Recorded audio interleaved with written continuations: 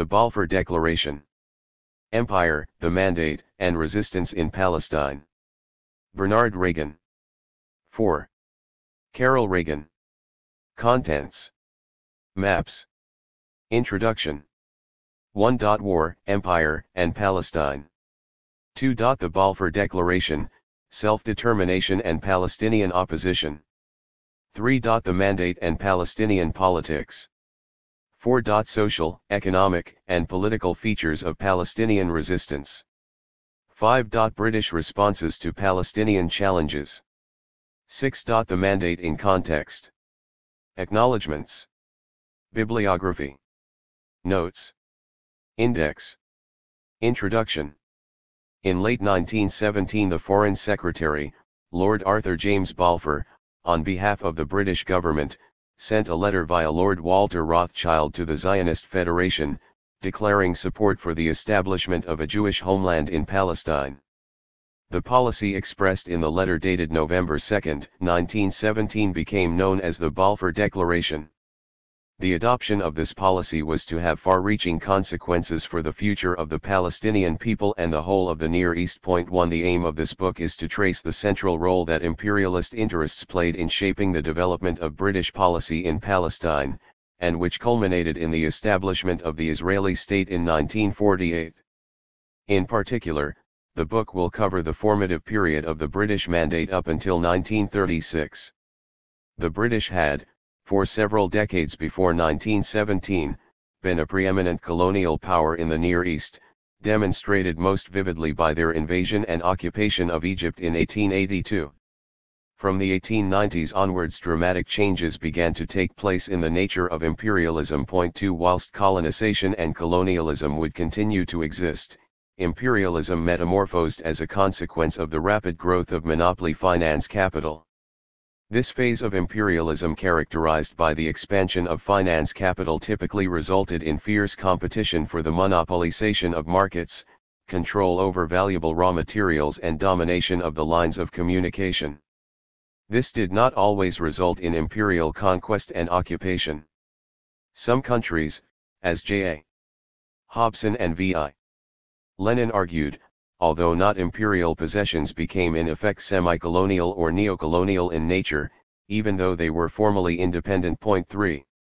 Although occurring in a slightly earlier period, Irfan Habib, in his Essays in Indian History, has described the period between 1800 and 1850, when this process of transformation in the form of imperial rule was taking place, as corresponding to a change from seizing Indian commodities to seizing the Indian market. 4. This dynamic would impact across the globe, but nowhere were the implications of these changes driven by imperialism felt more sharply than in the Near East. In the 18th and 19th centuries, a huge industrial and technological expansion in Britain contributed to an accelerating growth of the economy and pressure to seek new overseas markets. Between 1840 and 1870, British gross domestic product, GDP, grew by 88%, whilst between 1870 and 1913 it expanded by 124%. 5. The comparable figures for France were 45% and 100%, whilst that for Germany, between 1870 and 1913, was 229%. The increase in the USA over the same period was 426%. 6. As a result of the emergence of finance capital, huge companies with international interests began to appear. The creation of international spheres of interest was driven by monopolies and distinguishes this phase of imperialism. 7. This process led to each of the imperial state powers championing the endeavors of companies based within their respective nation-states. Governments directly intervened against their rivals to ensure the most favorable conditions for their own companies. In the case of Britain, monopolization was encouraged by the government, which took the view that the economic resources were intertwined with strategic priorities, and, the Foreign Office, accepted the need to reinforce private firms in areas of political sensitivity. 8. The export of capital gained momentum through the last 3 decades of the 19th century and into the 20th. By 1914, British stock invested abroad, valued at £3.8 billion, constituted nearly a half of all foreign-owned assets. This figure was twice that of France and triple that invested by Germany. 9 London was the center of this process, with over 500 establishments involved in foreign investment. Powerful institutions like Barings, Rothschild, Brown Shipley, Glyn Mills, and Curry issued long-term investments, whilst smaller banks dealt with short-term financing. 10 Barclays Bank, through its Jerusalem branch, became the issuing center of the currency established by the British during the Mandate occupation. 11 It was vitally important to the British that they were able to maintain links with every part of their empire to protect their investments. At the end of the 19th century, new finance capital institutions emerged elsewhere, fueling worldwide competition on a much greater scale than ever before. In Germany there was a rapid growth of companies, in manufacturing especially, driven by the fusion between the banking and industrial sectors. Capital investment in industry expanded, between 1871 and 1913, from less than 10 billion to over 85 billion marks. 12 Germany became the second strongest industrial world power and, like Britain, was determined to protect its economic interests. 13 Industrial and financial institutions, united in commercial enterprises, became powerful bodies seeking to exercise monopoly control over markets, driving them to gain access to and control over sources of raw materials. 14 This did not always follow a pattern of conquest, occupation, and colonization. More and more the government of Britain sought to create advantageous relations with those countries in which the raw materials were situated or, in the absence of accommodative partners, the establishment or maintenance of compliant regimes. Each imperialist power in turn sought to achieve a similar dominance over raw materials and markets. These competitive forces lay behind the first truly global conflict. The war, which began in 1914, was fought between two opposing sets of allies, on the one hand, the Entente powers, consisting of Britain, France, and Russia, and on the other, the Central Powers of Germany, Austro-Hungary, and the Ottoman Empire. Although the USA declared war on Germany in April 1917, its main contribution until June that year had been to provide material supplies and financial support to the Entente alliance. A further change took place when, following the Revolution of October 1917, Russia left the group. The war was a manifestation of deep-seated economic, political, and ultimately military rivalries between the imperialist powers generated by finance capitalism.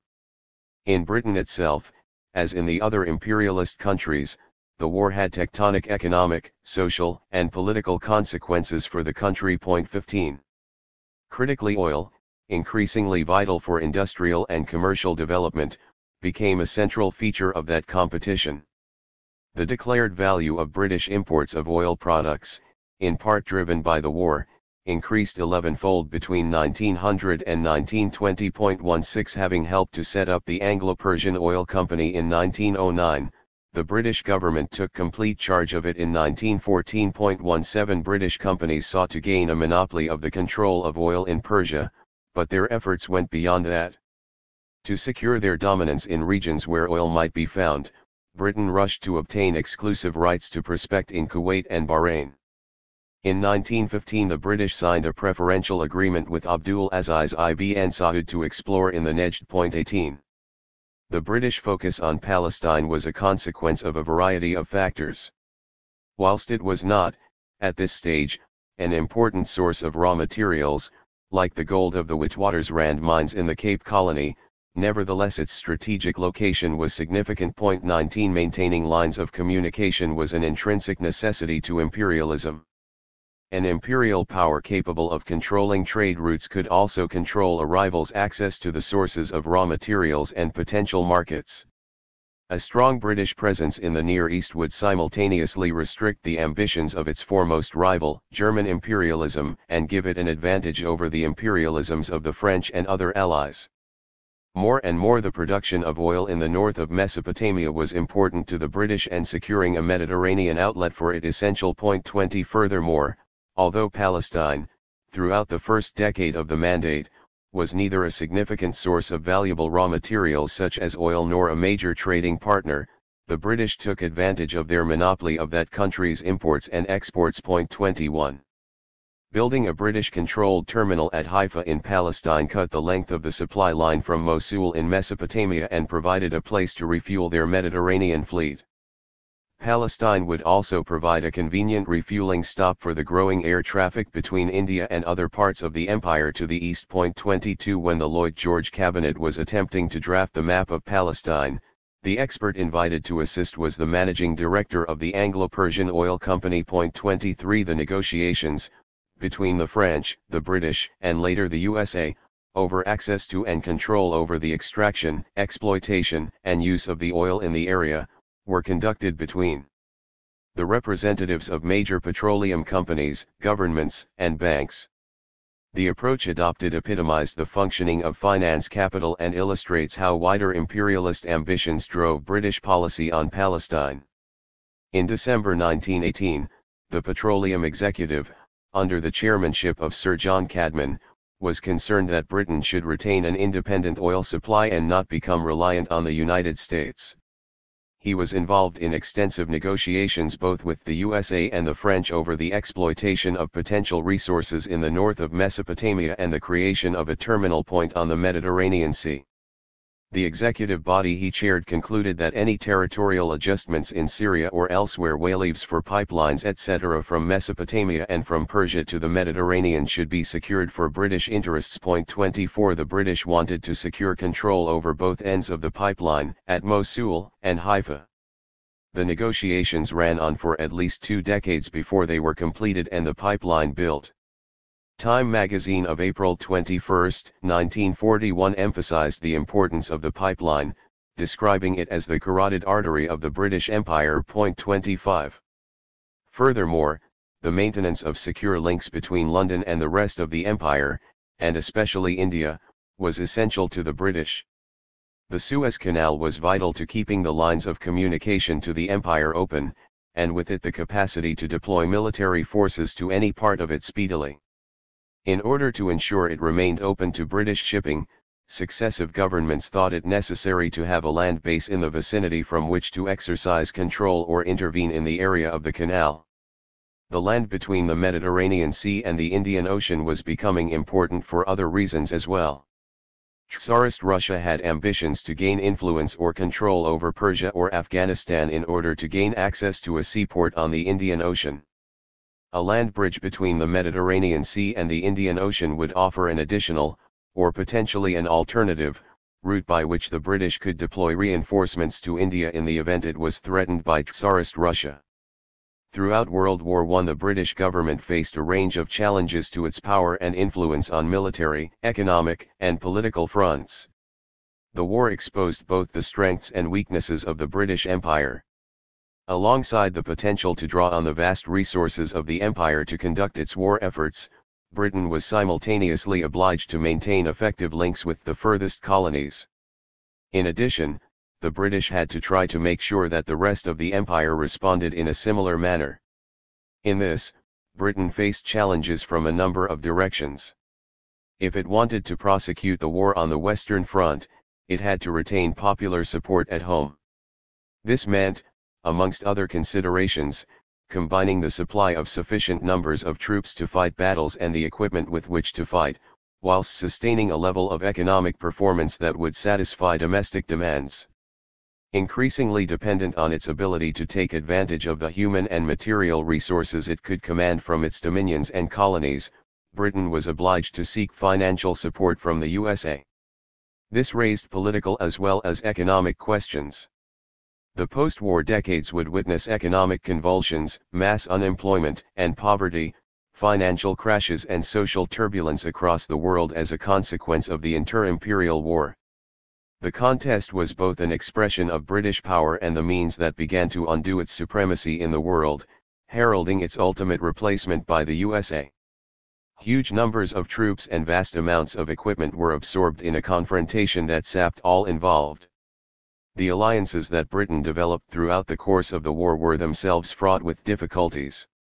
Directly confronted by Germany, France was unable to defend itself without backing from Britain.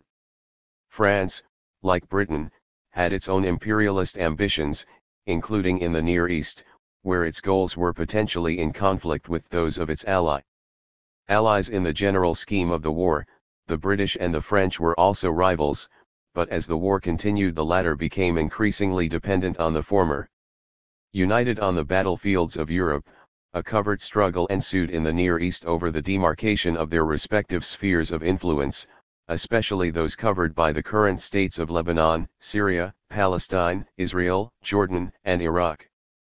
The Russian Revolution of 1917 contributed to the destruction of the alliances that the British had put together to defend their interests.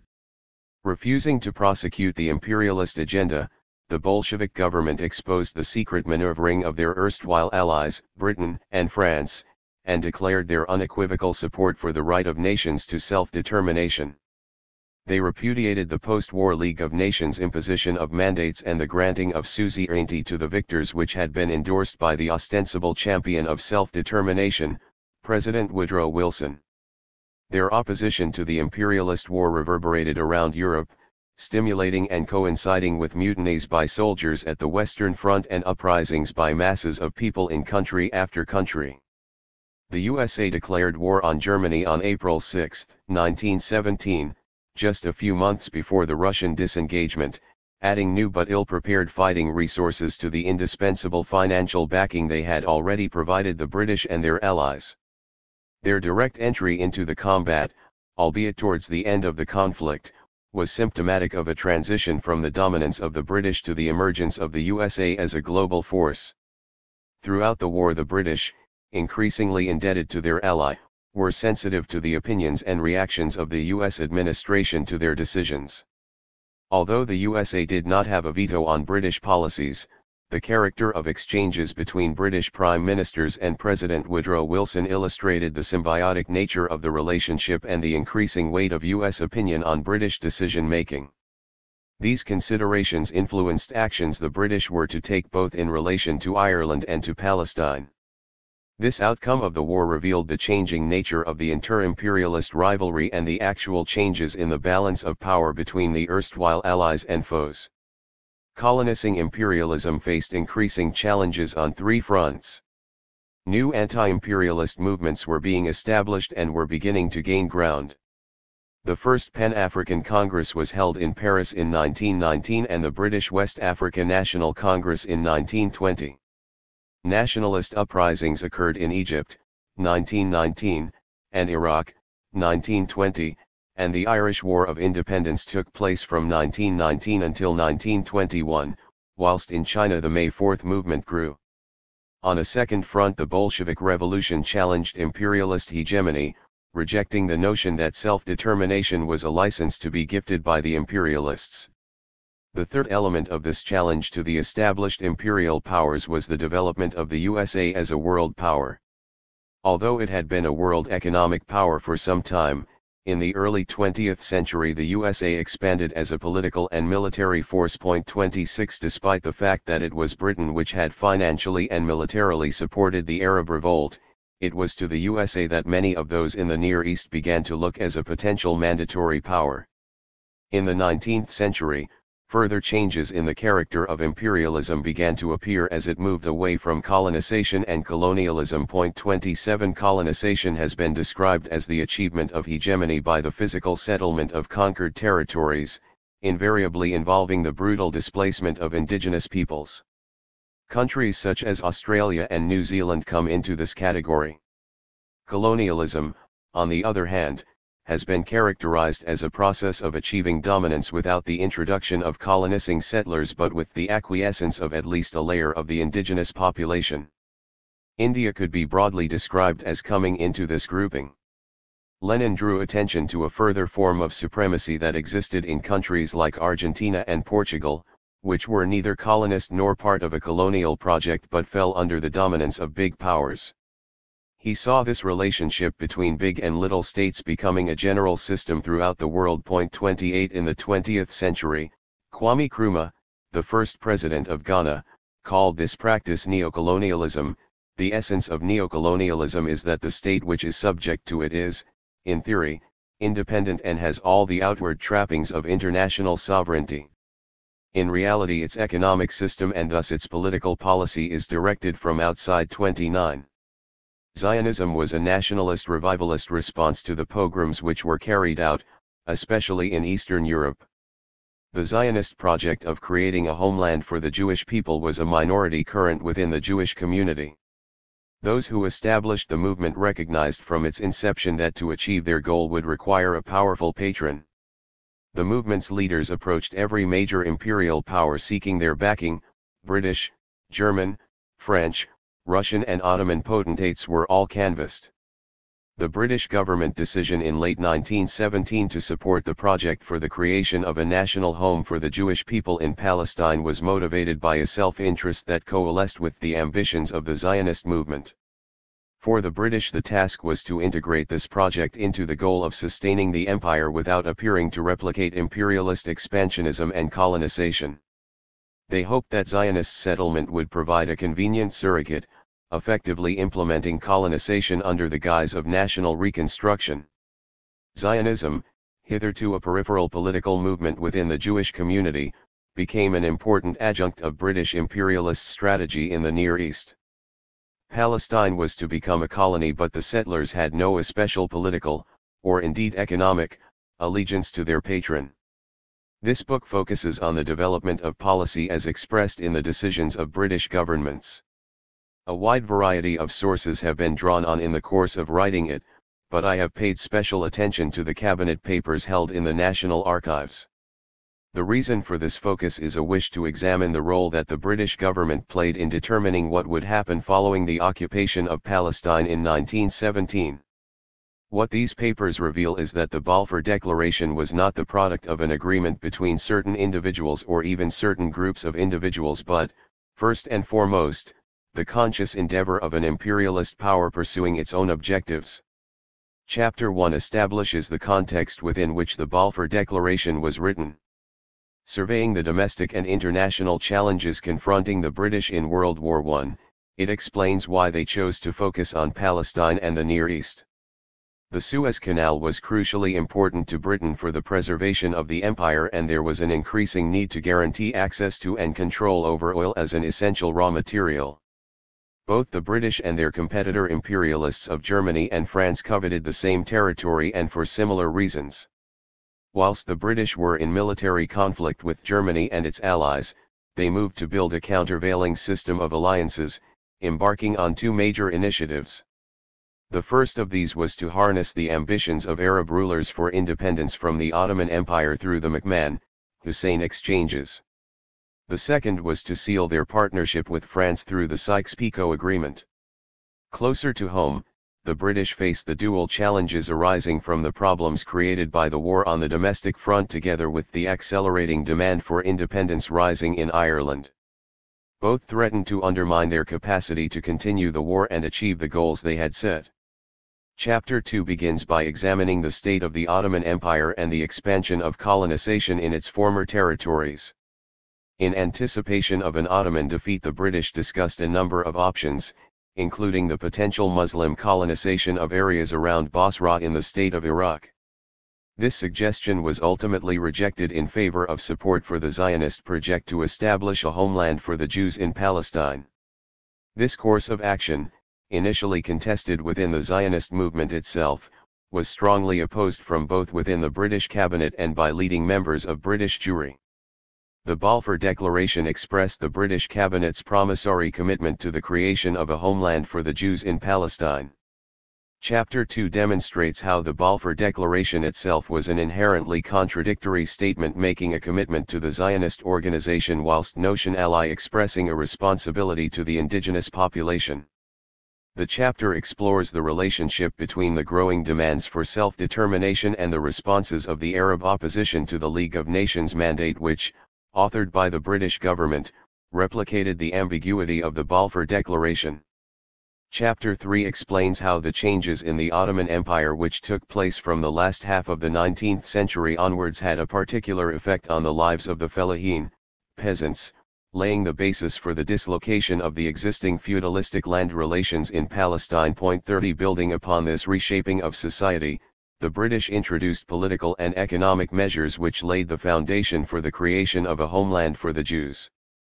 The chapter explains how this reshaping of Palestinian society constituted a specific moment in its development and influenced the way in which nationalist aspirations emerged.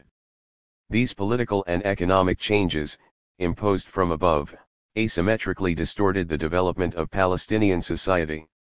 With the advent of the British occupation in 1917, the dominant traditional hereditary leaderships within society, the Ayan, notables, were confronted by a determined imperial power with overwhelming military might.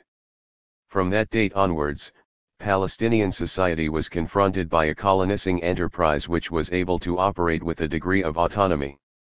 The chapter explores the initial responses of the Palestinian people to these developments, which resulted in the involvement of younger generations and women in political activity.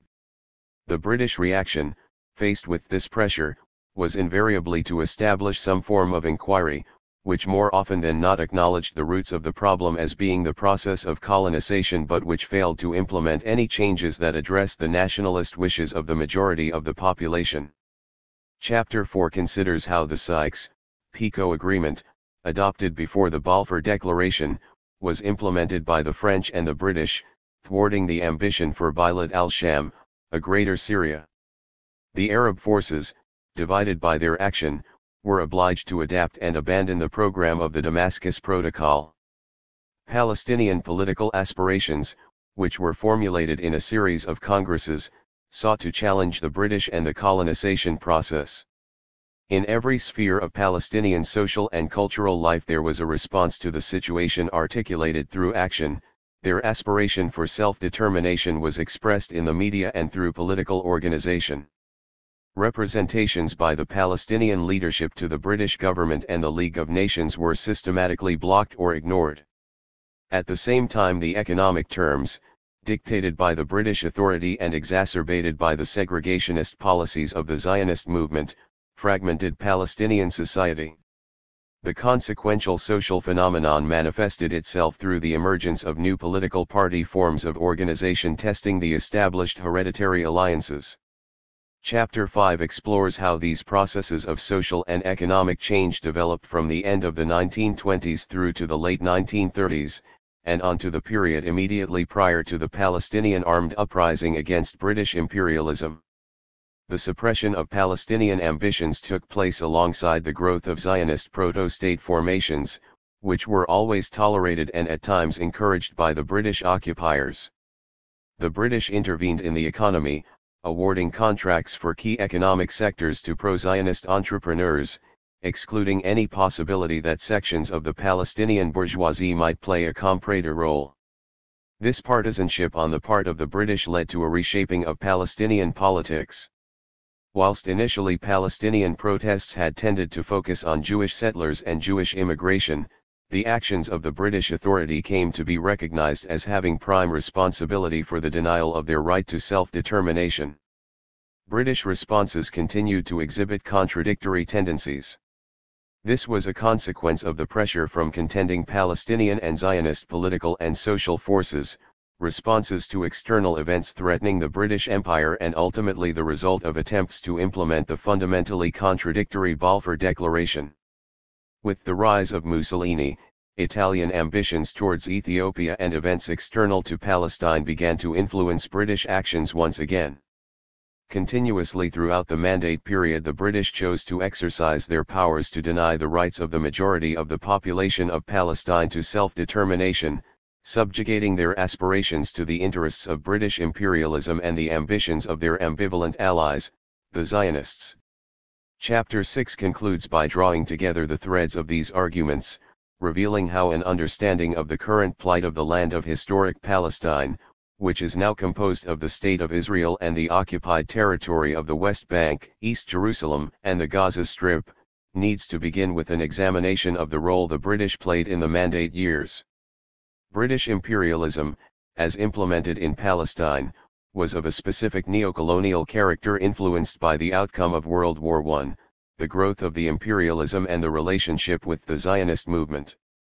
To understand fully the impact of the British occupation on the capacity of the Palestinian people to assert their right to self-determination, it is necessary to appreciate that Palestinian efforts to achieve this goal were affected by the specific character of British imperialism at the time, the distinctive context within which it sought to maintain its imperial influence, and the special circumstances within which the Palestinian people were confronted by this global power.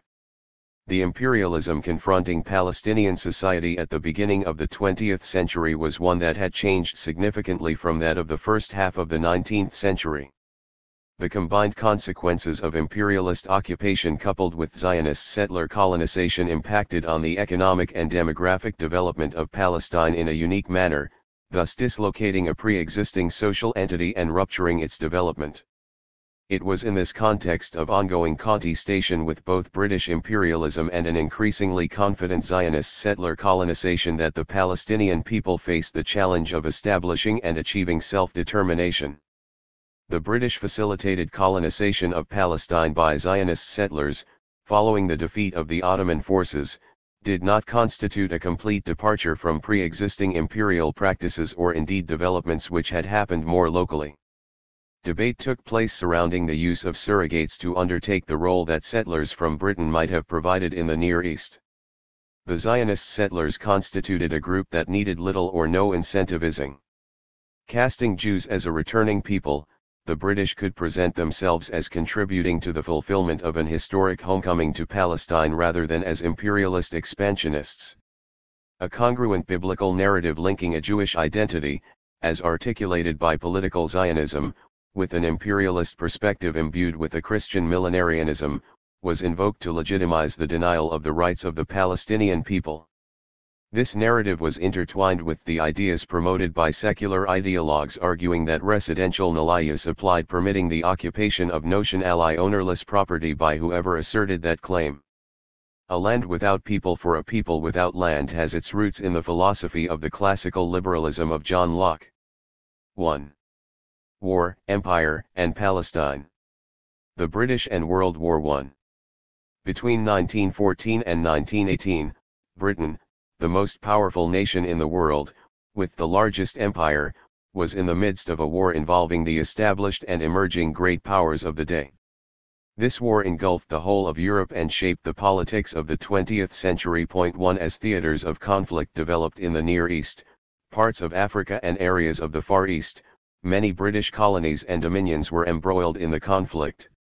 The fighting ultimately led to a redivision of political and economic spheres of influence, with global and historical repercussions. 2. By 1918 an estimated 70% of the world's population lived in countries under the influence of the Entente powers, and many of the remaining 30% lived in countries associated with the Central Powers. 3.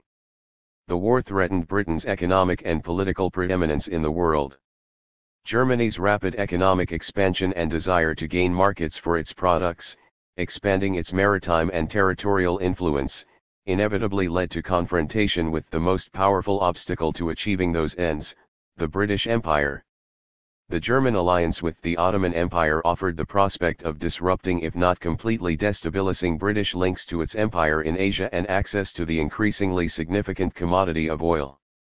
In this endeavor, the German government sought to develop its Drang nach Osten policy, turning towards the east, seeking to utilize the Ottoman Empire's geographical position and its status in the Muslim world to dislocate relationships between the British, its empire, and especially Muslims within the Indian population.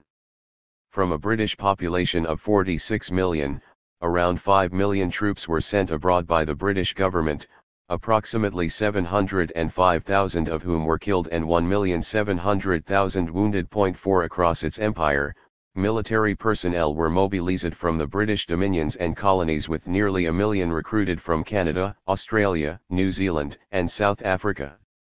A further 1 million soldiers and non-combatants were recruited from India. 5. No previous war had seen the mobilization of human and material resources on this scale. In Britain, during the course of the war, government spending rose from a pre-war figure of 8.1% in 1913, to 38.7% of GDP in 1917. 6. Britain, along with other members of the Entente, was obliged to purchase food and munitions from the USA and to take out loans to pay for the war, which they financed in part by the sales of overseas assets. Britain ended the war in debt to the USA and lost the commanding position which it had held prior to 1914. 7 other nations had to borrow to pay for their war efforts too. Italy needed financial backing from the Entente to play any part in the war, and this economic dependency had structural implications for the country as it did for others in a similar situation. Despite the £60 million credit which Italy obtained from Britain, following the April 26, 1915 Treaty of London, the costs of the war forced the Italian government to continue to seek credits, pushing it further and further into debt to the USA. 8 In the period immediately before the war, the U.S. economy was in recession, and on the day the war began, the Wall Street Stock Exchange closed because of panic about the possible repercussions for the country. However, by the end of the war its economic position was transformed. Britain turned to the Empire to supply the personnel and to the USA to supply the material and financial resources. The war had substantial repercussions domestically, as a higher fatality rate than previous conflicts increased the demands to replace those killed and wounded. Female employment rose by about 50%, increasing the numbers of women working in jobs from which they had been excluded. In Britain, agricultural production declined in the first 3 years as the emphasis switched to manufacturing war material. As average prices increased during the war, the value of real wages declined. 9 Moreover, the price of a range of goods doubled in the 4-year period. 10 By the end of the war, British economic, and arguably political, power was diminished in comparison to the 19th century. 11 There were repercussions too in the political sphere.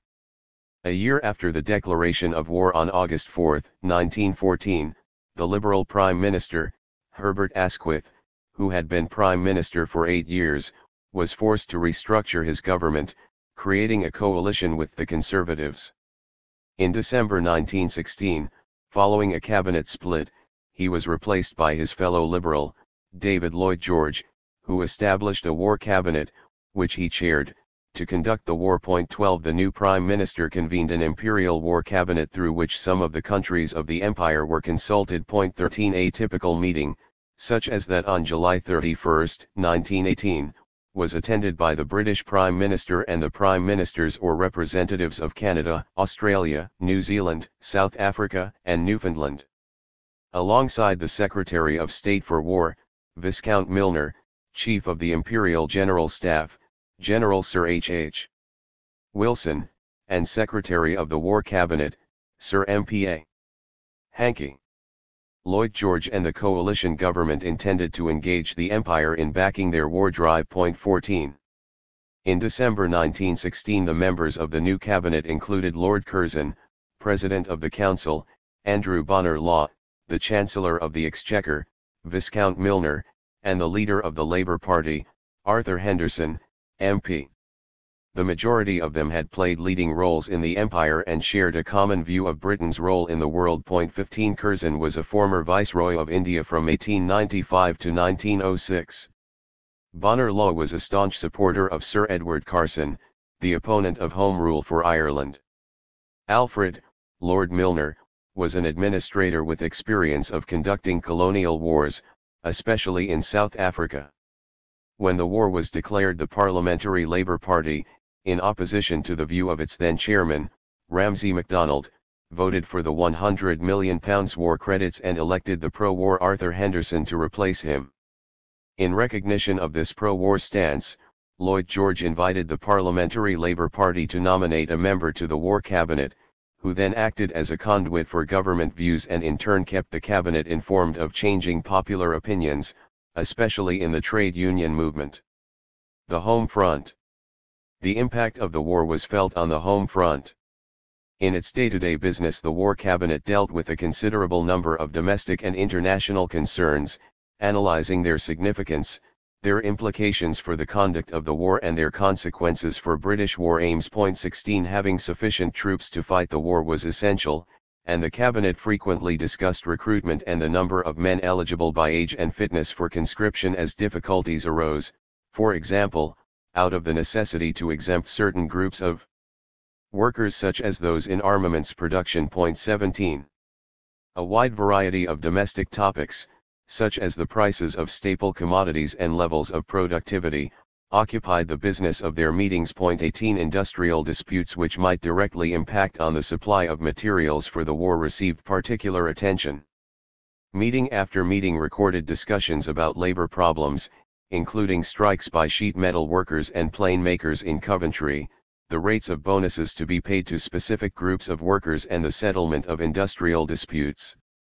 During the final year of the war, 1918, nearly 1 million British workers were on strike, whilst in Germany the number was around 400,000 workers. 19.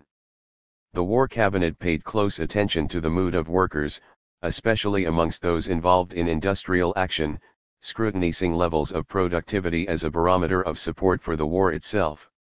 They noted the reactions of workers to political developments elsewhere, especially following the 1917 Russian Revolution with the establishment of the Bolshevik government and their critical decision to withdraw from the war. At one stage the influence of the Bolsheviks was considered so alarming that Sir Edward Carson was charged with preventing the press statements of Trotsky and Lenin being published. 20 The War Cabinet minutes record a report by the Labour Party member Mr. Barnes, who stated that when he had mentioned the name of Trotsky at his meetings in Scotland during the past week, it had been received with cheers. 21 These domestic topics were prominent on the War Cabinet's agenda, although the bulk of the items were concerned with details about the war itself, developments at the front, the availability of the means to continue fighting, and crucially how to finance it. 22 The Cabinet minutes of December 9, 1916 note that UK spending in the USA was running at $60 million a week and that a loan of $1,500 million would be needed by March 1917. From time to time developments threw up new challenges or posed old ones in new ways, resulting in the business of meetings being rearranged as newer pressing items came to the fore. 23 Discussion ranged from responsibilities on the disposition of the army at the fronts, problems of conscription, consequences of the actions of foes and allies on military developments, the availability of bread, meat, and cheese, the price of milk and the provision of oats for horses racing in the winter. 24 Irish independence and the war. Ireland was considered by the British government as part of the home front, a domestic issue. This was not the view of Irish nationalists, who were of the opinion that the fight for independence was a struggle against British imperialism. During the war, Britain faced a sharpening struggle for Irish independence which had already wrought political damage to the fortunes of the Liberal Party. It remained an unresolvable problem before, during and after the war. Troops could not be conscripted from Ireland, rebellion forced the deployment of soldiers to maintain order, and the political ignominy of defeat at the hands of nationalists threatened to dent British credibility as a world power. If Ireland, then what of India, Egypt, or other parts of the empire? 25 Domestically the struggle for Irish independence had threatened both a parliamentary and a constitutional crisis, and had exposed fissures within the British military. The Easter Rising in 1916, at the outset emblematic, nevertheless was indicative of the emergence of struggles for self-determination which, in the aftermath of the war, would develop elsewhere in the British Empire. The struggle by the oldest of Britain's colonies for independence was a mark of the times, a further indication of the beginning of the end of the colonialist period of British imperialism. The gravity of the impact on Britain of the intensification of the campaign for Irish independence was evidenced by the fact that it had precipitated a constitutional crisis in 1912 and caused an act of rebellion amongst pro-unionist officers in the British Army in Ireland in 1914. 26 It was in essence a struggle for self-determination, the outcome of which threatened to have national and international ramifications for the British government, jeopardizing its credibility as a power capable of controlling its own empire. The Irish diaspora, in the USA and Australia for example, was a material factor in cabinet decision-making about the course of the war itself. The cabinet was mindful that US opinion towards their decision-making on Ireland might affect the latter's enthusiasm to support the war effort. The British government was antagonistic to Home Rule for Ireland, and leading protagonists in the campaign against independence were members of the War Cabinet. Prominent in their ranks were figures like Sir Edward Carson, a Unionist leader of the parliamentary anti-Home Rule current. In 1912 Carson had been one of the initiators of the paramilitary Ulster Volunteers, whose members pledged to oppose by arms attempts by any government to grant Home Rule or to split the northern, predominantly Protestant, parts of Ireland from the rest of the United Kingdom. Carson became a member of the cabinet in December 1916 as First Lord of the Admiralty and joined the War Cabinet in July 1917. Whilst the Home Rule Act had been passed on September 18, 1914, the government decided to postpone its implementation until the end of the European War, a move that angered those seeking independence. 27 Armed rebellion was a constant concern to the cabinet, as reports increased of people across Ireland openly conducting military drills in preparation for an armed revolt.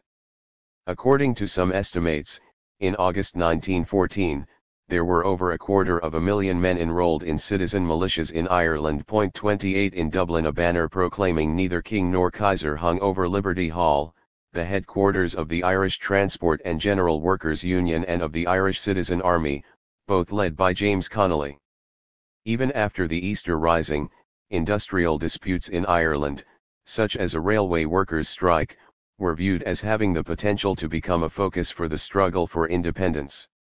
Under the heading Irish Railways General Strike, the minutes of the Cabinet meeting of December 16, 1916 record that organised labour had joined hands with organised political force, and it was evident that the Irish Nationalist Party were ready to take charge of the railway trouble and use their political power to secure a settlement at their dictation. 29 Although the Easter Rising was suppressed, the demands raised by the rebel forces resonated across Ireland. Whilst a law was passed in the British Parliament authorising conscription, prompted by a crisis of manpower on the Western Front in early 1918, it was never implemented. The government's handling of events in Ireland had repercussions well beyond Britain's shores. The War Cabinet was sensitive to reactions to any measures they took and were concerned about the potential influence of Irish émigré communities, especially on the governments in the USA and Australia. 30 These fears were not unfounded. In the USA, a negative reaction to British policy on Ireland might influence the federal government's assistance to the British war effort, whilst in Australia it might hinder the recruitment of men to join the fight. An example of the way the cabinet weighed these considerations could be seen at a meeting on December 21, 1916, just 6 months after the British suppression of the Easter Rising, when a debate took place on peace proposals to end the war in Europe drafted by President Woodrow Wilson. Some 3,000 prisoners had been arrested following the Easter Rising, and on the same agenda as Wilson's proposals was the fate of some 350 Irish prisoners who were still held in England. 31 In the debate on their fate, Henry Duke, Chief Secretary for Ireland and a lawyer by profession, was more influenced by political considerations than legal ones. He put to the War Cabinet that it would be more beneficial to relationships with the USA if the men were released. Indeed, he stressed that it was desirable, to foster the impression in the United States, that the new government was approaching the Irish question in a generous but not timorous spirit. 32 Of course, it should be remembered that one of the leading figures arrested was Eamon de Valera, a citizen of the USA, for whom the consulate made representations concerning his fate. The cabinet was anxious to retain the material and financial backing of the U.S. administration for its war efforts and adapted its policies on Ireland, as on other issues, to secure that support. 33 This eagerness to ensure that the U.S. administration was not alienated by cabinet decisions was no doubt influenced by Britain's growing economic dependency on that country, and the hope that at some point they would enter the war as combatants themselves. Politically and economically related judgments made by the British government during the course of the war were continuously being influenced by the attitudes adopted by the USA as an emerging world power. Even if the USA did not intervene militarily until 1917, its economic weight was felt across the world. 34 Having faced economic recession in 1914, the USA profited greatly from the war, selling more than $2 billion worth of goods to the Allies. Beneath the surface, tectonic shifts were taking place between the rival groups of powers, and importantly within them. 35 The reality of the changed relationship was reflected in the decision by Britain to agree to the 1922 Washington Naval Treaty, accepting parity with the USA on the capital ships, the key battleships of their respective navies. The Empire, securing the links.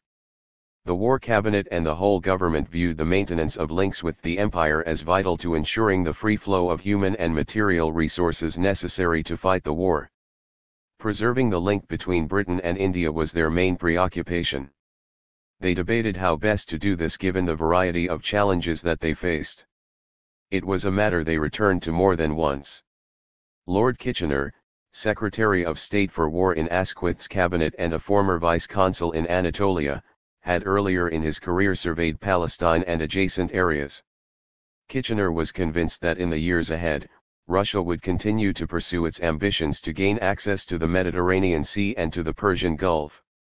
He viewed Russia as a significant threat because its interest in Afghanistan had the potential to disrupt vital military and trade routes to India. He was, moreover, apprehensive about the ambitions a post-war revivified France would have towards Syria.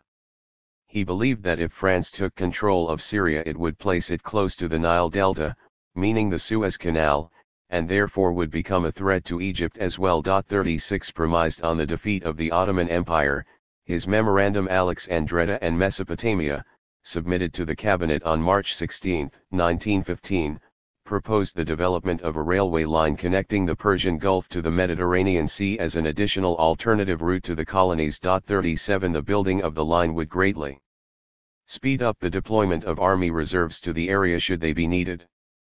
His paper focused on an analysis of the military significance of the area, but went further in showing an acute awareness of its economic importance.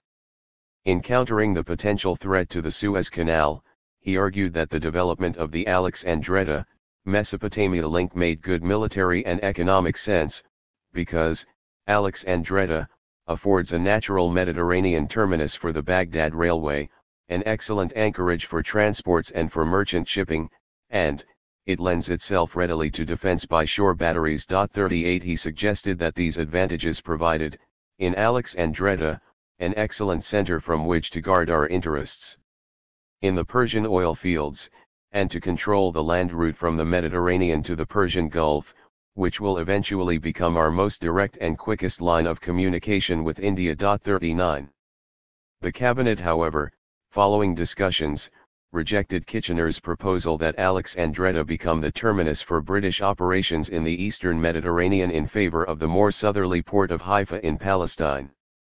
Choosing Haifa had the advantage that it would avoid encroaching on areas the French aspired to control.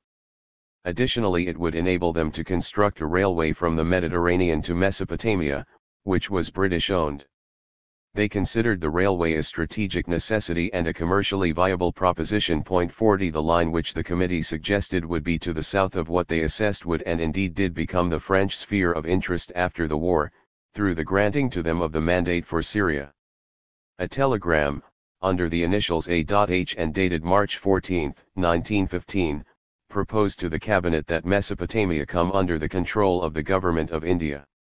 A further note from General Sir Edmund Barrow, Military Secretary to the India Office, described Palestine as the connecting link between Mesopotamia and Egypt. The British government had of course already identified the countries lying further south, Palestine, Transjordan, and Mesopotamia, as important to focus on in order to guarantee a secure link from the Persian Gulf to Haifa. 41 After the rejection of Kitchener's proposals, further discussions took place. In April 1915, Sir Maurice de Bunsen, former British ambassador in Spain and Austria, was appointed by the Prime Minister, Herbert Asquith, to chair a committee, to consider the nature of British desiderata in Turkey in Asia in the event of a successful conclusion of the war. 42 The composition of the committee, which included representatives of the Foreign Office, India Office, Admiralty, War Office, and the Board of Trade, reflected the variety of interests that were involved. The proposals of the de Bunsen Committee, which reported on June 30, 1915, were based on the assumption of a British victory over the Ottoman Empire. 43 Sir Mark Sykes presented the final report to the Committee of Imperial Defence in July 1915. The report, illustrated by maps, included alternative scenarios. It was, however, presented on the basis that any attempt to formulate British desiderata must as far as possible be made to fit in with the known or understood aspirations of those who are our allies today, but may be our competitors tomorrow. 44. The committee summarized the wishes of the respective parties, noting that the French government wanted Cilicia and Syria, which, to the minds of their ally, included Palestine and the Christian holy places. 45. Apart from this potential point of friction, the committee also expressed concern about the danger of Britain overreaching itself, since our empire is wide enough already, and our task is to consolidate the possession we already hold, and pass on to those who come after an inheritance that stands foursquare to the world. 46. These anxieties included, of course, disquiet about Russia's ambitions and potential threats to Mesopotamia, Afghanistan and, of vital importance, India.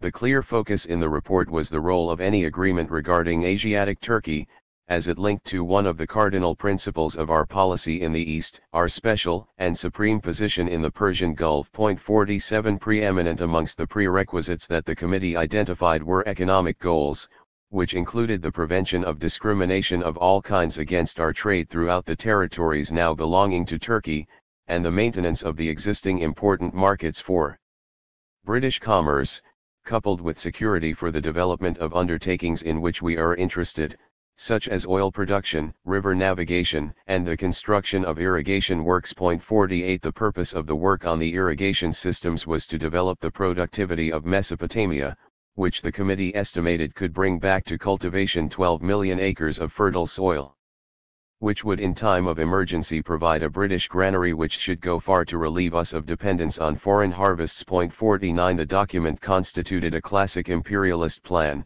designed to ensure British control over raw materials, British domination of markets and British investment in agricultural production, intended to benefit domestic consumption. The Suez Canal, making the ciphers valuable. Whilst to some Palestine appeared to have little or no intrinsic economic significance, it did have military, political, and commercial importance. This was due to its proximity to the Suez Canal, its location at the eastern end of the Mediterranean Sea, and its role as a land terminal linking to the Persian Gulf. This view was strengthened with the opening of the Suez Canal in 1869, bringing increased trade between Europe, Asia, East Africa, and Australia. In November 1875, without parliamentary or cabinet approval, the then Prime Minister, Benjamin Disraeli, aided by his close friend Lord Rothschild, moved swiftly to buy a major shareholding in the canal at the cost of £4 million. 50. His decision was influenced by the fact that Britain was already involved in the economy of Egypt following earlier investment. By 1876 Britain had become the main creditor for the bankrupt country. 51. Beyond Egypt, trade with the British Empire to those countries which could be accessed through the canal had become a priority for Disraeli. 52. In 1876 the Lord Chancellor, Hugh Cairns, summed up the position when he wrote to Disraeli, "It is now the canal and India, there is no such thing now as India alone.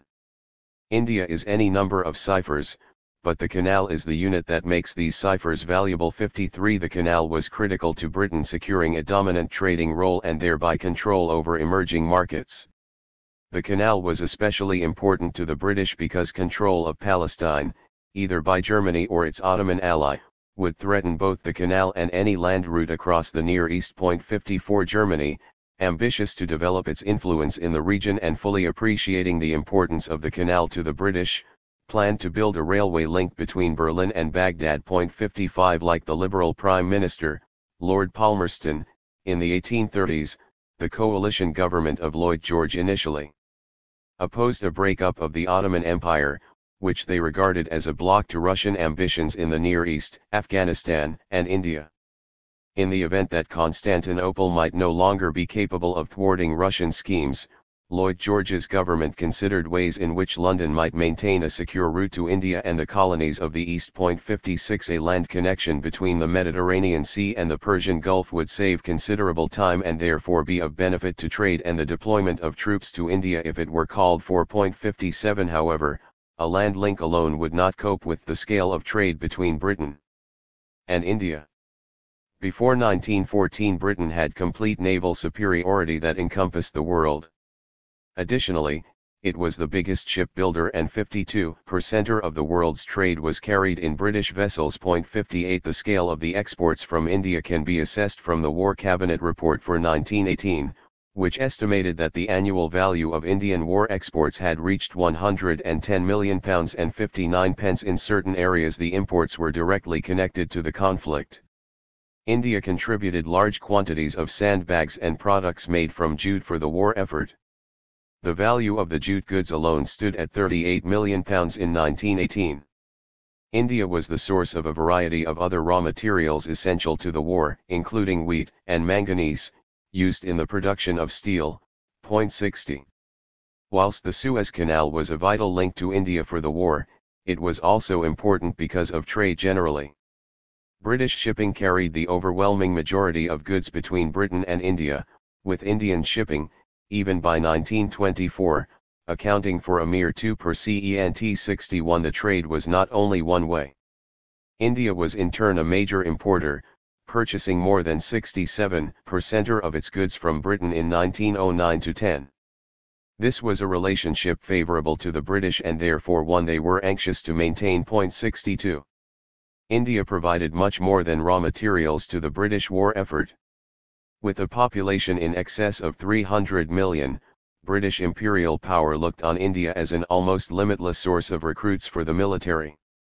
It has been estimated that between 1914 and 1918 over 1.5 million men left India to serve with the British Army, including over 700,000 troops who fought in the Near East and an estimated 140,000 who fought on the Western Front in France and Belgium. 63 The seizure of the Suez Canal by Germany or the Ottoman Empire, isolating India and jeopardizing British ambitions for the whole of the Near East, would have been a major blow to its economy and its capacity to wage the war.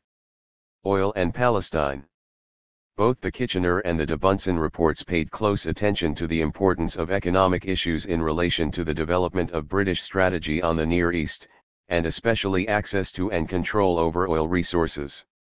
Oil was becoming increasingly important as a commodity, and although none had been discovered in Palestine, the country was well placed to act as a terminal for an oil pipeline to the oilfields further east, as well as providing a port for British shipping in the eastern Mediterranean for its onward transportation. Politicians had already begun to appreciate the much wider potential for the use of oil. As a French representative at the Anglo-French Conference on the Turkish settlement was to comment on December 22, 1919, like iron and coal, petroleum has assumed a vital part in the independence and self-defense of all the nations of the world. 64. New forms of warfare, like the tank, the use of aeroplanes, the need for more flexible forms of transportation generally, and of course the conversion of warships from coal to oil, accelerated the demand for the fuel. On June 17, 1914, Parliament had made the decision to purchase 51% of the stock of the Anglo-Persian Oil Company in order to avoid potential dependency on non-British companies such as Royal Dutch/Shell or Standard Oil. During the war, when guaranteeing adequate supplies of oil had become a major worry for all belligerents, access to and control over reserves became even more important. 65 Bearing these concerns in mind, and following the defeat of the Central Powers, Britain began to define geographically its sphere of influence by securing Palestine as the base from which to oversee the whole region. 66. Whilst the British government took the view that individual territories were of greater or lesser political or economic weight, the empire itself was seen as an entity, ruled from London and linked by a chain of secure refueling ports. The Conservative Party MP, L.S. Amory, in his May 20, 1917 secret memorandum, The Russian Situation and Its Consequences, advised the War Cabinet that Palestine was a vital link. He believed that Palestine was critical to Britain's ability to retain the East African colonies and had implications for the continued security of the entire empire against the threat of the Central Powers. Amory argued, "Even if we retain East Africa, the position will be extremely serious unless Palestine can be secured. For without the control of Palestine it will be impossible either to secure eventual railway communication between Egypt and Mesopotamia, or to prevent a Turkish reoccupation or reabsorption of Arabia, and the collapse of the whole Arab movement to which our prestige in the Muslim world is now committed. With the reorganized German-Turkish army, as a vanguard of the armies of Central Europe, in a position to strike effectively either at Baghdad or the Suez Canal, and with submarine bases in the eastern Mediterranean and the Red Sea, our position both in Mesopotamia and in Egypt would be increasingly precarious. The collapse of Russia has, in fact, made Palestine, of the issues still left undecided by the war, one of the most vital for the whole future of the British Empire. 67. Amory even suggested that should the defense of Palestine become too expensive, then perhaps it should be put under the control of the USA. 68. A setback for the British in the Arab world might affect Britain's prestige in the Muslim world more generally and might encourage Muslims to become more actively engaged in the developing anti-British pro-independence alliance in India. 69. Nevertheless, given the USA's entry into the war on April 6, 1917, Amory felt comfortably able to argue that the Western Allies would eventually be successful, because of the almost inexhaustible reserves of America. 70. This backup, of course, included both the prospective numbers of soldiers as well as the vast economic and productive capacities of the USA. 71. Revolutionary Russia's withdrawal from the Allied powers, it was reasoned, would now make its former ally France more dependent on the strength and security of the British Empire. Furthermore, it would put even greater pressure on the French to back British ambitions in the region. 72. France has now a direct interest in our retention of East Africa and of Mesopotamia, and in our securing Palestine, which she would not have had if Germany had been crushed, or if the Central European bloc had been broken in the Balkans or at the Dardanelles. 73. The British viewpoint was that, as a consequence of the revolution in Russia and the added potential of the entry of the USA into the war, they were gaining advantage both over their German foe and their French ally. Amory, the author of the memorandum, had Zionist sympathies and had encouraged Zeev Jabotinsky, the Zionist politician, to form a Jewish legion in the British Army. In this document, however, there is no compelling evidence that his focus on Palestine was an attempt to insinuate a pretext for the creation of a Jewish homeland. For him, Palestine had a significance beyond its geographical boundaries because its loss would have implications for the very existence of the British Empire and the independence of Britain itself. 74. Palestine, he argued, was an integral part of the empire's comprehensive geo-maritime plan, and defending it was therefore both a tactical and a strategic imperative. Another Conservative MP, William Ormsby Gore, outlined, on June 14, 1917, the possible implications of the changes taking place in Russia for the future conduct of the war. In a paper written for the Cabinet, Review of the Near Eastern Situation, he explained that Russia's withdrawal from the war would benefit the Ottoman Empire. He reaffirmed the significance for Britain of the outcome of the war in the Near East. Building on Kitchener's earlier memorandum, he argued that it would have implications not only for the empire, but for more wide-ranging economic reasons. In his words, control of this area gives the controller the essential strategic and economic mastery of the communications between the Mediterranean Sea and the Indian Ocean, between Asia and Africa, and of the natural outlet for more than half Russia's agricultural produce besides the produce of her great undeveloped southern coalfields. 75. The British were eager to secure their economic interests but were additionally intent on thwarting the ambitions of rival powers even when they were deemed allies. Ormsby Gore wanted to ensure British control over Russia's resources to prevent its cheap coal undercutting that of Britain on the world market. Additionally, cheap coal from Russia could be used to stimulate an industrial revolution in the Near East and India, resulting in the production of goods that could undersell British ones. Imperialist interests were evolving from a focus on territorial acquisition and the retention of colonies to the control of natural resources, restricting access to trade routes or markets and generally inhibiting the economic development of others in the region. There were growing pressures to secure oil reserves, since it was 4 times more efficient than coal and would greatly benefit British shipping. British interests were already well established in this field before the outbreak of the war. Winston Churchill, MP, appointed First Lord of the Admiralty in 1911, had ensured that by 1912 the Navy ships were converted to using oil. 76 He was anxious to ensure British control over the oil, most of which was supplied from the Iranian reserves, and consequently secured a 51% stake for the government in the Anglo-Persian Oil Company, the principal producer of fuel from Persia. 77 The British were heavily reliant on the USA for their oil, and having supplies which they could directly control would give them greater independence. The importance of gaining access to and control over the supply of oil was equally reflected in the German attempt, after the Russian Revolution, to try to gain control of the Baku oilfields.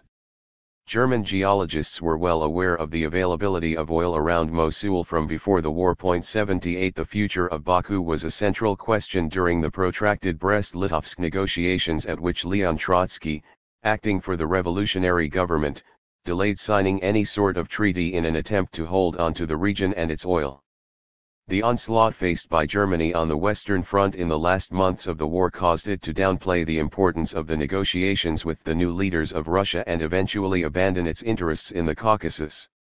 The Ottoman army briefly won a victory at Baku, only to retreat following the Treaty of Montrose signed on October 30, 1918.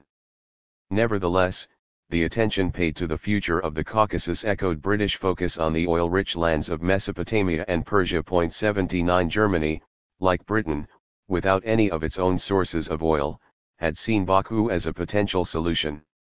Oil was to continue to be a priority, not only for Britain but also for its ally France. After the war, discussions with the French on December 22, 1919 had covered a wide range of topics arising from the defeat of the Ottoman Empire. These revolved, in part, around the precise route that the border between the French and British Mandate territories should take. Lord Curzon, Secretary of State for Foreign Affairs, led the British side during the discussions. The British, in accordance with de Bunson's suggestion, were keen to ensure that the border would be drawn in a way that would guarantee British control over any railway running from the Mediterranean to Mesopotamia. For their part, the French were trying to make sure that there would be a satisfactory agreement regarding the oil in this area. 80 The Chief Secretary for Political and Commercial Affairs at the French Foreign Office, M. Bethelet, sought to ensure that French interests in relation to oil might be secured, given that its availability from Baku and Batum might be jeopardized following the revolution in Russia. 81 The building of railways was an equally important feature of the imperialist project, requiring huge levels of investment, opening new markets and expediting trade. 82 Britain, Germany, and France each saw the advantages that might arise from an expanded railway system in the region. The future of Mosul was an important part of their considerations, as was the precise path that the railway might follow from Acre to Mosul.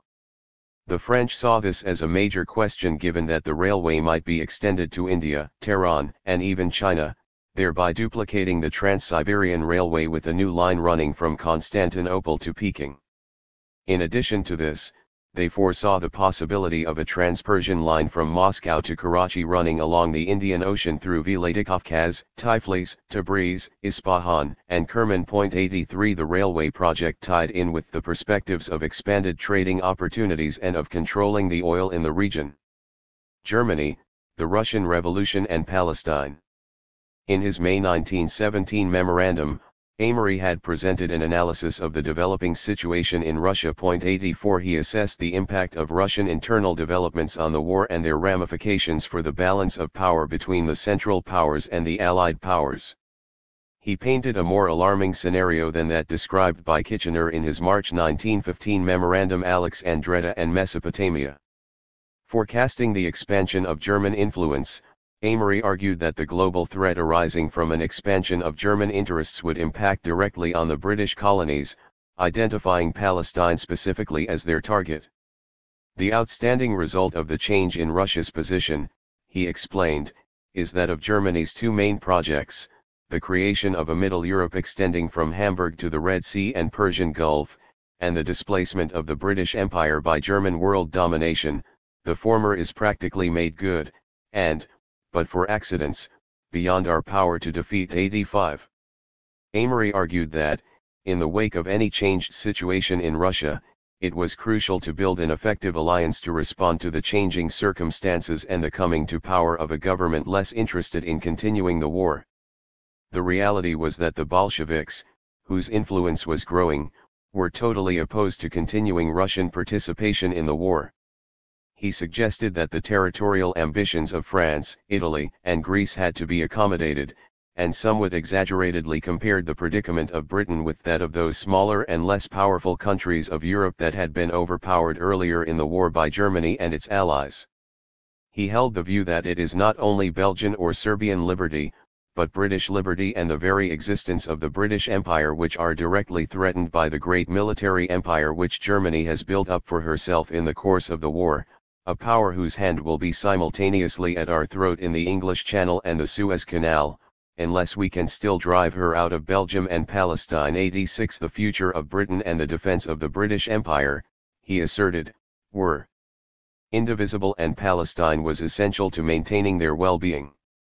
The task, Amory concluded, was to minimize any advantage that Germany might gain as a result of the Russian withdrawal from the war, through action by the Entente powers to achieve the liberation of Belgium or the conquest of Palestine and Syria. 87 The memorandum predicted the possibility that Germany might form a huge Middle European bloc, increasing enormously the danger which would threaten the very existence of the British Empire if Germany should be able to recover any of her colonies, except possibly those in West Africa, or if the Turk should retain his hold over Palestine. 88 He pointed out that the numbers of people living in countries under German control would then increase from 70 to 170 million, thereby vastly increasing the human resources at their disposal.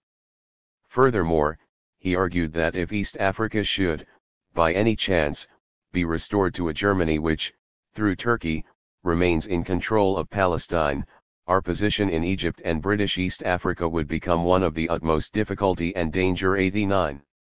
The subject was returned to in a further document presented just 1 month later on June 14, 1917, Review of the Near Eastern Situation, written by another Conservative MP, William Ormsby Gore. 90 He expressed apprehension about the consequences of Germany gaining a foothold in the region, with its vast colonizable and undeveloped lands of Asia Minor, Syria, and Mesopotamia. He feared that it would lead to the absorption of the Ottoman Empire into German Middle Europa. 91 A development of such scope, he suggested, would result in Germany holding sway across the Near East and constitute a dire threat to British imperial interests, menacing the Suez Canal and its defenses and bringing German forces to the shores of the Red Sea. Until now this had been averted because of the intervention of the Sharif of Mecca, but if that had not been the case, then the Baghdad Railway, he concluded, would have been a German arrow pointed directly at India. 92. On July 15, 1917, a few weeks after the Amory and Ormsby Gore documents, E.R.B. and J.W.H. produced the Memorandum on German War Aims for the War Cabinet. The paper examined German views on the possible consequences of the war and what alternatives there might be. 93 Their paper assessed the range of views being advanced by the major political parties in Germany and attempted to gauge the support for each of them. The War Cabinet was advised that there were 5 main lines of thought about German strategy, which included, a strategy to increase German sea power and make annexations to the west, the consolidation of a Central European bloc of Allied powers reinforcing Middle Europa, the strengthening of the Berlin to Baghdad axis based on the control of the Ottoman Empire, the adoption of an extensive colonization policy to create an African empire, and lastly the acquisition of new land to the east, through the annexation of Russian territory. The document assessed the likely success of the contending views winning German governmental support, and the possible consequences for British interests in Mesopotamia and Palestine of the proposed alternatives. If the proposal, the authors argued, to expand German interests in East Africa was to be adopted and be successful, it would have implications for the fate of the Suez Canal. Such a development, opening it up to German shipping and thereby cutting off vital trade routes, would have grave consequences for Britain. The document quoted Hans Delbruck, one of the most moderate of the moderates, one of the most emphatic opponents of annexation in the West, a supporter of the German orientation towards Middle Europa and the Berlin to Baghdad options. He was reported as suggesting that if England loses the canal, all the bands connecting its empire are loosened to the extent that even the central government in London might grow insecure. 94 To Germany, the winning of the Suez Canal would have a dual advantage, allowing its fleet free access to the Indian Ocean whilst creating instability within Britain itself. In that case Germany would have a hold on England's neck. 95. However, by the time that the War Cabinet came to look at the document, events had already overtaken it. On Thursday, July 25, the authors were forced to note that, on July 19, the Reichstag had already resolved that Germany was not animated by lust of conquest. Moreover, the authors were obliged to report that the Reichstag had adopted the position that it stands for peace and understanding and for the lasting conciliation of nations. Annexations, political, economic, and financial oppressions are contradictory to such peace. 96 The Reichstag resolution represented a decisive shift in Germany's ambitions, and the authors now judged that the creation of a German empire in Africa, a German India, had all but been abandoned. 97 The Reichstag, it appeared, had concluded that British naval superiority could not be challenged. As the war continued, the loss of life, the privations suffered at home and the growth of industrial discontent took their toll. The Russian Revolution, albeit from a distance, challenged the very premises of the war and suggested alternatives which resonated with masses of people both in Britain, across Europe, and even further afield. Declarations of revolt and mass strikes by parties and organizations supportive of the Bolsheviks took place in Holland, Germany, Hungary, and in a number of large cities across Europe. 98 Confronted by these phenomena, the imperial powers were obliged to chart a new course to achieve their ambitions. Colonial expansionism was politically discredited and progressively became a military and economic problem for the British. At the beginning of the war, Tsarist Russia, a less potent imperial power moving away from its predominantly pre-capitalist agrarian economy towards a more industrialist capitalist one, was an established member of the Entente powers.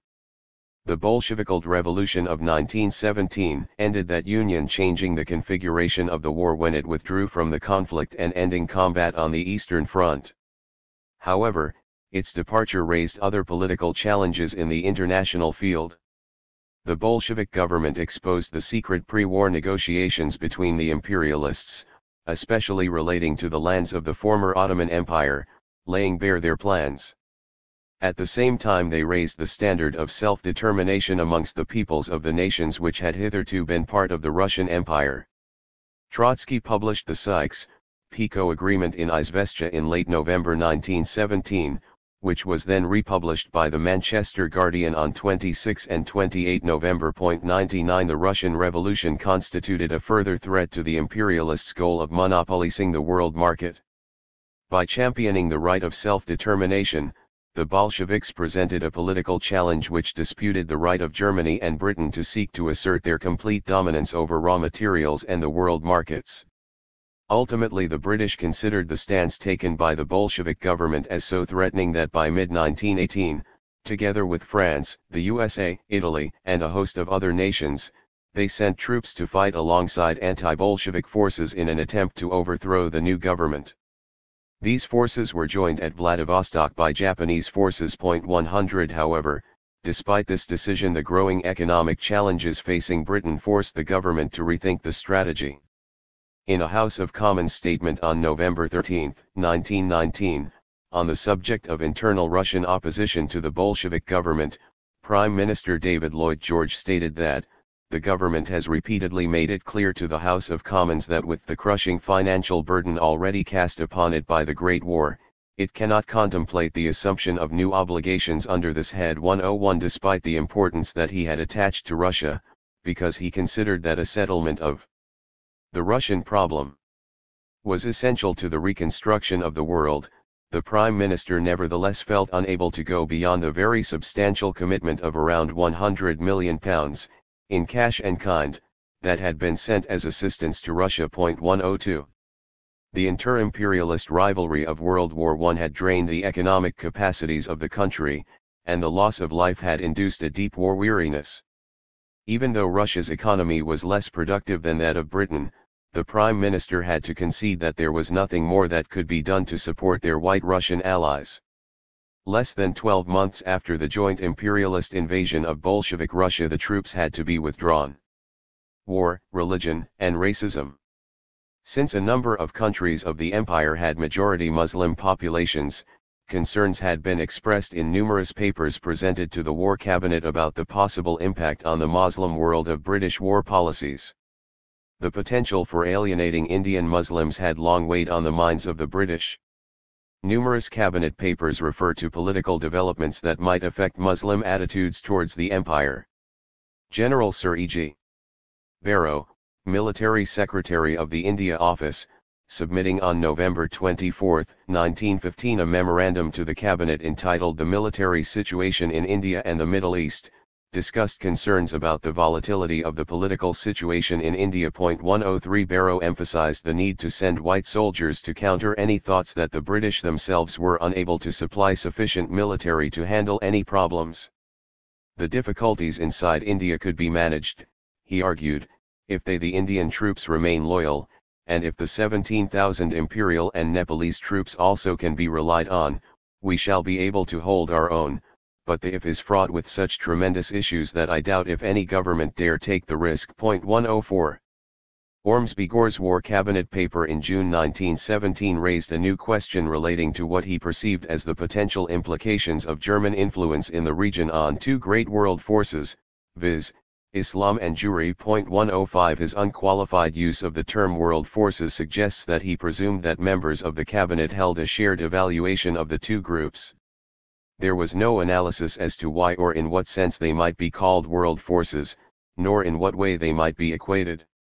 Ormsby Gore was preoccupied with the thought that the Muslim communities would be concerned about the fate of the Islamic holy places, and held the view that if Turkish forces retook Mecca, then Britain's credibility in the eyes of the 100 million Muslim subjects of the King Emperor in Asia and Africa would be seriously damaged. 106 The sensitivity to the opinions of the Muslims was born of the fear that a British defeat would further stimulate the developing independence movement in India. 107 The German government themselves believed that pilgrims returning from Mecca might spread anti-British propaganda and thereby encourage insurrections in the wider Muslim world. 108 If India became independent, it would threaten the economic advantages the British had gained from the country as well as the whole structure of the empire. The Indian nationalist movement was partially split between Muslims and Hindus, but the Muslim community itself was additionally divided by sect, region, language, and socio-economic status. 109 A development which prompted the Muslim community to become united around their religion might then encourage them to link with the non-Muslim nationalists. Such a development would lead to a challenge to the credibility of the British rulers and potentially undermine the structures of the empire in India. If the Ottoman forces and their allies could defeat the British, then that might encourage all Indians to give even more support to the struggle for independence. It was a pragmatic politico-military consideration that lay behind Ormsby Gore's apprehension about Muslim responses to the loss by the British of the holy places rather than a religious concern. At the same time, Ormsby Gore, a friend of Chaim Weizmann, expressed anxiety about divisions within Jewry that might lead some Zionists to support Germany's aspirations.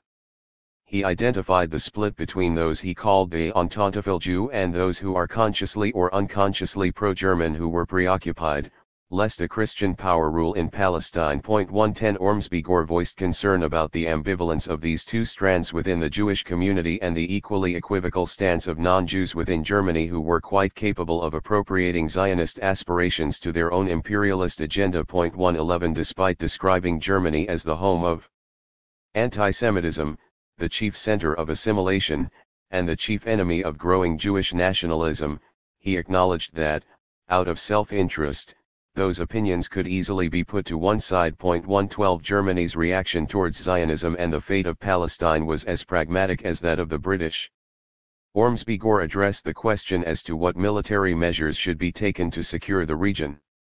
He was anxious to advocate the separation of Syria and Palestine from the control of a power dominated or controlled by Germany as the only security that can assure our position in Baghdad and along the Red Sea. 113 In order to prevent the Ottomans holding on to Syria and Palestine and preventing Zionism being thrown into the arms of the King of Prussia, when the Germans are at this moment making a bid to capture Zionism, he argued that the British needed to draw a clear line of defense.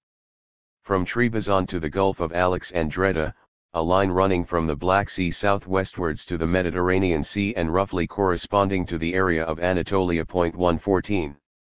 In Germany, in the latter part of the war, opinion became increasingly cynical about British support for Zionism. According to a report circulated to the cabinet on June 6, 1918, a section of the press in Germany were of the opinion that the British government's concerns for the fate of the Jews and the future of Palestine hinged more on imperial self-interest than religious sensibilities. In an article published on May 12, 1918 in the Berliner Tageblatt and translated for the cabinet, George Gothian, a member of the Reichstag, is quoted as expressing the view that the British are only concerned to make the Indian Ocean into an English lake, and so throw a bridge from Egypt to India over Palestine, Mesopotamia, Persia, and Afghanistan. Palestine, as a so-called Jewish state, would be merely an English colony. 115 Gothian acknowledged that any putative state might be described as Jewish, but that its defining characteristic would be its colonial status. In the opinion of the journalist, the British regarded the establishment of a homeland for the Jews as the same as the creation of a Jewish state and no different from any other colonial enterprise. The view taken by German strategists was that the British regarded Palestine as a means to an end, a mariage de convenance, and a bridge to the furthest reaches of the empire rather than a land to be restored to a people because of a religious or biblical covenant. 116 Certainly some sections of German opinion still hoped that the Zionists might align themselves with the Central Powers. 117. There was, however, yet another dimension to the relationship between the war and religion.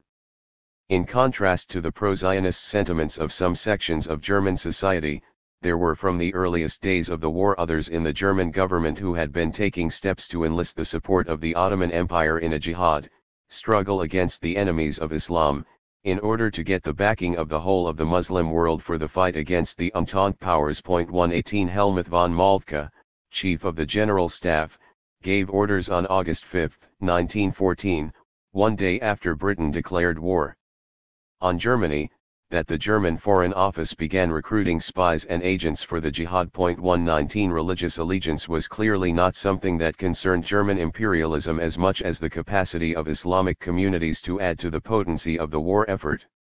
The views quoted in the documents, both those of Amory and Ormsby Gore on the one hand and those attributed to Delbruck and Gothian on the other, were of course partisan, the products of analyses conducted during wartime. Both Germany and Britain gave considerable thought to the role that Zionism might play to help them achieve their respective ambitions.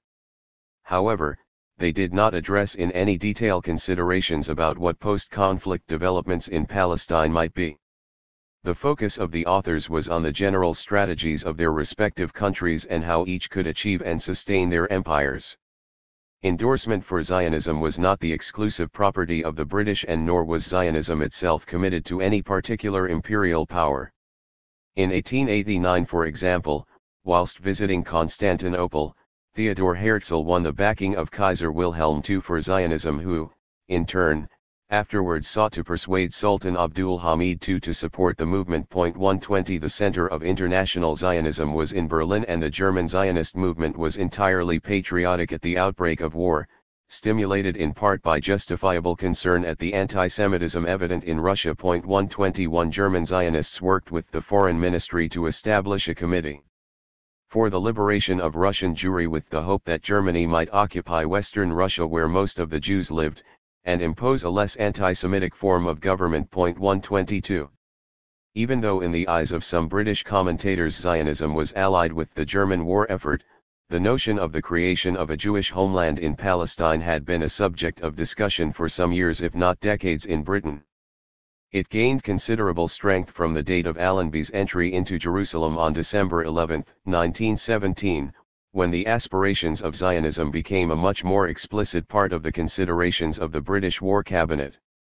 The ambitions of Zionism to create a homeland for the Jews in Palestine readily connected with the aspirations of British imperialism in the region and the religious temperament of many of its leaders. 123. Though perhaps to a lesser extent than in Britain, Some Christians in Germany also expressed their support for the colonization of Palestine by Jews. George Gothian, the author of an article in the newspaper Berliner Tageblatt, is quoted as reporting the formation of a society, composed mainly of Christians in Berlin, called Pro-Palästina, which, although not Zionist in the popular sense, encouraged the colonization of Palestine by Jews. 124. General Edmund Allenby's defeat of the Ottoman army in the campaign raised more acutely the question of the post-war political settlement. On August 14, 1917, General A.J. Murray, General Commanding-in-Chief, presented to the War Cabinet a very detailed account of the operations of the Egypt Expeditionary Force from March 1 to June 28, 1917, outlining the progress of the campaign. 125. Accompanying this report and on behalf of Allenby, Lord Derby, the Secretary of State for War, asked the War Cabinet in a very brief document entitled British Policy in Palestine to clarify government objectives. He insisted that Allenby be told, and told soon, what the government's intentions were in respect of Palestine. 126. It was, in his opinion, a matter of some urgency because of the interest being shown in Syria by both the French and Italian governments. Lord Derby's reference to Syria, at this point, is clearly intended to include Palestine. 127. Anglo-French negotiations and Sykes-Picot. In looking to advance their position in the Near East, the British were aware that they would face opposition. 128. The Ottoman Empire, France, Russia, and Germany each had their own goals. The leaders of the Zionist movement, appreciating that a favorable outcome for any one of the combatants was not a foregone conclusion, solicited support from all the key figures in these countries, combining ideological single-mindedness with realpolitik. They believed that a British victory was the one most likely to achieve the establishment of a Jewish homeland, but they were aware of the need to explore alternatives if that was not the result. 129. The British made considerable efforts to reach agreements and understandings with the two forces they considered key in the region in order to safeguard Britain's interests. In the first instance, they set out to reach some form of accord with the French, who were looking to establish their hegemony in those parts of the region they regarded as traditionally under their suzerainty. 130. The second goal of the British was to reach some form of alliance with Arab forces seeking independence from the Ottoman Empire. If the Arab forces could be won over to an alliance against the Ottoman Empire, this would strengthen British military capability in the area and place them in a stronger position to achieve their objectives. Sir Mark Sykes, a Conservative Party MP seconded to the military service, led the negotiations for the British, whilst the French diplomat François-Georges Picot represented the French. There was an added urgency to the negotiations, which took place between November 1915 and March 1916, because a successful conclusion would obviate the need to divert additional British resources to the Near East away from an already overstretched Western Front. The intention of the Sykes-Picot negotiations was to prevent discord between the Allies by agreeing defined territorial spheres of influence. In addition, the agreement spelled out their respective economic goals and focused on British and French access to ports in the region, the development of the railway services and custom tariff provisions. 131. In the midst of the war, neither side had lost sight of their commercial interests and the opportunity to establish trade domination of the region. The document encapsulated the imperialist priority of working towards economic hegemony in the region. Sykes sought to ensure that Palestine fell within the area of Britain's designated responsibility. 132. A Palestine under British control would have many advantages, not least that of providing a base for troops who could be deployed to Egypt to thwart any hostile moves against the Suez Canal. The British were well aware of the possible difficulties that might arise if their new Arab allies were to see documents spelling out the roles that they and the French intended to play. 133. As Sir Henry McMahon explained in a letter written to the Right Honourable Sir Edward Grey, Secretary of State for Foreign Affairs, on April 25, 1916, there is the possibility that, when the whole truth of the Anglo-French agreement, if one has or shall be concluded, emerges, we may be faced with the Arabs preferring the Turkish offers to our own. 134. Although there was no specific reference in the documents to the aspirations of Zionism to create a homeland for the Jews, McMahon warned in his letter that the premature divulgence of any arrangement with France might even result in active Arab hostility, at any rate towards our ally. 135 The Sykes-Picot Agreement was officially endorsed on May 16, 1916, and outlined how the French and British spheres of control would be defined in the event of a favorable outcome to the war for the Allies. 136 In a parallel move, notes defining the Russian share were exchanged in Petrograd on April 26, 1916, between the Ministry of Foreign Affairs, M. Sazonov, and the French ambassador, M. Paleology, and in London a few weeks later between the Secretary of State for Foreign Affairs, Sir Edward Grey, and the Russian ambassador, Count Benkendorf. 137. The War Cabinet discussed the strategic significance of Palestine for British ambitions on a number of occasions. 138 The Ottoman advance, with German assistance, across the Sinai Peninsula in 1915 had dispelled once and for all the notion that the desert could act as a buffer against forces approaching the Suez Canal. 139 The further from the canal the boundaries from which a threat to its security could be launched the better. The political and economic importance of Palestine had to be seen in the wider context of imperialist preoccupations. 140 This prioritization of the Suez Canal in the Grand Imperial Scheme was the essential factor determining British attitudes towards it and ultimately towards Palestine. Hussein, McMahon Correspondence and the Arab Revolt. In the Near East the imperialist conflagration played out in its own way. The Ottoman Empire, viewed by the British as a long-time bulwark against Russian influence in the region, had demonstrated its fragility as the older essentially pre-capitalist agricultural economy was confronted by the more expansionist ambitions of imperialism. 141 The British, taking advantage of the aspirations of the Arab peoples of the Near East to assert their independence from Constantinople, encouraged the Arab revolt against their central power foe. Their commitment to establish states whose founding treaties would include an acceptance of military patronage and a privileged economic relationship with the British epitomized the essence of the neo-colonialist agenda, the predominantly colonialist and colonizing program of previous centuries being supplanted by a new form of dependency relationship. Almost simultaneously with the gambit to reach agreement with the French through the Sykes-Picot exchanges, the British were trying to get an understanding with Sharif Hussein of Mecca. He had expressed a commitment to fight against the Ottoman Empire and a desire to cement a relationship with the British in order to establish an Arab state under British tutelage. 142 Between July 1915 and January 1916, Sharif Hussein corresponded with Sir Henry McMahon, the British High Commissioner in Cairo, with the object of verifying that a complementary set of interests existed between the British and himself. Hussein made it clear that in return for British support in his fight against the Ottoman forces, he would wish to create an Arab state that would be an ally to the British and provide them with a range of benefits. 143. McMahon was anxious to gain Hussein's commitment to join the British in the struggle against the Ottoman Empire. At the same time he remained ambiguous about what obligations the British might have towards the creation of Arab nations, in particular in the area surrounding Palestine. 144 McMahon used the idea that the British were anxious to retain harmonious relations with the French in order to avoid any agreement on specific definitions of the boundaries of any future states. 145 A memorandum written by the Arab Bureau for McMahon, and sent by him with a covering letter to Sir Edward Grey, the Conservative Foreign Secretary, on April 19, 1916, conveyed the nature of the thinking behind the process.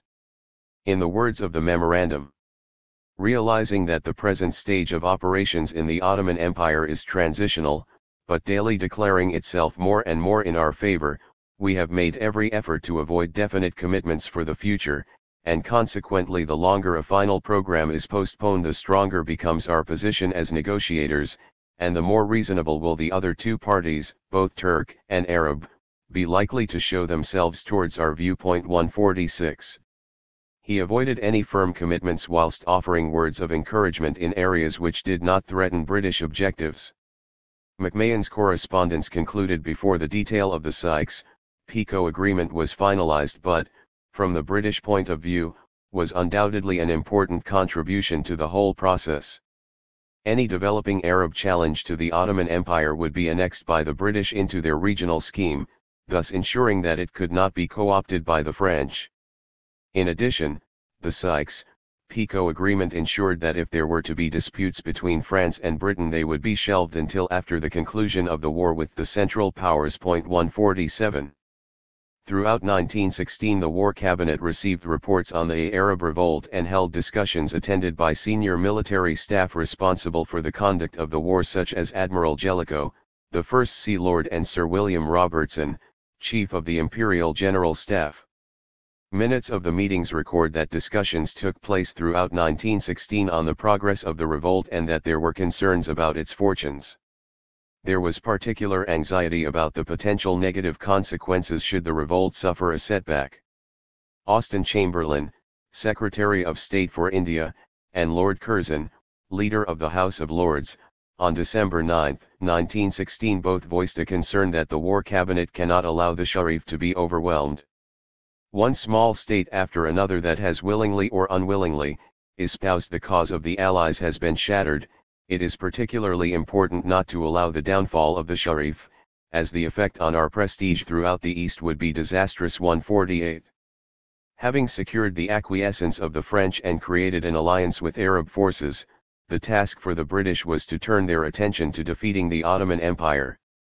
Sir Archibald Murray was replaced as Commander-in-Chief of the Egyptian Expeditionary Force at the end of June 1917. Field Marshal Edmund Allenby, who had been reassigned from the European military theater to the Near East, moved his headquarters from Cairo to Rafah to be nearer to the front lines, and led the Egyptian Expeditionary Force against the Ottoman forces. Allenby inflicted a number of defeats on the Ottoman troops before entering Jerusalem on December 11, 1917. In keeping with the intentions expressed in the McMahon-Hussein correspondence, Allenby ensured funding for the Arab forces who were carrying out their own operations against the Ottoman army. The Ottoman army, until the arrival of Allenby and his additional troops, had had some successes in defending the southern approaches to Palestine, but it now had to contend with being attacked on a second front. 149 The Arab forces, led by Emir Faisal, the third son of Sharif Hussein, with T.E.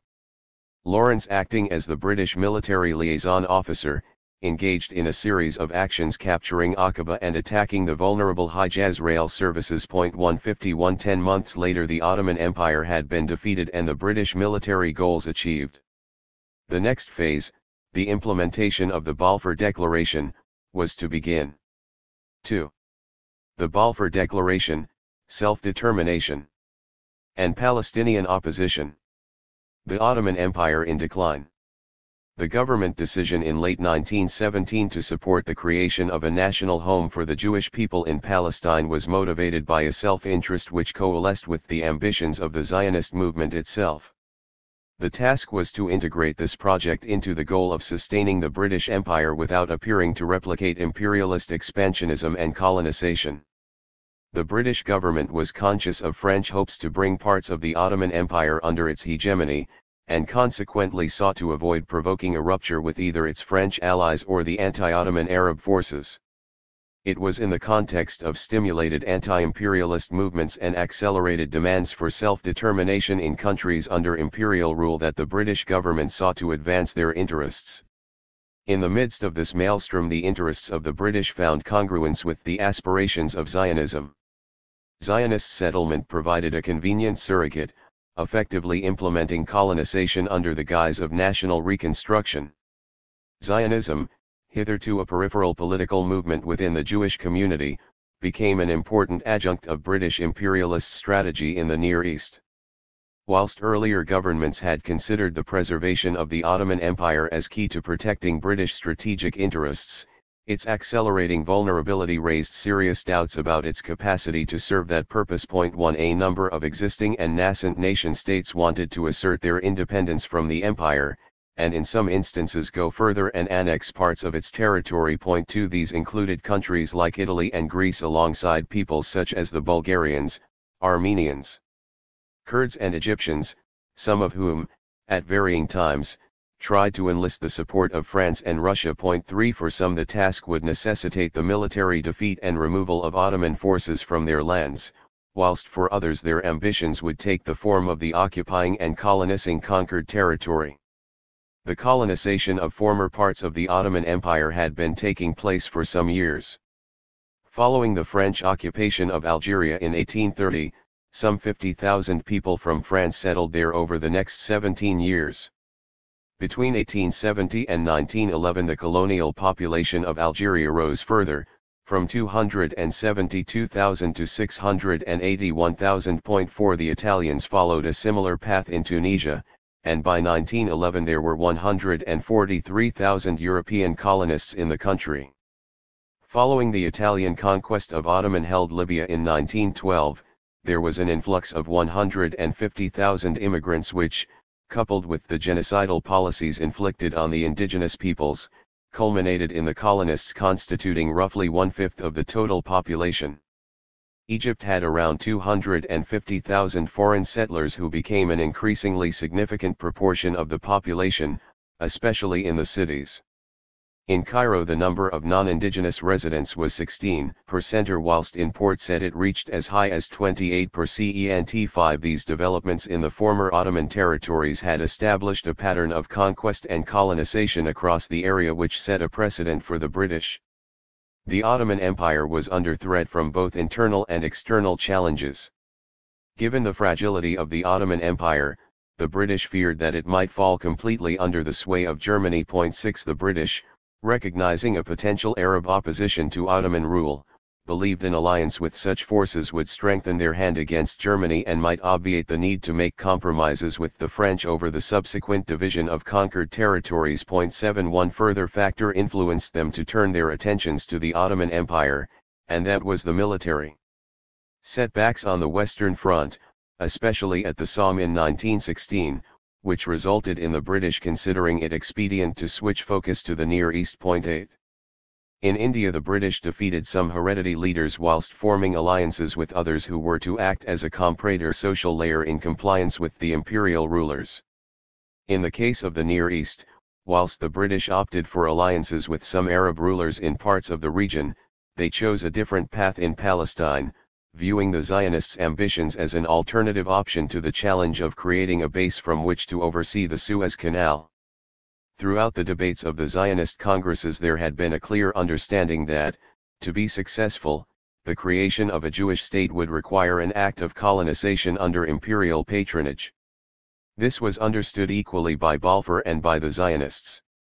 In his memoir, Orientations, written many years later, Sir Ronald Storrs, the first British military governor of Jerusalem, described Zionist ambitions for Palestine as the creation of a little loyal Jewish Ulster in a sea of potentially hostile Arabism. 9 By claiming that they were assisting the return of the Jews to their homeland, the British hoped to deflect any criticism of imperial expansionism, especially from President Woodrow Wilson. 10 Kitchener had spelled out the importance of the region from the perspective of British interests in India and the adjacent area, but more than that, he had recognized that the Near East was crucial to defining the relationship between Britain and the other European powers, and between Britain and the peoples of the region. 11 He saw Mesopotamia as providing material benefits, from its agriculture and its oil fields, and he even posited the idea that it be colonized by the surplus population of India. 12 He saw a Muslim colonial settler policy as an alternative to that of Anglicization.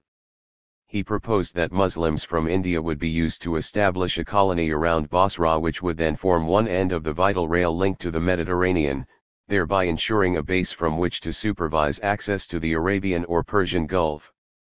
Kitchener's suggestions were not carried through in the form he proposed, but there is a clear parallel between the subsequent involvement of the British in Palestine and his original idea of seizing Alexandria and securing a loyal Muslim colony in Mesopotamia. He wanted Britain to remain an Asiatic power. To those who accepted the argument he advanced, Palestine was an alternative to his Alexandria scheme. British imperialism and Zionism before the Balfour Declaration. At the end of the 19th century, emerging from the Christian restorationist religious tradition, Christian Zionist sympathies existed within sections of the British establishment. 13 Members of the Zionist organization, which was established in 1897 in Basel, had succeeded in establishing relations with some of these prominent figures and were, in turn, accepted as representing a major current of Jewish opinion. 14 In 1903 Lloyd George had participated in an attempt to draft an agreement between the Zionist organization and the government, which was headed by the conservative Prime Minister, Arthur James Balfour. The intention had been to make an agreement to allocate land for the establishment of a Jewish homeland. 15. Although nothing came of it at the time, the matter continued to be discussed. On April 11, 1905, the Liberal MP, Mr. Cathcart Wason, asked the Secretary of State for the Colonies in the House of Commons whether there had been a request from the Zionist Commission to conduct a punitive expedition against the Nandi people in order to provide them land, in British East Africa, now Kenya. Mr. Littleton, MP, replied that there had been no request. The area that the Nandi lived in, the Rift Valley, was deemed to be suitable for the occupation of white men. 16 The idea had received the backing of the territorialists, or those who were prepared to accept any piece of land anywhere in order to establish a Jewish homeland. Despite having the support of Lord Rothschild, however, the defeat of the territorialists in the Zionist movement ended this project. There were sections of British public opinion hostile to Jewish immigration. The principal target of the restrictions put forward in the Aliens Act of 1905, giving powers to the Home Secretary to control immigration, were Jewish immigrants from Eastern Europe. These anti-Jewish sentiments were on occasion presented as a concern for the plight of Jews amongst those who felt that something should be done for East European Jewry if they were to be barred from entering England. 17. Theodor Herzl, widely recognized as one of the most important founders of modern Zionism, advocated the creation of a Jewish homeland in Palestine which, to succeed, he knew required the support of an imperial sponsor. Following the First Zionist Congress in 1897, Herzl, traveling across Europe, contacted Kaiser Wilhelm II, the Ottoman Sultan, the Pope, 1903, and King Victor Emmanuel III, 1903. In Britain he met Joseph Chamberlain, 1902, the colonial secretary in the government of Prime Minister Arthur Balfour, and Lord Cromer, Consul General of British-occupied Egypt. Evidence of the lengths to which he was prepared to go to win the support of the leading imperial powers of the day was his effort in 1902 to gain the backing of Vyacheslav von Plehve, the anti-Semitic Minister of the Interior in the Russian Tsarist government. 18 Herzl suggested to Plehve that it was in the interests of his government to back Jewish emigration since it might reduce Jewish cultural and political activity and defection to the socialist ranks. 19 He took the view that in the light of the rivalry between the powers, seeking the support of all might, in the end, ensure the support of at least one. The agreement which the Zionist organization and the British government had been working on aimed to establish a homeland for the Jewish people in any location that could be provided.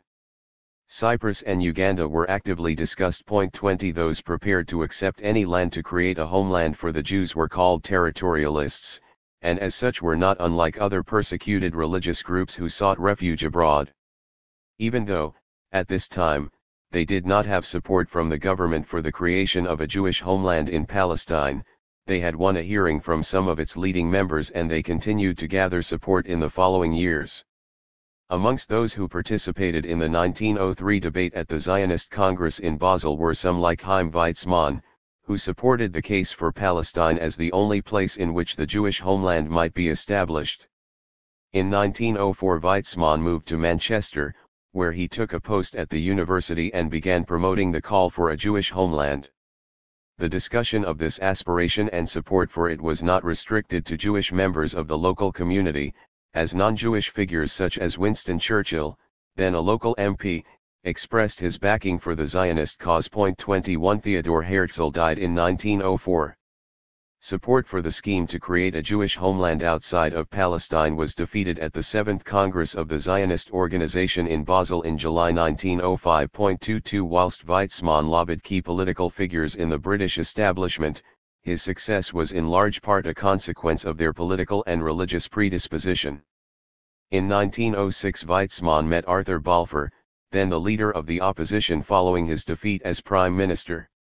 In the following years he continued his lobbying activities. In early 1914 he met Sir Herbert Samuel, the Liberal MP for Cleveland, who was to become Home Secretary in Asquith's government. Weizmann showed an appreciation for British imperial sensibilities by explaining the advantages that a Jewish homeland in Palestine would have for Britain's interests in the Near East. In 1914 he wrote to C.P. Scott, the editor of the Manchester Guardian, that should Palestine fall within London's sphere of interest and should Britain encourage a Jewish settlement there, we could have in 20 to 30 years 1 million Jews there, perhaps more. They would develop the country, bring back civilization to it, and form a very effective guard for the Suez Canal. 23.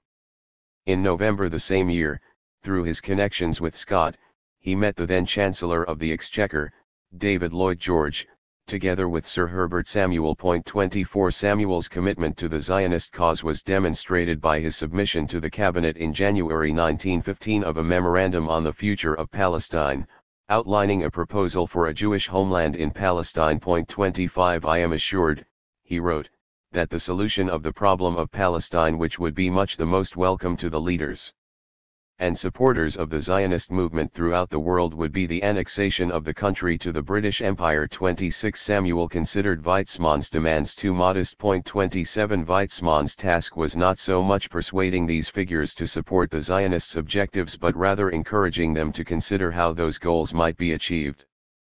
These discussions, about the creation of a homeland for the Jews in Palestine, now took place within the highest echelons of the British ruling class and at the highest parliamentary level. Debating the Zionist project. The supporters. As the war continued, the links between highly placed government officials and the leadership of Zionism strengthened. The ending of the Asquith government in December 1916 and its replacement by the Lloyd George coalition saw three strong supporters of Zionism enter the cabinet: the new Prime Minister himself, the Foreign Secretary, Arthur Balfour, and Lord Milner.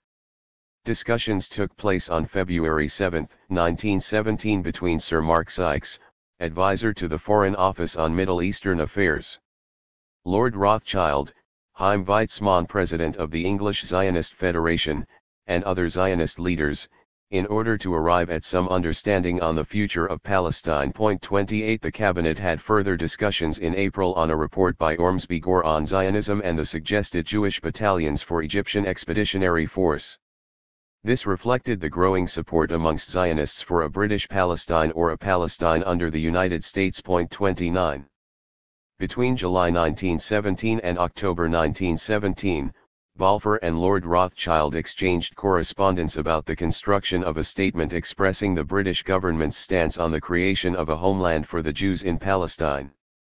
The statement went through a number of drafts. 30 The text developed into its final version as the result of a process of private exchanges between Balfour and Rothschild. The text attempted to steer a course that would indicate support for the Zionist objective of creating a homeland for the Jews in Palestine, whilst seeking to avoid either antagonizing opponents of the Zionist Federation's proposals in Britain or divulging any information about the proposal to the people of Palestine itself. As with their handling of the Irish prisoners question in 1916, those on the government side responsible for putting the statement together were influenced both by domestic and international considerations. 31 Balfour faced opposition within his cabinet and Rothschild faced opposition in the Jewish community, including within the Board of Deputies of British Jews. 32 Rothschild wrote to Balfour on July 18, 1917 from his London home that, "Our opponents have commenced their campaign by a most reprehensible manoeuvre, namely to excite a disturbance by the cry of British Jews versus foreign Jews. They commenced this last Sunday when at the Board of Deputies they challenged the new elected officers as to whether they were all of English birth, myself among them." 33 Rothschild's draft clearly expected the government to discuss directly with the Zionist organization the means to create the national home of the Jewish people. 34 For his part, Balfour amended Rothschild's imperative that the government will discuss, with the Zionist organization, to the more equivocal phrasing that the government will be ready to consider any suggestions on the subject which the Zionist organization may desire to lay before them. 35 The number of drafts the document went through is testimony to the fact that all those contributing, and especially those on the government side, were striving to avoid formulations which were too specific and might provoke wider opposition. The ambiguities of the document were deliberate. What is significant in the first three known drafts is what they chose to include and what they omitted. 36 The titles given to these drafts by Charles D. Smith in Palestine and the Arab-Israeli conflict: the Zionist draft, July 1917, 37; the Balfour draft, August 1917, 38; and the Milner draft, August 1917, 39, indicate the initiating authors. The Zionist draft is the title given to Rothschild's letter to Balfour, which began the formal process of seeking to establish a government statement. His response has been named the Balfour draft, and the Milner draft was the version by Lord Milner, a member of the War Cabinet. 40 What is common to these texts is the status given to the Zionist organization as the arbiter of the methods and means to achieve the creation of the Jewish homeland. 41 The Zionist draft in July 1917 asserted the principle that Palestine should be reconstituted as the national home of the Jewish people. 42 This initial text was unambiguous in its goal, proposing that His Majesty's government will use its best endeavours to secure the achievement of this objective. 43 Under the influence of Balfour and the government advisers, subsequent drafts dropped the assertion that the creation of a national home for the Jewish people was a principle in favour of the more emollient formula that the government views with favour the establishment of a home for the Jewish people in Palestine. 44 These changes represented the drive to reconcile conflicting views within the cabinet, where Edwin Montagu, Secretary of State for India, had pressed hard to block the declaration or at least to amend the text further. 45 It was generally appreciated that the German government, were they to get hold of any statement which explicitly proposed the establishment of a Jewish state in Palestine, would undoubtedly have used it to their own advantage. They would have worked in conjunction with Constantinople to secure the support of the Ottoman Arab provinces and especially Greater Syria against the British in the war. 46 If Britain's Arab allies had access to the declaration, it would lead some to revoke their alliance with London and turn back towards the Ottoman Empire.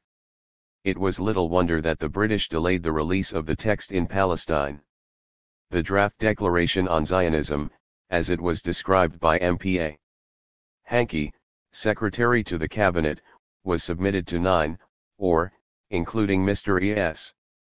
Montagu, 10, representative Jewish leaders.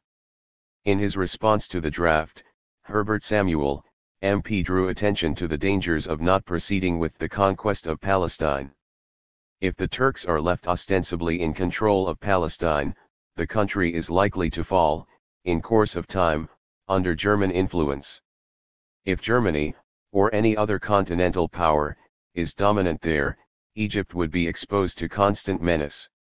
The best safeguard would be the establishment of a large Jewish population, preferably under British protection. 47 Samuel was repeating the argument he had presented in his earlier cabinet paper of January 1915. 48 The reference to Egypt was an explicit link to the Suez Canal with its significance for the future of the empire as a whole, and the argument was infused with the imperialist agenda tying together the fate of the empire and Palestine. Balfour sought the views of leading figures within the British Jewish community. This pro-empire line was echoed by Sir Stuart Samuel, chairman of the Jewish Board of Deputies, who worried about the growing influence of German and Austrian Jews in Palestine. He raised the question as to whether they should in fact be allowed to remain in Palestine or, if expelled, be allowed to return as Zionists. In part answering his own question, he proposed that they should be made ineligible for 20 years. 49 His sentiments were echoed in the comments of another contributor to the exchanges, Mr. C.G. Montefiore. 50 Imperial considerations ran through the debate, with those supporting the establishment of a homeland for the Jews couching their arguments in terms that would resonate with the imperialist agenda of the day. The opponents. There was not, however, unanimity within the Jewish community. Those Jewish leaders who opposed the government's endorsement of the Zionist organization's policy also argued from a position of support for the British Empire. Sir Philip Magnus, MP, a liberal unionist who joined the Conservative Party in 1912, worried about the fate of Jews in Palestine should the other Palestinian communities become aware of the intention to make the land a homeland for the Jews. Perhaps more radically than other Jewish opponents of the Zionists, he could not agree that the Jews regard themselves as a nation. 51. Mr. C.G. Montefiore, president of the Anglo-Jewish Association, expressed similar criticisms of the idea that the Jews constituted a nation.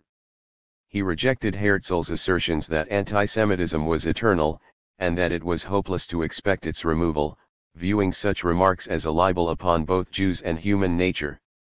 Montefiore analyzed the debates in Russia and argued that the majority of Jews in Russia were in favor of autonomy inside Russia itself and not for exile from Russia. 52. He was confident about the positive resolution of antisemitism there and feared that the desire for a national home would in fact delay, if not stop altogether, the developing emancipatory trends.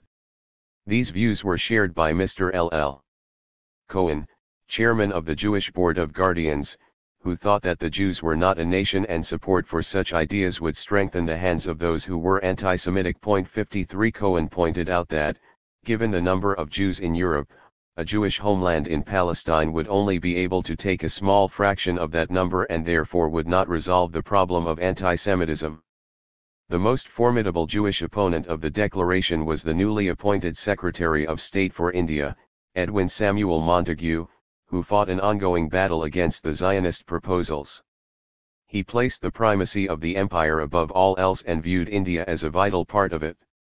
In his view, asserting the notion of the principle of a national home would aid the legitimation of the anti-Semitism already present in many countries of Eastern Europe where pogroms had taken place over a number of decades. 54. On September 14, 1917 he wrote underlining that the leadership of the Zionist movement came from outside England and that, in conformity with the foreign origin of Zionism as a whole, Jews of foreign birth have played a very large part in the Zionist movement in England. 55. Montagu believed that anti-Zionism is a belief held by at least half the Jews of this country. 56. He felt that there was no justification for accommodating Zionist ambitions and that the view put forward in cabinet, to help the Allied cause in America, was not justifiable. 57. On October 9, 1917 Montagu wrote, "I am sorry to bother the cabinet with another paper on this subject, but I have obtained some more information which I would like to lay before them." 58. He remained opposed to the Zionists' proposals, drawing this time on evidence provided by Miss Gertrude Lothian Bell, who was acting as assistant political officer in Baghdad. 59. Bell, who had spent a considerable amount of time traveling in the Near East and was a respected commentator on the region, had a very definite view about the situation on the ground. Jewish immigration to Palestine has been artificially fostered by doles and subventions from millionaire co-religionists in Europe. The new colonies have now taken root and are more or less self-supporting. The pious hope that an independent Jewish state may someday be established in Palestine no doubt exists, though it may be questioned whether among local Jews there is any acute desire to see it realized. Except as a means of escape from Turkish oppression, it is perhaps more lively in the breasts of those who live far from the rocky Palestinian hills and have no intention of changing their domicile. 60.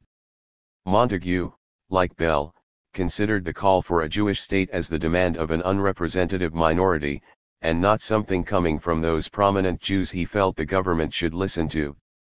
Whilst he professed admiration for Weizmann, he nevertheless regarded him as near to being a religious fanatic. 61. He thought Palestine was not large enough for additional numbers of Jews and feared it would require the dispossession of the existing population. He asked, "Is it worthwhile jeopardizing the position of all Jews who remain in other countries for the insignificant fraction of the Jewish population that can conceivably find a home in Palestine?" 62. He was suspicious too about the real intentions of the French government and about the true motives behind some of the non-Jewish support that was being garnered by the Zionists. He reminded the cabinet that the French were already enthusiasts for the Zionist cause and had approached the British government with a proposal to establish a Jewish nation in El Hassa in Arabia which, Montagu pointed out, the British had already promised to bin Saud and his followers. 63. To his mind, the French are anxious to establish Jews anywhere if only to have an excuse for getting rid of them, or large numbers of them. 64. The suggestion to create a Jewish state in El Hassa owing allegiance to Paris, he maintained, would jeopardize any British hopes for a land bridge between the Mediterranean Sea and India because it would be under French tutelage. As the Secretary of State for India, he viewed this as an important threat to the empire. Montagu was not the only senior political figure in the government to question the proposal to adopt a policy endorsing the aspirations of the Zionists. On May 12, 1917, Lord Curzon, the then leader of the House of Lords, submitted a memorandum to the cabinet entitled Policy in View of Russian Developments. In the paper he took the entirely pragmatic view that the capture of Palestine and Syria was essential to prevent a Teutonist Turkey, left in possession of Asia Minor, and of Syria and Palestine, becoming a perpetual menace to Egypt. 65 His attitude towards the region was premised on essentially military criteria, and his views hadn't changed when Balfour initiated the discussion on the creation of a national homeland for the Jewish people. On October 26, reflecting on the debate around the Zionists' proposals, he submitted a paper to the cabinet entitled The Future of Palestine, in which he posed two questions. A. What is the meaning of the phrase "a national home for the Jewish race in Palestine," and what is the nature of the obligation we shall assume if we accept this as a principle of British policy? B. If such a policy be pursued, what are the chances of its successful realization? 66. The paper analyzed the differing conceptions as to what constituted a national home, pointing out the divergent interpretations as to its meaning even amongst those who advocated support for the Zionist cause. In his eyes it was an error to adopt a cause whose own champions were unsure as to what it meant. He was prepared to advocate the establishment of a regime overseen by some form of European administration to protect the rights of the Jewish community, but opposed to the establishment of a state. He regarded the aspiration of the Zionists as romantic and idealistic, an impractical proposition and therefore one which should not be endorsed by the British government.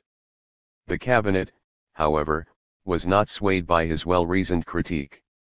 The adoption of the Balfour Declaration.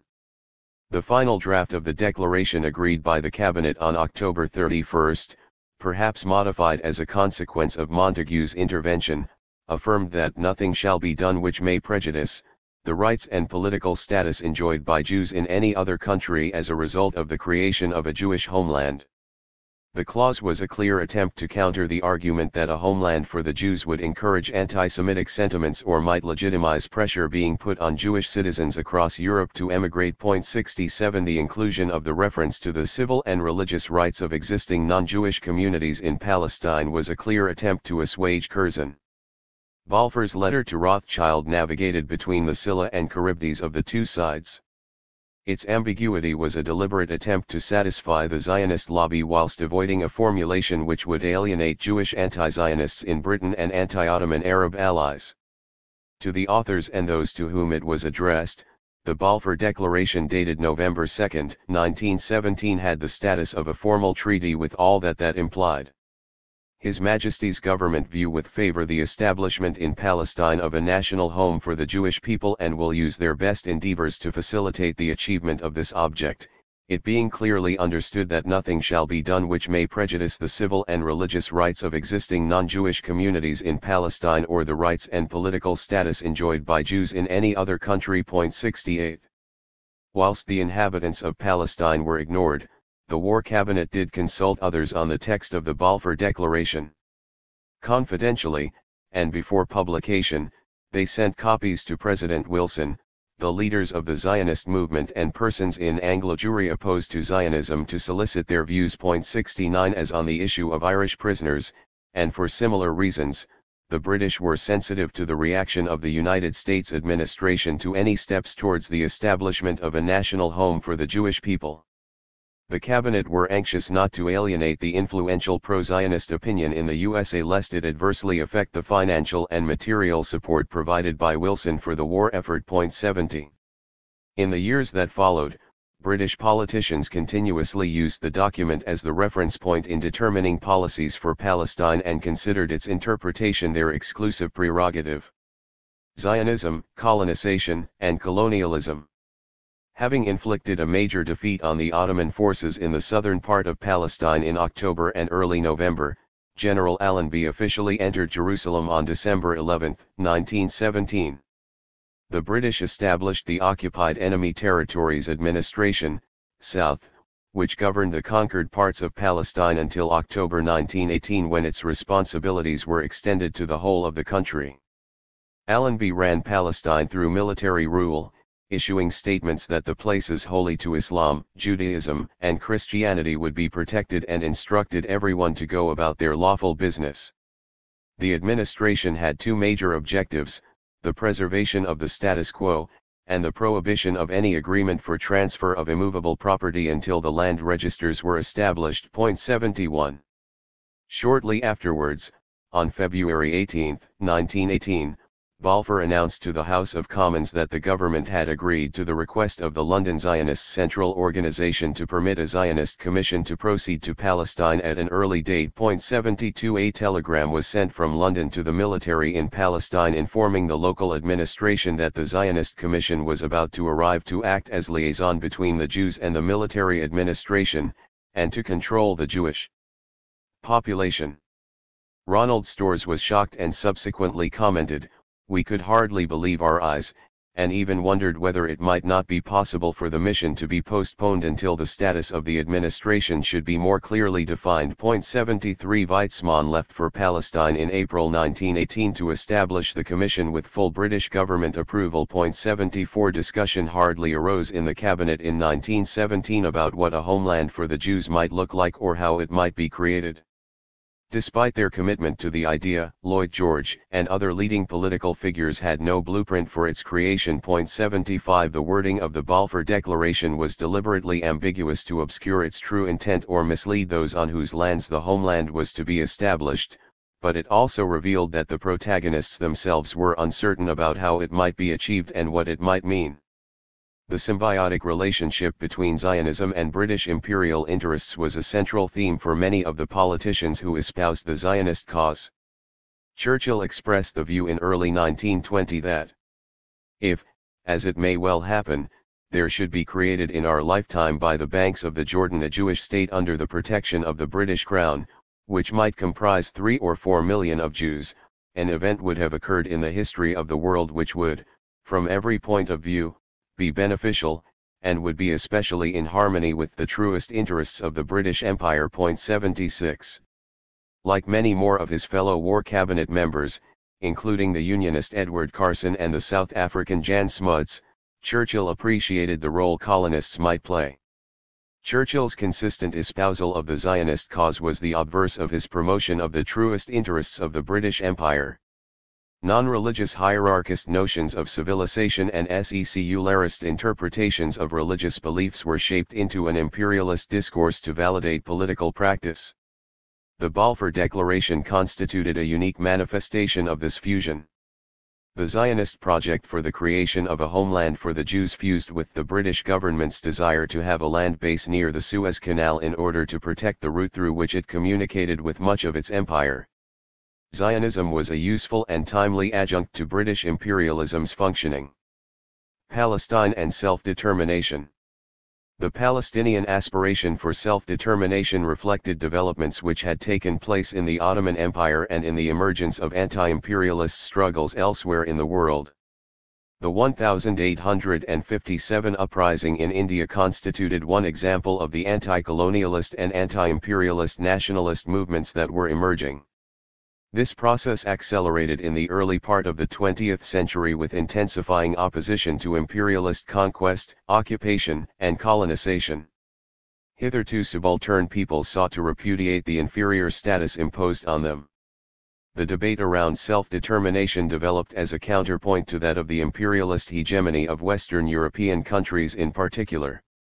Allenby, following his entry into Jerusalem, had issued a proclamation that, in the East, Great Britain sought the complete and final liberation of all peoples formerly oppressed by the Turks and the establishment of national governments and administrations in those countries deriving authority from the initiative and free will of those people themselves. 77 The trope of imperialism as liberator has been oft repeated, though the tone of the second part of his statement, quite unintentionally, had similarities to the unequivocal declaration of the Bolshevik government in Russia.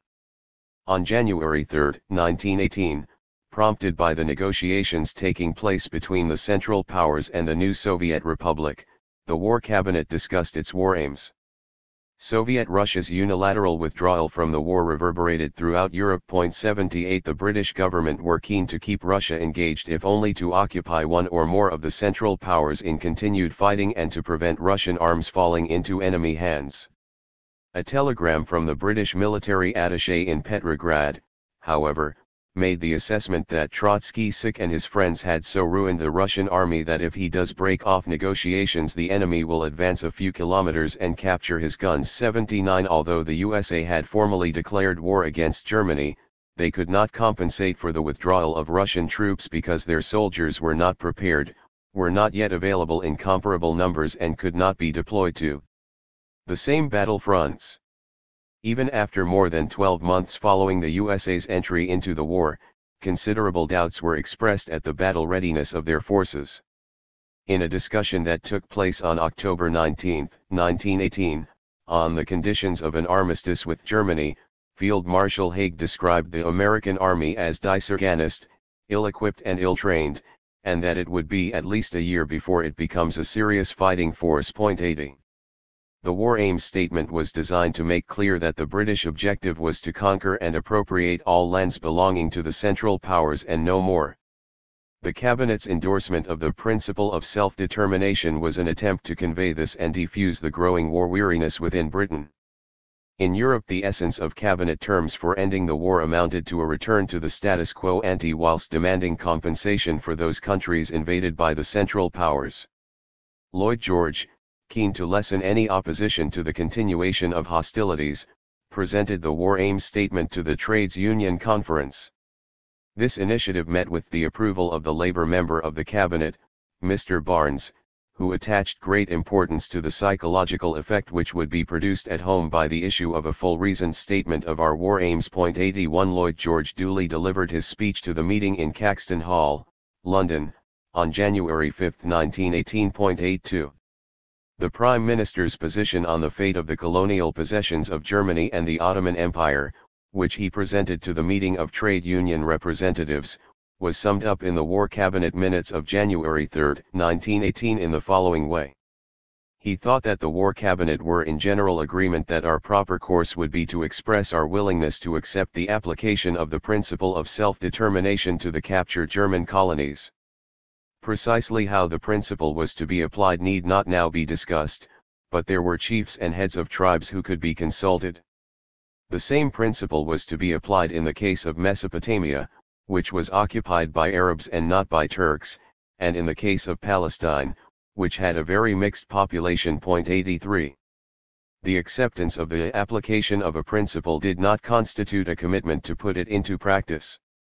Further discussions would be required before that happened, and in any event the British would remain the arbiter of its implementation following consultations with various chiefs and heads of tribes. 84 The imperial power would only implement such a step once it had satisfied itself that the potential candidates for self-determination could guarantee the new states continued fidelity to British interests.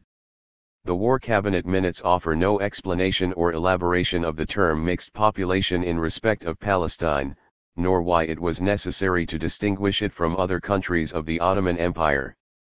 Notwithstanding the distinction made between Palestine and other regions, the statement suggested that the principle of self-determination applied to Palestine alongside other occupied Arab lands. This might have been interpreted as a repudiation of the Balfour Declaration, but to remove any ambiguity the minutes were duly amended the following day to make clear that the passage dealing with the principle of self-determination of races 6 should be modified so as to apply, not to all races indiscriminately, but merely to the settlement of the New Europe. 85 Palestine was not to be included amongst those deemed eligible for independence. Allenby's words in December 1917 could be read as a straightforward confirmation that the principle of self-determination applied to the whole of the region under his military control and, since he was speaking in Jerusalem, that included the people of Palestine. He did not differentiate between Palestine and the other countries under Ottoman control. Allenby's promissory words were similar to those used later by President Woodrow Wilson, who in a speech to Congress on January 8, 1918 put forward his 14 points, to which the subsequent peace negotiations in Paris would refer. 86. Woodrow Wilson and self-determination. Wilson was something of a contradictory character who, whilst appearing relatively liberal on some issues, was in reality a colonialist holding explicitly racist views about African Americans. 87. He had supported the terms of the Treaty of Paris in 1898 which, following its victories over Spain, endorsed the USA as a colonial power in Puerto Rico, Guam, and the Philippines. 88. An admirer of British colonial rule, he thought that the peoples of these newly colonized lands would only be able to achieve independence after a period of oversight by the imperial power. 89. Wilson's speech to the U.S. Congress stating his aims for the war was made on January 8, 1918, a few days after Lloyd George's war aims statement. 90. He was undoubtedly influenced by the growing debate on imperialism and colonialism which had sharpened during the course of the war. However, it was the positions adopted in Russia which were a more challenging threat to imperialism. The political statements of the Bolsheviks and the decree on peace which had been adopted and published by the All-Russian Congress of Soviets on October 28, 1917, OS, constituted the polar opposite of everything that the imperial powers stood for, and resonated across the globe. 91. The Bolshevik government's call for a peace without annexation or indemnities, and its declared intention to publish all secret treaties and negotiations, jolted the imperialist powers into responding. In his 14 points, Wilson advanced the proposition that the Turkish portions of the present Ottoman Empire should be assured a secure sovereignty, but the other nationalities which are now under Turkish rule should be assured an undoubted security of life and an absolutely unmolested opportunity of autonomous development. 92. Despite the frequent citing of President Wilson as the author of this debate, this was a qualified accommodation to the realities of a situation that had left the USA in danger of marginalization. There is no evidence from the Paris Peace Conference and its associated processes that Wilson significantly challenged Anglo-French priorities and conceptions of how the conquered lands might be allocated. If that challenge came from anywhere, it was from the infant 1917 Russian government, which espoused support for self-determination and exposed the machinations of the British and the French in respect of the Sykes-Picot negotiations. 93. Wilson's position was more ambiguous than has often been claimed. As chair of the League of Nations Commission addressing questions on self-determination, Wilson rejected the Chinese demand for the restoration of the province of Shandong to their authority. He agreed that it should be ceded to Japan in line with a secret Anglo-French agreement, with the small caveat of a verbal commitment that it should at some time in the future be returned to the Chinese. 94. The outcome of the Shandong question, like the future of Greater Syria, was a matter that had been the subject of secret agreements between the imperial allies without any reference to the indigenous peoples. The apparent support by Wilson for the rights of peoples to assert their sovereignty was a ploy to ingratiate the USA with newly emergent nations aspiring to independence. This was the expansion of the USA's neocolonialist strategy. The Bolshevik government, now in control of the Tsarist Empire, was the first to apply the concept of self-determination in practice and to advocate its applicability to all nations without preconditions. The Sykes-Picot Agreement was published in Izvestia and Pravda on November 23, 1917, and subsequently in the Manchester Guardian on November 26, 1917. 95. Moreover, their revelations of the secret Anglo-French Sykes-Picot negotiations challenged the sincerity of those two countries' support for self-determination. The British implementation of the concept of self-determination was adapted to their own priorities and their own interests. Declaration to the Seven and the Anglo-French Declaration. Leading figures in the Arab world began to ask questions about the real intentions of the British towards the future of the Near East and in particular towards Palestine.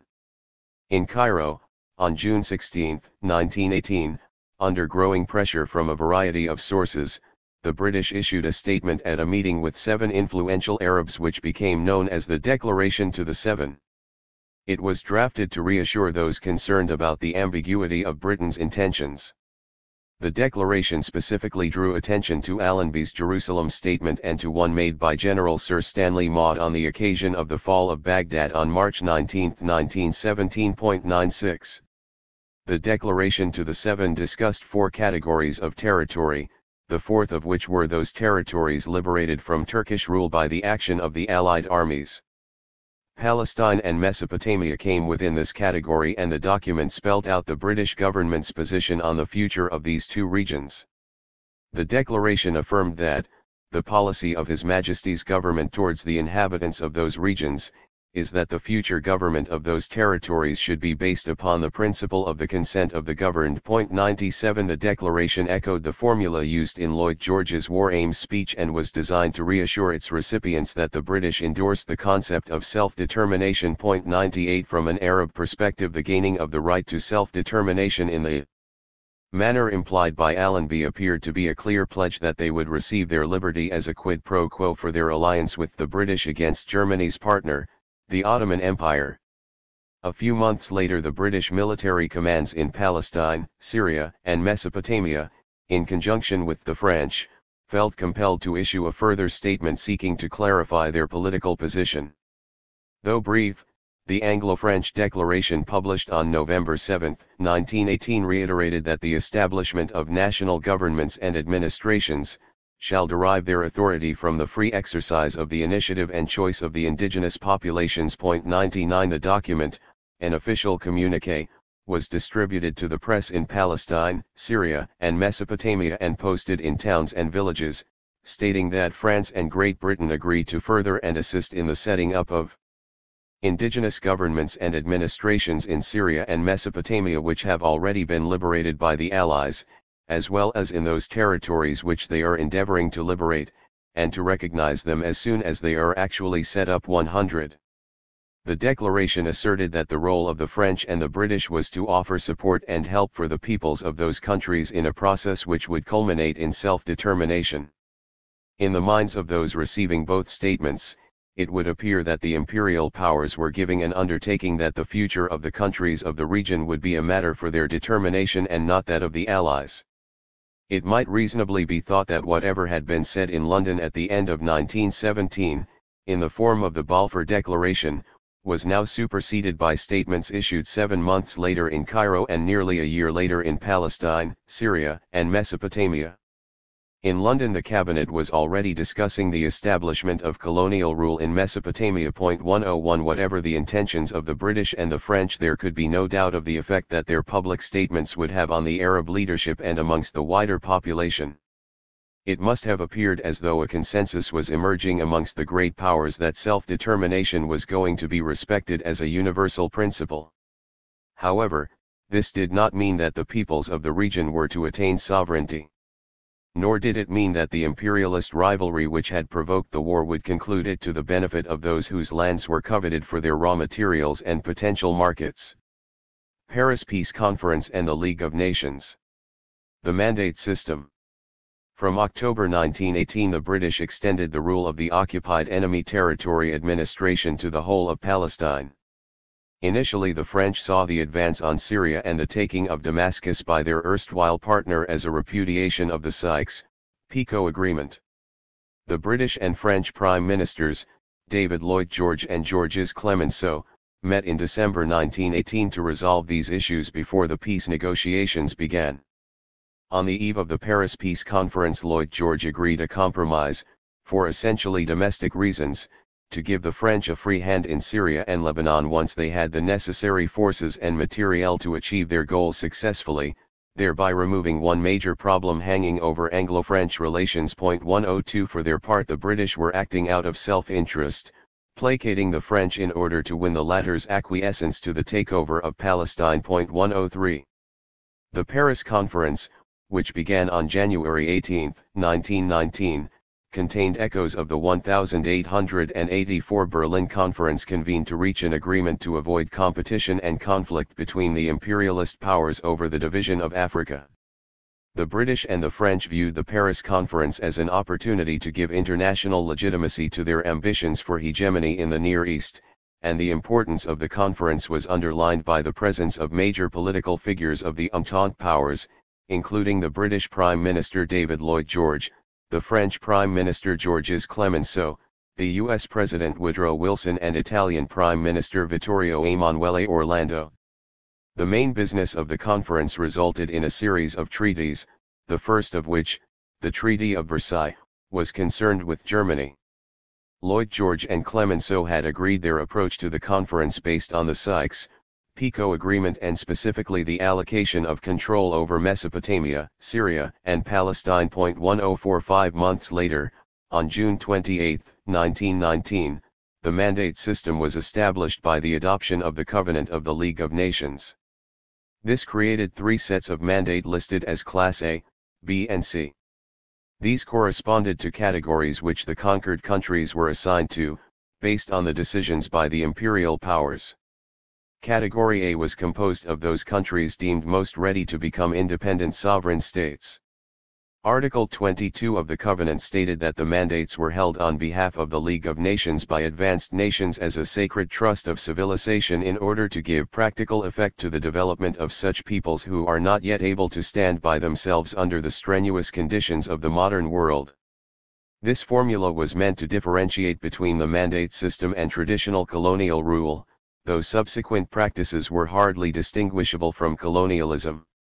The countries which Britain and France wished to obtain the mandates for were all categorized as Class A mandate countries that had reached a stage of development where their existence as independent nations can be provisionally recognized subject to the rendering of administrative advice and assistance be a mandatory until such time as they are able to stand alone.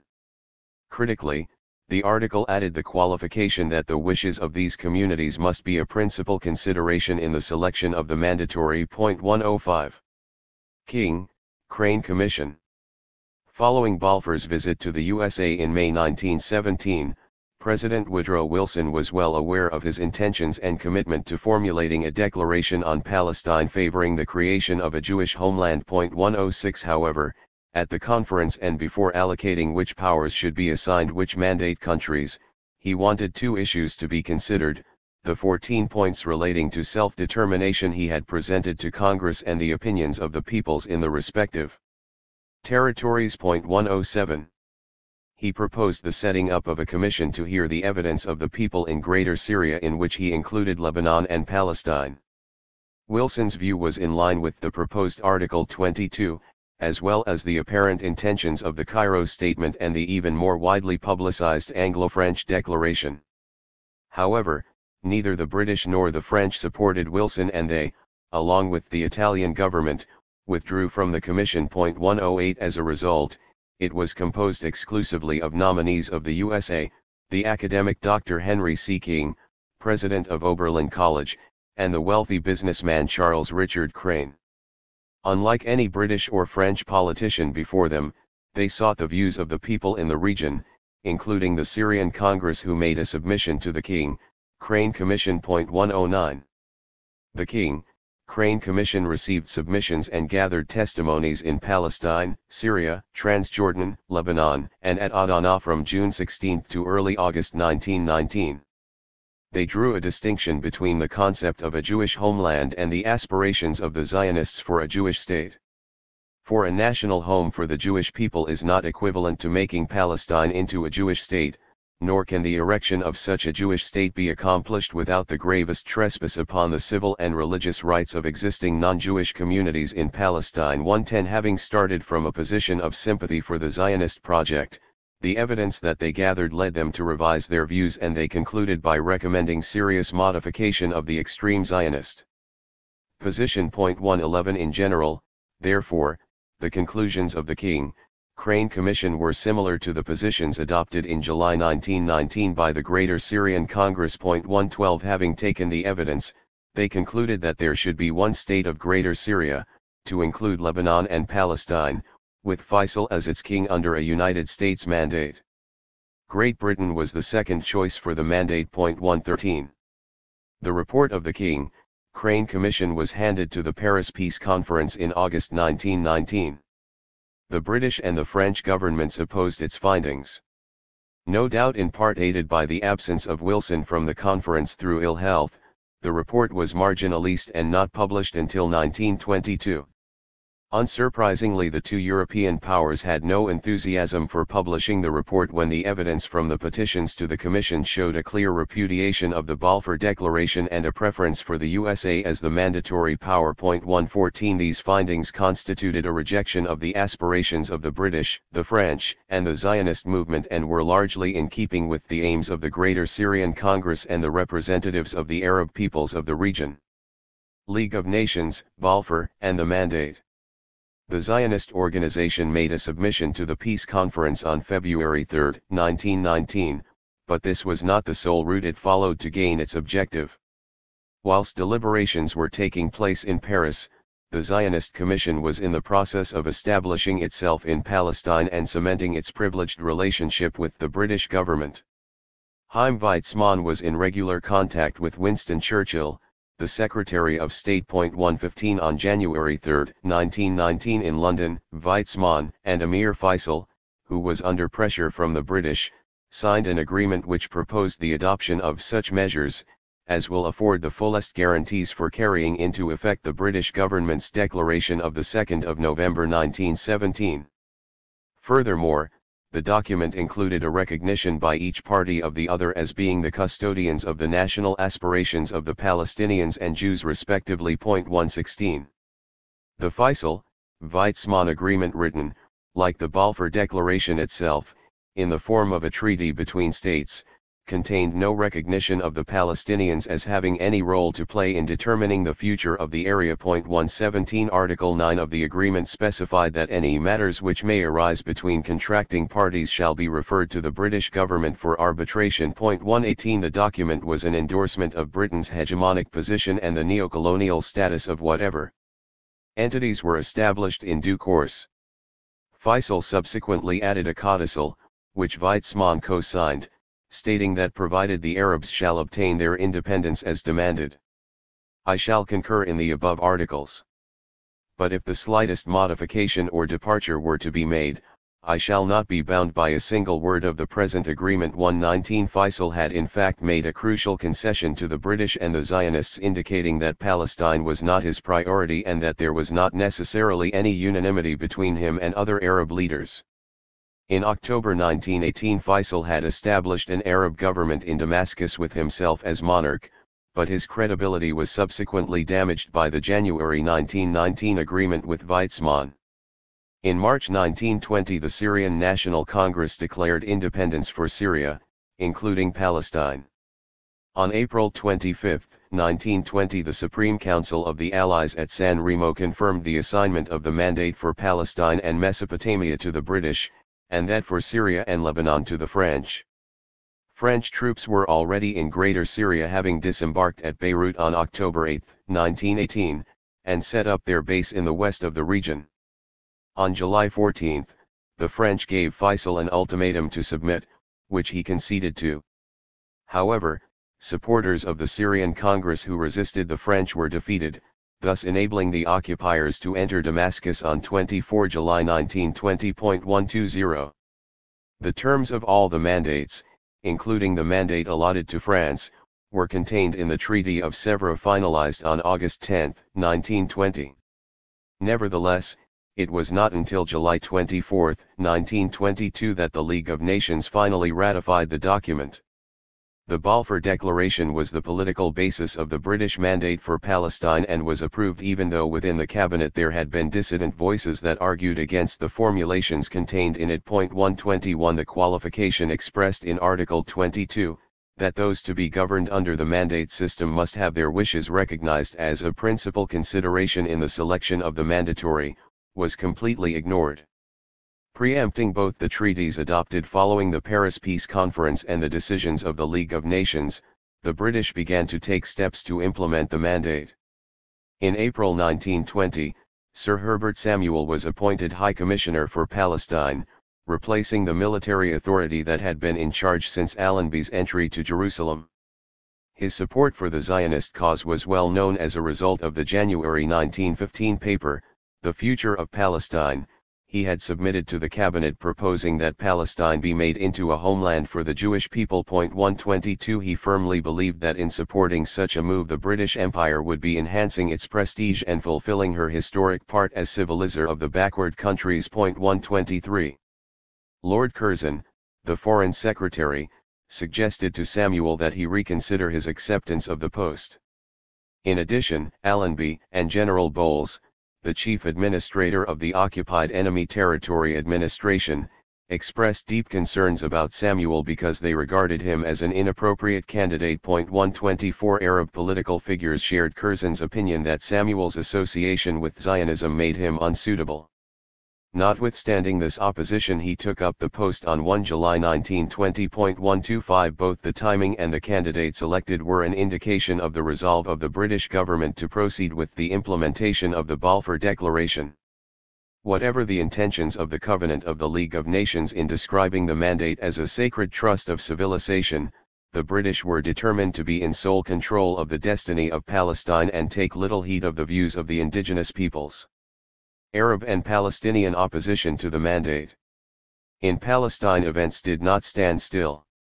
Although the Balfour Declaration was not officially publicized in Palestine until 1920, evidence of its existence had emerged in the Egyptian press just a few days after its release to Lord Rothschild. 126 The Palestinian population, who under British military rule had no control over immigration, became concerned at the increasing numbers of Zionist settlers and what this meant for their aspirations. 127 The first Arab Congress meeting in Damascus, on July 2, 1919, had already sounded the alarm, calling for an independent Greater Syria which would include Palestine.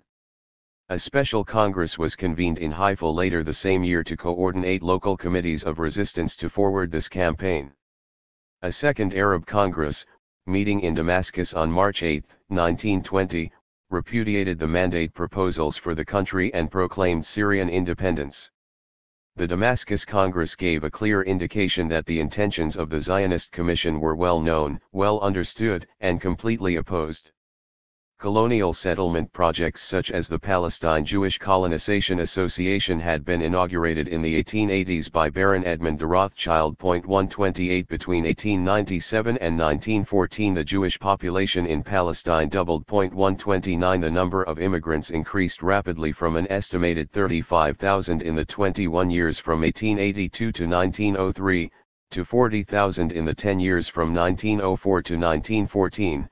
And a further 40,000 in the 5 years from 1918 to 1923. 130 Events like the Kishinev pogrom of 6 and April 7, 1903 caused many Jews to flee Eastern Europe, some to the USA and elsewhere, but with increasing numbers seeking safety in Palestine. As more land was sold, predominantly by absentee landlords, Palestinian families were deprived of their livelihoods. 131 Inevitably antagonisms arose around land disputes, with the creation of colonies which progressively replaced Palestinian workers with newly arrived settlers. With the expansion of the influence of the Zionist organization, successive groups of Jewish immigrants tended to have a more explicitly colonizing agenda reflected in their endorsement of segregationist employment policies which rendered Palestinian peasants and farmers both landless and unemployed. 132 In the context of an overwhelmingly agricultural Palestinian society, these developments had a major impact, and were resisted by the agricultural workers and their families as land sales increased. 133 For the Palestinian population, immigration lay at the root of the grievances that led to the incidents of 1920 and 1921. Between 2 and April 4, 1920, violent disturbances took place which resulted in 9 fatalities, 5 Jews and 4 Palestinians, and over 200 injured. These events became the subject of investigation by a court of inquiry presided over by Major General P.C. Palin of the British Army in Egypt. 134 Although its findings were never published, they expressed concern about the growing presumptuousness of the newly established Zionist Commission during the military administration. 135 Palin's court of inquiry concluded that the population of Palestine felt disappointment at the non-fulfillment of promises made to them by British propaganda, an inability to reconcile the Allies' declared policy of self-determination with the Balfour Declaration. 136. The report made clear in its conclusions that it considered the Zionists largely to blame for the political environment that had been created. Samuel, however, took steps to ensure that the findings were never published. 137. Whatever misgivings there had been amongst sections of the military personnel or some of the political leadership within Britain about implementing the Balfour Declaration, these were superseded in April 1920 by decisions made at the San Remo Conference and the actions of the Lloyd George government. However, the fundamental contradiction embodied in the Balfour Declaration continued to surface. Samuel tried to assure the Palestinian community that he was committed to an equality of obligation based on a full protection of the rights of the existing population, but that this was within a framework which would deliver the satisfaction of the legitimate aspirations of the Jewish race throughout the world in relation to Palestine. He acknowledged that to install the Jews in Palestine might mean the expulsion of the Arabs, but he regarded such an outcome as a failure to implement the terms of the Balfour Declaration. 138. The British attitude to Arab self-determination in general was most graphically summed up by David Lloyd George's response to a delegation of Indian Muslims on March 24, 1921. As to the Arab states, some of them are absolutely free from control. I do not think, however, that any responsible Arab chiefs would like to try the experiment of being absolutely without the support of a great Western power in Mesopotamia or Syria. They are people who have not for hundreds of years had control of these states. They are not a coherent people, they are tribal. 139. The statement encapsulated the British imperialist perspective and the Orientalist views of its politicians. He made clear that any consideration of the future of the Arab states was a matter for the British to determine, and whilst he professed strong support for the religious independence of the peoples of the empire, he was intransigent with regard to the creation of a homeland for the Jews in Palestine. For Lloyd George, Palestine fell completely outside any consideration of self-determination.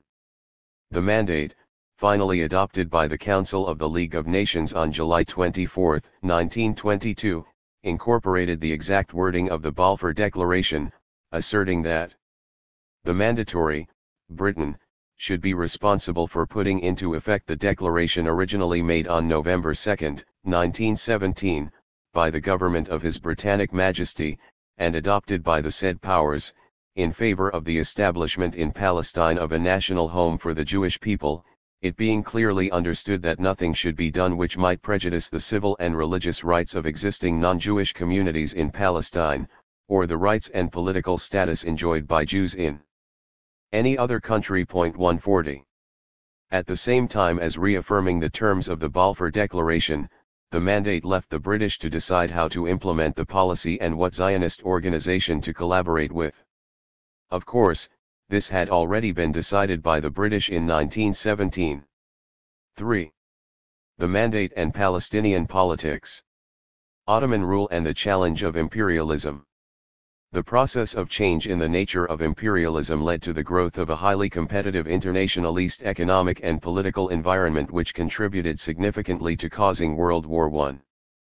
The conflict engulfed the principal competitors, transforming the inter-imperialist rivalry from a largely territorial confrontation into one more typically based on economic dominance. This form of dominance was achieved through gaining control over raw materials and the monopolization of national markets. These new features of economic, social, and political transformations began to supersede direct colonization, as hegemony was progressively achieved by the incorporation of subaltern economies into a world market. This asymmetrical relationship, which had already begun to appear in countries like Argentina and Thailand, was then encapsulated in bilateral treaties confirming the dominant, subaltern status. 1. The Arab leaders' alliance with the British during World War I, seeking to break from the Ottoman Empire, was based on just such a perspective and formed the basis of the proposals by the Palestinian leadership to the British as a means of progressing to self-determination. The Ottoman Empire, which had existed from 1517 until 1917, had established economic, social, legal, and political structures. During the 19th century the Ottoman Empire was undergoing change.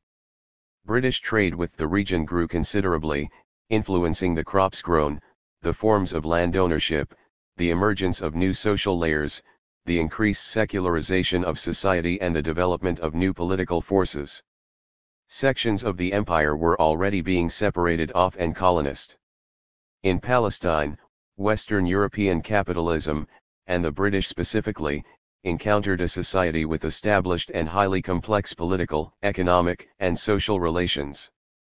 The character of Palestinian society was radically different from other colonizing experiences that the British had had over the previous centuries, in other parts of the world. The challenge of incorporating Palestine into the imperial matrix was more complicated than almost any other colonial project the British had undertaken. From at least the early 19th century onwards, the whole region had been going through an accelerating process of integration into the world economic market. Point 2 In the second half of the 19th century, the Ottoman rulers had established the Sanjaks, sub-province, of Acre and Nablus, within the Vilayet, province, of Beirut, and the Mutasarrifate, sub-province or district, of Jerusalem. Jerusalem, perhaps as a consequence of its religious importance, came under the direct rule of Constantinople.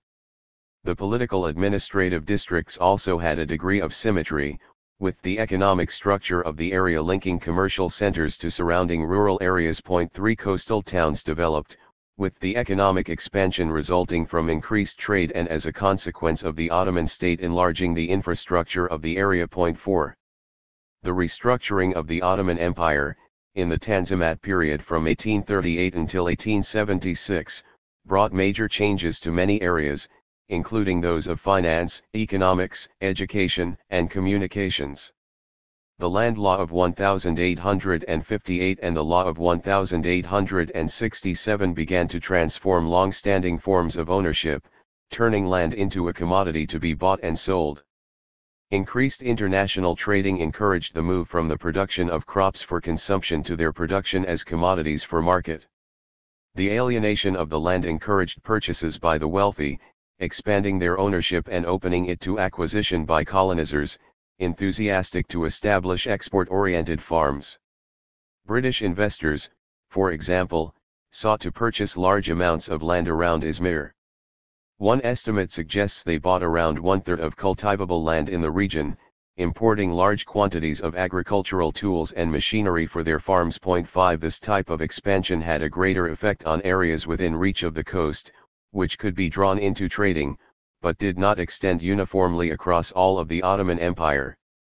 However, in Palestine, under the British Mandate, these changes to the land ownership laws had a particular effect on the fellahin, as the Zionist colonists, with relatively easier access to capital, were more able to purchase land initially from large absentee landlords wishing to sell. Land ownership and social formation. The Tanzimat land laws of 1858 had codified forms of ownership, to extend the empire's tax base, whilst the 1867 law had extended the heritability of land and, with provisos, granted permission to foreigners to own land. These laws formed the basis of a process which was to lead to the dislocation of the existing feudal land relations in the Ottoman Empire, including in Palestine, where the fellahin were obliged to work for the landowner and provide a share of the surplus produce. Point 6 This was not a process which happened simultaneously in Palestine, let alone throughout the Ottoman Empire. In Palestine the land tenure system was somewhat complicated with at least 6 forms of ownership: mulk, miri, waqf, mawat, malal, and matrika. Point 7 Only the mulk form of ownership involved the right of freehold over the land. All other forms of ownership included varying degrees of conditionality which might, under certain circumstances such as periods of non-cultivation, result in the loss of the lands. The Palestinian community was largely based in rural areas. Here most of the land was held in the form of miri or land in which the usufruct, or right of use, tasarruf, was in the gift of the state. Point 8 In fact the law considered the usufructuary possession of land as a personal, hereditary, and transferable right. Point 9 There was little difference between miri and outright freehold, but this did not afford protection against distraint. Whilst the bulk of the population were rurally based and worked in agriculture, the economic changes taking place, particularly in the field of commerce, led to the creation of forms of employment requiring new skills, and hence the growth of new social layers. The British occupied a land which, unlike many of those previously colonized, was already engaged with Western European capitalism. 10. A developing public media existed, and there was a political structure and, albeit with a limited suffrage, forms of representation. The British were seeking to hegemonize a country which had already experienced one form of imperial rule and where there was an active public debate about future political options. This was a different environment from that which British imperialism had met in Australia, for example.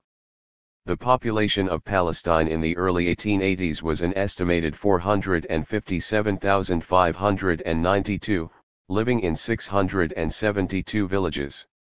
Most of the inhabitants were Muslims engaged in agriculture, the larger portion, the fellahin, or peasant, working the land. 11. The large landowners and those who held positions which were part of the structure of the Ottoman Empire tended to live in the urban areas and have come to be known as the Ayan or notables. 12. This group of families held prestigious positions in society arising from these posts, their wealth, and the influence they were able to exercise over the rural population. 13.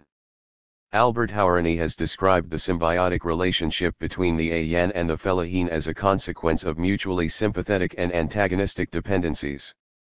The political influence of the notables rests on two factors: on the one hand, they must possess access to authority, and so be able to advise, to warn, and in general to speak for society or some part of it at the ruler's court; on the other, they must have some social power of their own, whatever its form and origin, which is not dependent on the ruler and gives them a position of accepted and natural leadership. 14. These relationships often came to influence the political allegiances which people held. Like all ruling groups, the Palestinian Ayan were not monolithic. Some, like the Khalidi's, were religious scholars holding more or less hereditary posts in the Sharia courts. Others, like the Jerusalem-based Nashashivis and Husseinis, were large landowners. The changes that had taken place under the Ottomans impacted differently on the two groups. These landowning groups were the principal beneficiaries of the changes brought about by the land laws as they moved quickly to amass agricultural land. Using available legal, illegal and extra-legal methods to do so. 15. The durability of the influence of the Ayan as a whole can be seen from the frequency with which family names recurred as prominent political figures throughout the Mandate period. 16. Members of the Ayan were to play the leading formal role in Palestinian politics for the first decade of the Mandate period. It is important to note, however, that not all the owners of land in Palestine lived within its boundaries. The first substantial sales of lands to the Zionist colonizers were made by absentee landlords like the Sursuk family, based in Beirut. The buying and selling of land by these absentee landlords frequently resulted in the fellahin becoming landless and deeply indebted. In 1920 the Sursuk family sold around 50,000 acres of land, a transaction which led to the eviction of some 8,000 sharecroppers. 17. Those selling also included German and French landowners. 18. The sales were governed by the Tanzimat land laws and often resulted in those working the lands being evicted by Ottoman troops. From 1917 onwards it was British troops that enforced the court decisions based on the same laws. As a result of these sales, peasant producers lost their livelihoods and were transformed into sharecroppers, indebted tenants, or dispossessed wage laborers. Opposition to the sale of land to the Zionists led, as it had already in the 19th century, to mass demonstrations in both 1920 and 1921. Those who were removed from their lands and able to find employment became part of the then small Palestinian working class, principally based in the docks, quarries, small-scale industries and on the railways. As this process accelerated, those unable to find employment gravitated towards the cities and added to the ranks of the landless poor, something the British feared. Even those who retained a lot viable, an area of land deemed adequate to ensure self-sufficiency, were frequently obliged to abandon it in return for money to pay their debts. 19. In Palestine, following the introduction of the laws, the fellahin, fearful that land registration was the harbinger of new taxes, or military conscription, frequently preferred, or even sought, the protection of an urban notable, under whose name they consented to have their land registered. 20 Furthermore, there was no cadastral survey of land in Palestine that could readily provide information to the military administration about ownership, and this subsequently made it difficult for the fellahin to establish their inherited right to ownership or even usufruct. 21 The fellahin who were displaced were deprived of their livelihoods and forced to seek employment elsewhere or, if it was possible, to work in the countryside under new, more disadvantageous, terms of daily or seasonal engagement. Many went to the expanding towns on the coast seeking employment as workers, however there they met challenges produced by the newly arrived colonists and the exclusionary policies pursued by the Zionist organizations. The implementation of the laws which facilitated land sales, authorized by the courts and enforced by the state, subverted the credibility of a political stance which advocated reliance on the Ottoman Empire as the best defender of the interests of the agriculturally based Palestinian society. Since the turn of the century, reports of protests by fellahin facing eviction from lands purchased by the Zionist colonizers had already appeared in the Arab media. The earliest major dispute over land occurred in 1885 at Petah Tikva. Disturbances also occurred at Tiberias in 1901-2 and at Afula in 1910-11.22. There was a growing realization that the advance of Zionist settlement was unlikely to be halted by those whose laws facilitated the purchase of land and colonization in the first place. The war and the Arab revolt posed an alternative perspective. Amongst some of those who had been advocating a pan-Arabist political orientation against the Ottoman Empire, the view grew that an alliance with those Arab leaders who were preparing to link up with the British against Constantinople might lead to the introduction of more effective measures to prevent land sales and help them retain their lands. 23. During the Mandate period, the laws which had been introduced under Ottoman rule were augmented by the imposition by the British of further legal constraints. The High Commissioner introduced a series of measures which had an especial effect on land ownership. The Land Transfer Ordinance of 1920 and the Survey Ordinance facilitated the sale of lands which aided the purchases by the Zionists. The Ma'at Land Ordinance, 1921, made it difficult for the fellahin to incorporate neighboring wasteland into the plots they worked. In addition, the Malo Land Ordinance, 1920, prevented Palestinian farmers from extending their lands. In these latter two examples, the ordinances countermanded existing Ottoman law which the British were meant to retain. 24. The urban-based Palestinian Christians in the country numbered around 25,000 and were generally not engaged in agricultural work. Under terms established with successive rulers of the Ottoman Empire, France acted as a guardian of Christians in Syria, Lebanon, and Palestine. Orthodox Christians came under Russian protection. 25 The Christians benefited from the protections afforded by these capitulations or concessions, which in reality placed foreign residents outside the law. These privileges, together with their access to missionary schools, made them well placed to take on roles in commerce working with European traders and the expanding professions. 26 Christian merchants paid lower rates of duty than Muslim merchants and, benefiting from their more favorable relationship with European traders, often established themselves as the money lenders and bankers for Muslim artisans, landowners, and peasants. 27 Newspaper proprietors and editors could also be found amongst this growing middle class. Like their Muslim counterparts, the names of members of prominent Christian families recur as leading participants in Palestinian political life. 28. Having a population very similar in size to the Arab Christians, the Jewish community lived mainly in the four holy cities of Jerusalem, Tiberias, Safed and Hebron. 29 Whilst many Jews were religious scholars living off alms, others were engaged in artisanal work providing services to their communities. 30 In some fields, like finance, they played a role similar to other minority communities in the Ottoman Empire who facilitated trade and exchange at the point of encounter between majority communities and those outside. 31 These patterns began to change with successive aliyah, phases of immigration, especially from the beginning of the 20th century onwards, as Jews who arrived from Eastern Europe brought different skills and experiences with them.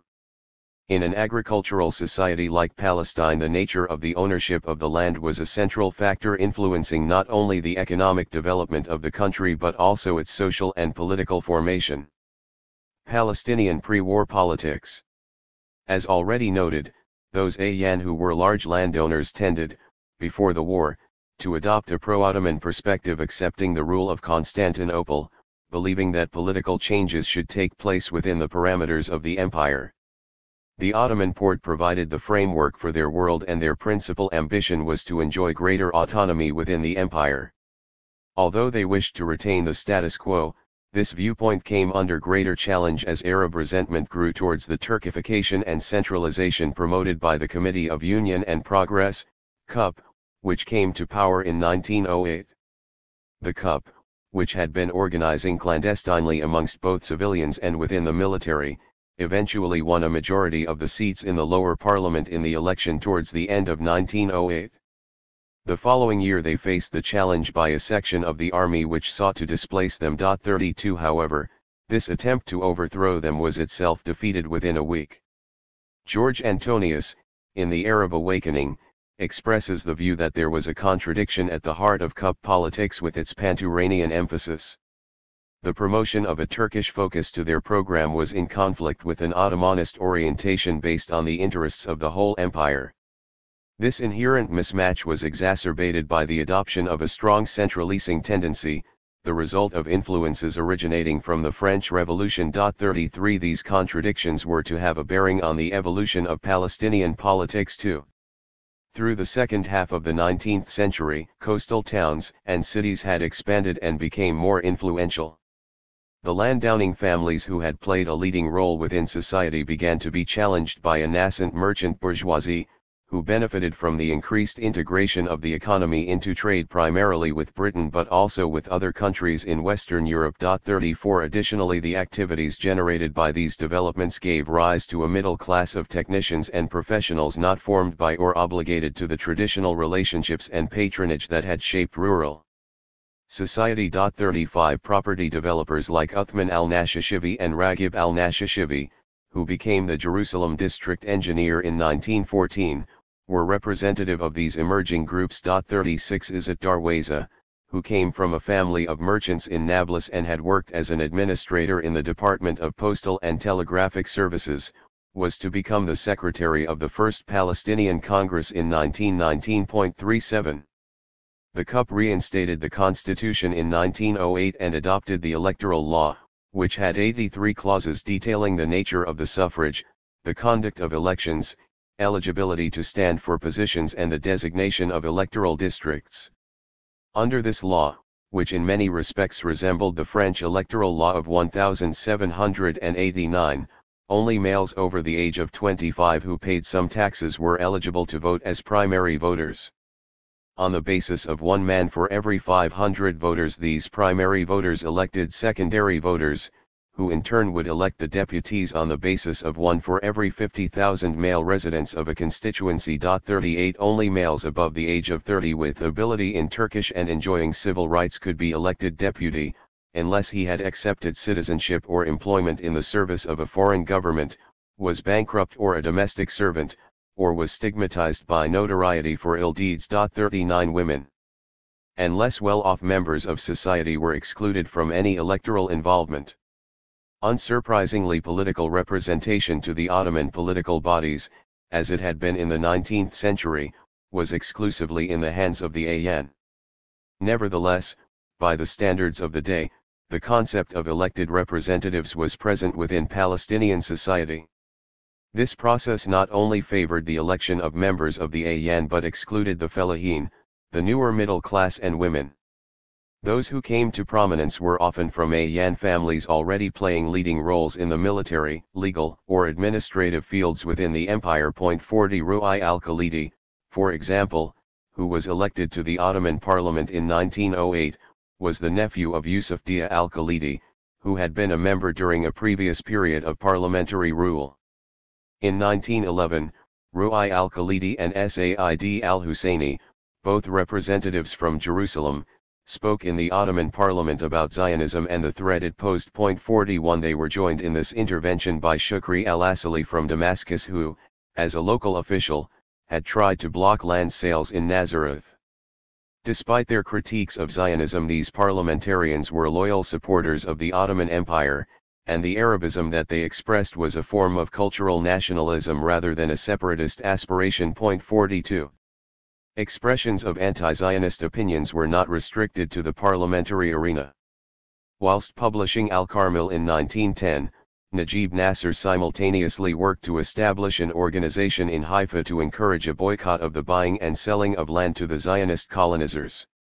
The Patriotic Ottoman Party was set up in Jaffa in the same year, and in 1913 an attempt was made to convene a conference in Nablus in opposition to Zionism. 43 This growing antagonism to Zionism predated the Balfour Declaration and was reflected in opinions expressed by the newspapers that began to be published around the same time. 44 In the post-war environment, all existing political, economic, and social formations were faced with a series of problems. The Ayyan, whose privileges rested on their capacity to act as intermediaries between the Ottoman rulers and the peoples of the area of Greater Syria, were, following the war, deprived of their patron, and to maintain their traditional role they would need to convince the British of their indispensability. The political bodies, through which they had made representation to those who ruled in Constantinople, no longer existed. The economic environment to which they had been used had already begun to change because of the Ottoman land laws turning land into a commodity for sale and purchase on the open market. The arrival of a colonizing power, applying those laws and authorizing their utilization by the Zionist settlers, resulted in sections of the Ayyan, mainly those outside Palestine, selling land to profit from the increases in prices. Throughout the 1920s, however, as entrepreneurs and nascent capitalists, they were faced by a further problem, and that was the arrival of Zionist colonizers, some of whom were able to access capital on a larger scale than themselves. These accumulating challenges emerged in the context of the imperial settlement which the British and the French were intent on imposing.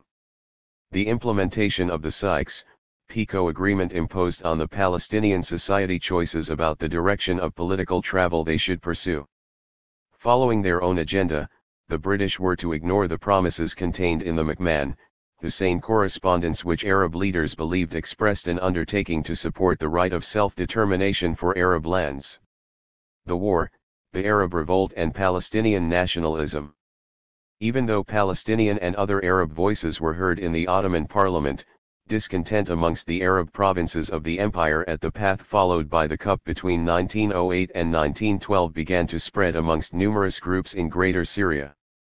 Amongst the Arab population, this political shift was reflected in the opinions expressed in the media and through new political and cultural bodies such as Al-Muntada Al-Adabi, the literary club, established in Constantinople in 1909, and Hizb al-Lamarkaziyya al-Idariya al-Uthmani, the Ottoman Decentralization Party, founded in Cairo in 1912. 45 Whilst some of the prominent families remained pro-Ottoman, others developed a pan-Islamist outlook, whilst yet others gravitated towards a pan-Arabist opinion.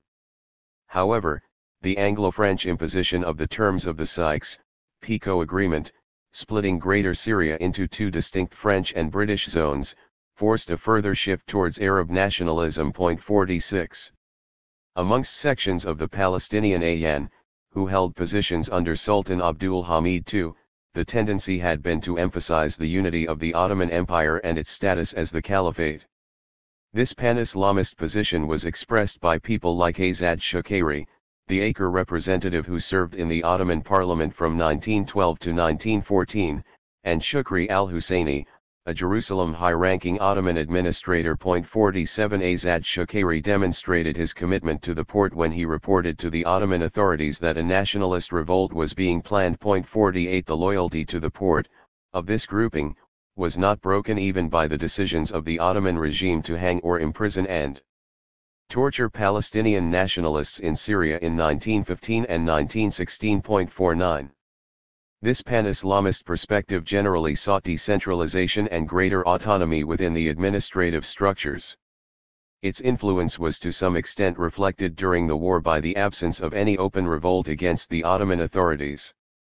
In reality, of course, the picture was more nuanced, since some recruiting was carried out in Palestine for the Sharifian army. 50 However, over time the repressive regime imposed by the Porte coupled with the corrosive privations experienced by the mass of the population during the war progressively undermined pro-Ottoman sympathies. 51 In 1917, following the defeat of the Ottoman forces in Palestine, a pro-Ottoman position became less sustainable and the majority of the Ayyan turned to the British to preserve their status.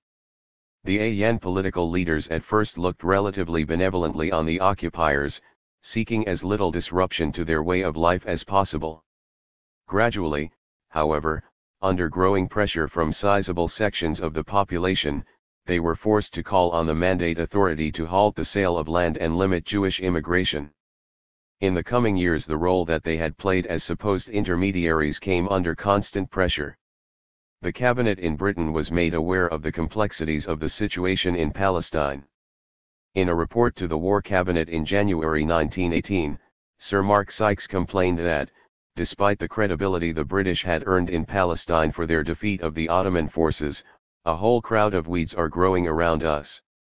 He listed 6 concerns, of which he placed Arab unrest in regard to Zionism at the top, followed by French jealousy in regard to our position in Palestine, friction among the Arabs, Franco-Italian jealousy, and Zionist, suspicion and chauvinism.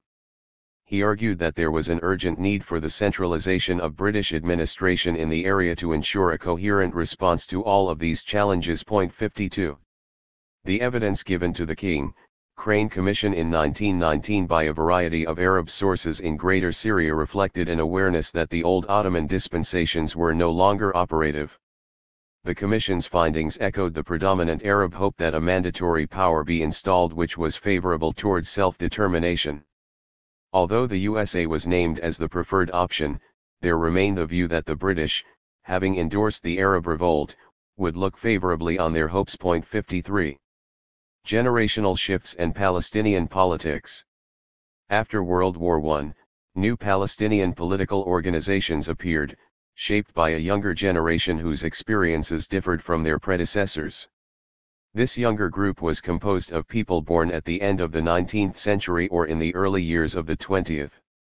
The older generation had been used to the customs and practices of the Ottoman rulers, but the British occupation of Palestine severed that link. Perhaps understandably, the older generation attempted to maintain the existing state of affairs by trying to replicate those relationships with the British. The younger generation, not having had that association with the Ottomans or having benefited from such relationships, did not have their attitudes towards the new rulers shaped by the same experiences. 54 To a degree, this generational break was also linked to the emergence of new social layers.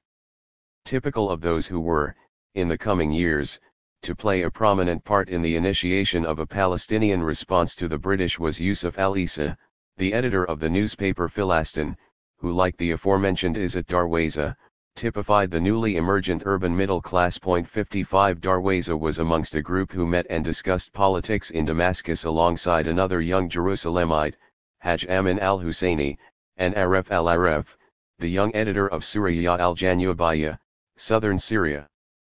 On May 31, 1920, this group formed Al-Jamiyya al-Arabiyya al-Filastiniyya, the Palestinian Arab Society. 56 Whilst within the political groupings there was of course no absolute division on the basis of age, it was nevertheless a recurring phenomenon that a younger generation came to the fore to take the lead in opposition to the mandate. The attitude adopted by those groups dominated by the older generations, like the Muslim Christian Association, MCA, formally established in February 1919, was less confrontational than bodies formed and led by those who were younger, like Al-Nadi al-Arabi, the Arab Club, and Al-Muntada al-Atabi. British officials, recognizing these differences, looked upon the MCA more favorably and were even thought to have facilitated its establishment. 57 However, although these age differences were evident, they did not produce a complete break of those involved with their family allegiances. 58 The Damascus Protocol.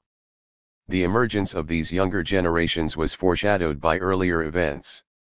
New political forces began to emerge, often including members of a younger generation, oriented towards a pan-Arabist future for the region, viewing Palestine as southern Syria. This greater Syrian political project was developed clandestinely by members of groups like Al-Faydat, the Young Arab Society, and Al-Ahd, the Covenant Society, who proposed an alliance between the Arab peoples seeking self-determination. 59 Having originally approached Emir Faisal in January 1915, later the same year, on May 23 in Damascus, they formally presented to him their proposals for the region with the request that it be presented to his father Sharif Hussein for his approval. Faisal, now a member of Al-Faydat, returned to Mecca on June 20, 1915 and, with the support of his brother Abdullah, persuaded Hussein to endorse the document. 60. The Damascus Protocol, or Damascus Program as the document is sometimes referred to, has been called the foundation document and the lodestar of the Arab Revolt. 61 The Arab leadership who were to enter into discussions with the British about an alliance against the Ottoman Empire defined their territorial expectations in a very precise manner. The recognition by Great Britain of the independence of the Arab countries lying within the following frontiers. North, the line Mersinadana to parallel 37 degrees north. And thence along the line Bayerjakurfa Mardin Midyat Jazirat, Ibn Umar, Ahmadiyya to the Persian frontier. East, the Persian frontier down to the Persian Gulf. South, the Indian Ocean, with the exclusion of Aden, whose status was to be maintained. West, the Red Sea and the Mediterranean Sea back to Mersin. The abolition of all exceptional privileges granted to the capitulations. The conclusion of a definitive alliance between Great Britain and the future independent Arab state. The grant of economic preference to Great Britain. 62. The boundary indicated to form the western border of Arab lands incorporates the whole of Palestine, Lebanon, and Syria. The Damascus Protocol was an explicit definition of the expectations as to what the leaders of the Arab revolt sought for the region. This was to be the basis of their discussions with the British and what they expected to gain in return for their support against the Ottoman Empire. Following Faisal's return to Mecca, Sharif Hussein's first note to Sir Henry McMahon, sent on July 14, 1915, used precisely the protocol's formulations to define the geographical boundaries, adding the proposition that Great Britain will agree to the proclamation of an Arab Caliphate for Islam. 63 The letter reiterated the proposal to give the British preferential economic treatment, and proposed the abolition of all capitulations in the Arab countries and the organization of an international Congress to order their abolition. 64 This proposition was entirely congruent with the British wish to gain economic hegemony in the region.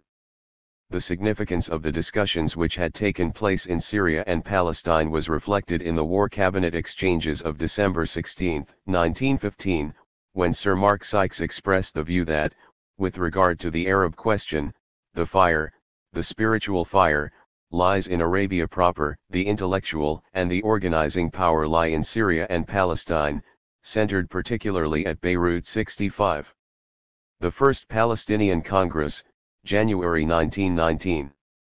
The formula of the Damascus Protocol was partially echoed in the positions adopted by the First Palestinian Congress held in Jerusalem between January 27 and February 10, 1919. 66 The Congress, presided over by Aref Pasha al-Dajani, president of the Jerusalem branch of the MCA, agreed a number of proposals and decided to send a delegation to the Paris Peace Conference. 67 They adopted the position that this district of ours, meaning Palestine, remain undetached from the independent Arab Syrian government that is bound by Arab unity, and free from all foreign influence or protection. 68 Expressing its desire for a Palestinian state, its opposition to Zionism and its rejection of France as a mandatory authority, the Congress viewed Palestine as part of Arab Syria and insisted on the unity of Palestine and Syria.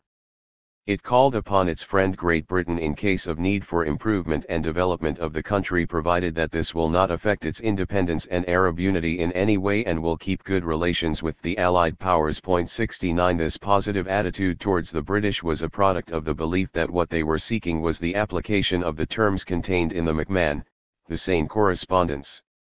Adopting an explicitly anti-Zionist position, the Congress emphasized the difference between its opposition to Zionist immigrants and those Jews, who have been Arabicized, who have been living in our province since before the war. They are as we are, and their loyalties are as our own. There were some sections of the Sephardic Jews resident in Palestine who, in April 1920, responded to an appeal by the MCA, signed an anti-Zionist petition and 3 years later held a meeting in a synagogue expressing support for these views. These developments were opposed by the Jewish National Council, who stopped any of these events being widely publicized. 70 The key focus of the Congress was opposition to the British actions and policies centered on the issues of land sales and Jewish immigration. The British and the French sought to apply pressure on those attending the Congress. Both parties lobbied sections of the Congress in order to persuade those present to adopt positions favorable to one or other country. British intelligence officers and members of both the French and Italian consulates in Jerusalem attended the Congress, pushing their respective countries' agenda. The outcomes of the Congress were influenced by these countervailing pressures and added to the dynamics generated by the differentiation taking place within Palestinian society. 71. The Congress failed to resolve the question as to what the relationship between Palestine and Syria should be. As a consequence, delegations reflecting the two wings of the Congress opinion were prepared, both to the Paris Peace Conference and to Faisal in Damascus. 72 Those who put forward the proposal for an independent Palestine did so on the basis of securing an alliance with the British rather than breaking with it.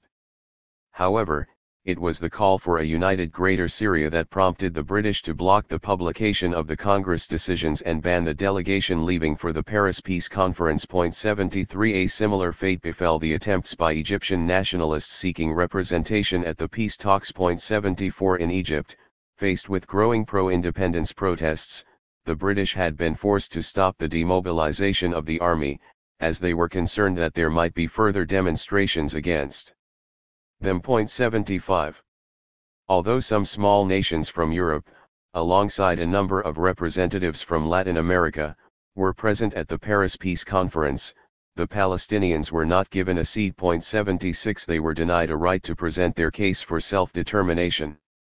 Whilst the leaders of the Zionist movement were allowed to address the conference directly, the Palestinian demands could only be presented through Emir Faisal. 77 Speaking on the February 6, 1919, Faisal's statement emphasized that the Palestinian claims were based on President Woodrow Wilson's own declaration in favor of the right of nations to self-determination. 78 Despite the attendance of delegates from a variety of countries, some of whom might have been sympathetic to the Palestinian cause, the major decisions were ultimately made by the Big Three: Lloyd George, Clemenceau, and Wilson. 79.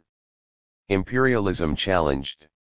Both during and after the war the British Empire came under attack, through anti-colonialist and anti-imperialist struggles, as movements in a number of countries disputed Britain's right to rule over them. The war had weakened the capacities of all the imperial powers to maintain their control over vast colonial territories. On June 18, 1920, at a conference of ministers in Downing Street, the view was expressed that the British had to limit the extent of their responsibilities in order to avoid a grave risk of disaster. The report made clear that should the cabinet decide to continue the attempt to maintain simultaneously our existing commitments at Constantinople, Palestine, Mesopotamia, and Persia, the possibility of disaster occurring in any or all of these theaters must be faced, and the likelihood of this will increase every day. 80. This heralded a further rupture with the imperialism of the past, revealing the limitations of occupation and colonization as the staple hegemonizing practice. The sharpest of these struggles in the British Empire was undoubtedly in Ireland, but elsewhere, in Egypt, Iraq, and India, British hegemony was under question as mass nationalist movements developed, some resulting in armed confrontations.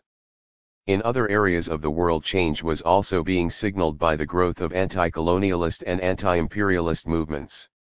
The South African Native National Congress, forerunner of the African National Congress, was founded in 1919 and the first Pan-African Congress took place in Paris in the same year. Vietnamese nationalists as well began to organize in Paris in 1919. There were the May 4th movement protests in China against imperialism, and 1919 there were anti-colonialist and anti-racist riots in Jamaica, British Honduras, and Trinidad. In the Near East the response of the British, as it had been during the war, was to seek to create alliances which would benefit the achievement of its longer-term goals.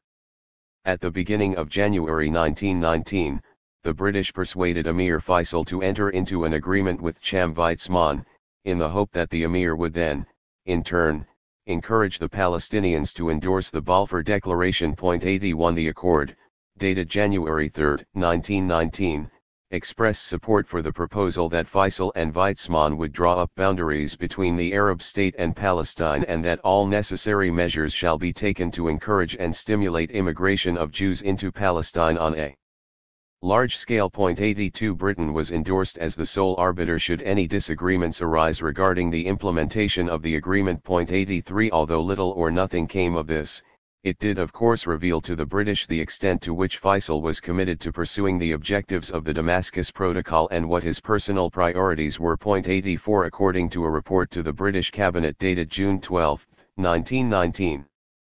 Emir Faisal had from the preceding month begun the work of breaking down the dislike of the Arabs to the policy of the Zionist Jews and had informed an Arab delegation in Damascus that he did not consider the aims of the Arabs to be incompatible with those of the Zionists. 85 Whatever the estimation of Faisal's stance on the British position and on the Zionists, General Clayton, the military commander in Jerusalem, was sufficiently cautious about the response of the people in the city to ban the distribution of a Muslim-Christian society circular affirming that Palestine was part of Syria and opposing the proposal for a national home for the Jews. 86. On July 2, 1919 the General Syrian Congress, meeting in Damascus, opposed Faisal's position. It rejected the claims of the Zionists for the establishment of a Jewish commonwealth in that part of southern Syria which is known as Palestine. Echoing the First Palestinian Congress, the Damascus Congress asserted that, "We desire that there should be no dismemberment of Syria and no separation of Palestine from the mother country." 87 Both placed their trust in the British, but Faisal and the notables, who led the MCA, were at odds with each other about the direction of travel expressed in the agreement with Weizmann. At root this disagreement mirrored the ambiguity of the Balfour Declaration and the policies of the British. It is little wonder that a degree of confusion reigned when, on November 12, 1919, the British Cabinet agreed a statement that the Balfour Declaration of November 2, 1917, does not contemplate the flooding of Palestine with Jewish immigrants, the spoliation or eviction of the present landowners in Palestine or the grant of profitable concessions to individuals, or the government of a majority by a minority. 88. The British, however, faced other challenges, especially in Egypt where widespread revolt, including orchestrated strikes, broke out. 89 The Home Secretary circulated monthly and sometimes weekly reports to the Cabinet on the progress of revolutionary movements assessing political developments within the empire and beyond.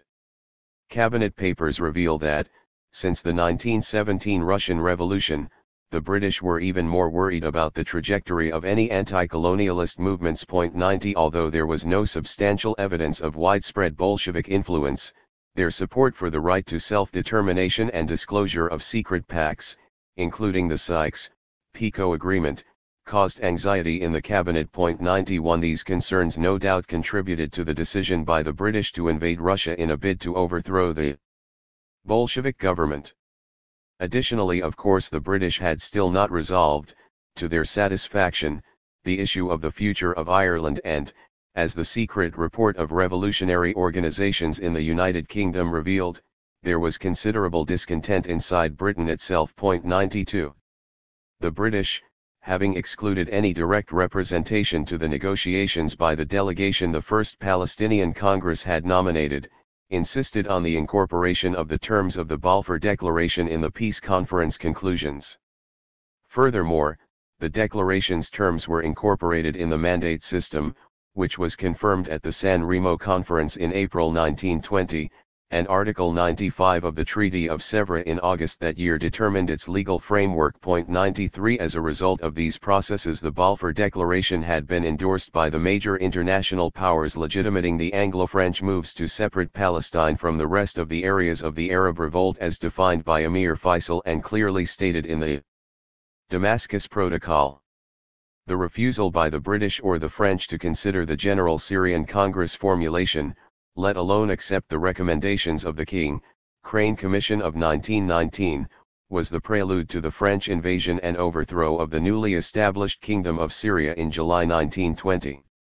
The attack was carried out with the full support of the British, who took steps to dissuade the inhabitants of Transjordania from giving any backing to those attempting to defeat the French. 94 The unified movement for Greater Syria faced a fundamental dilemma as a result of the British and French occupation and division of the two zones.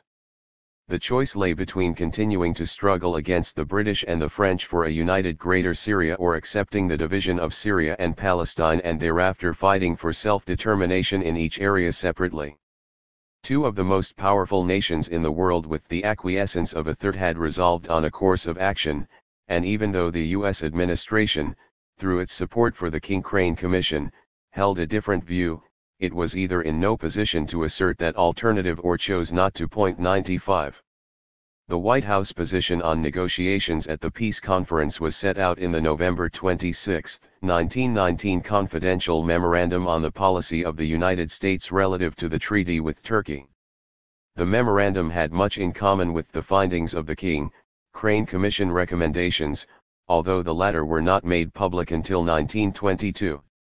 Directly addressing the issue of the Sykes-Picot agreements, it asserted that no power except the United States can prevent the carrying into effect of those notorious secret agreements, which would lead certainly to war and probably to another World War. 96. For their part, the official British position, which had been drafted in the Hotel Astoria, Paris on February 7, 1919, presented the situation of Palestine like that of other regions in the area, stating that the population is mixed, and has not a common will.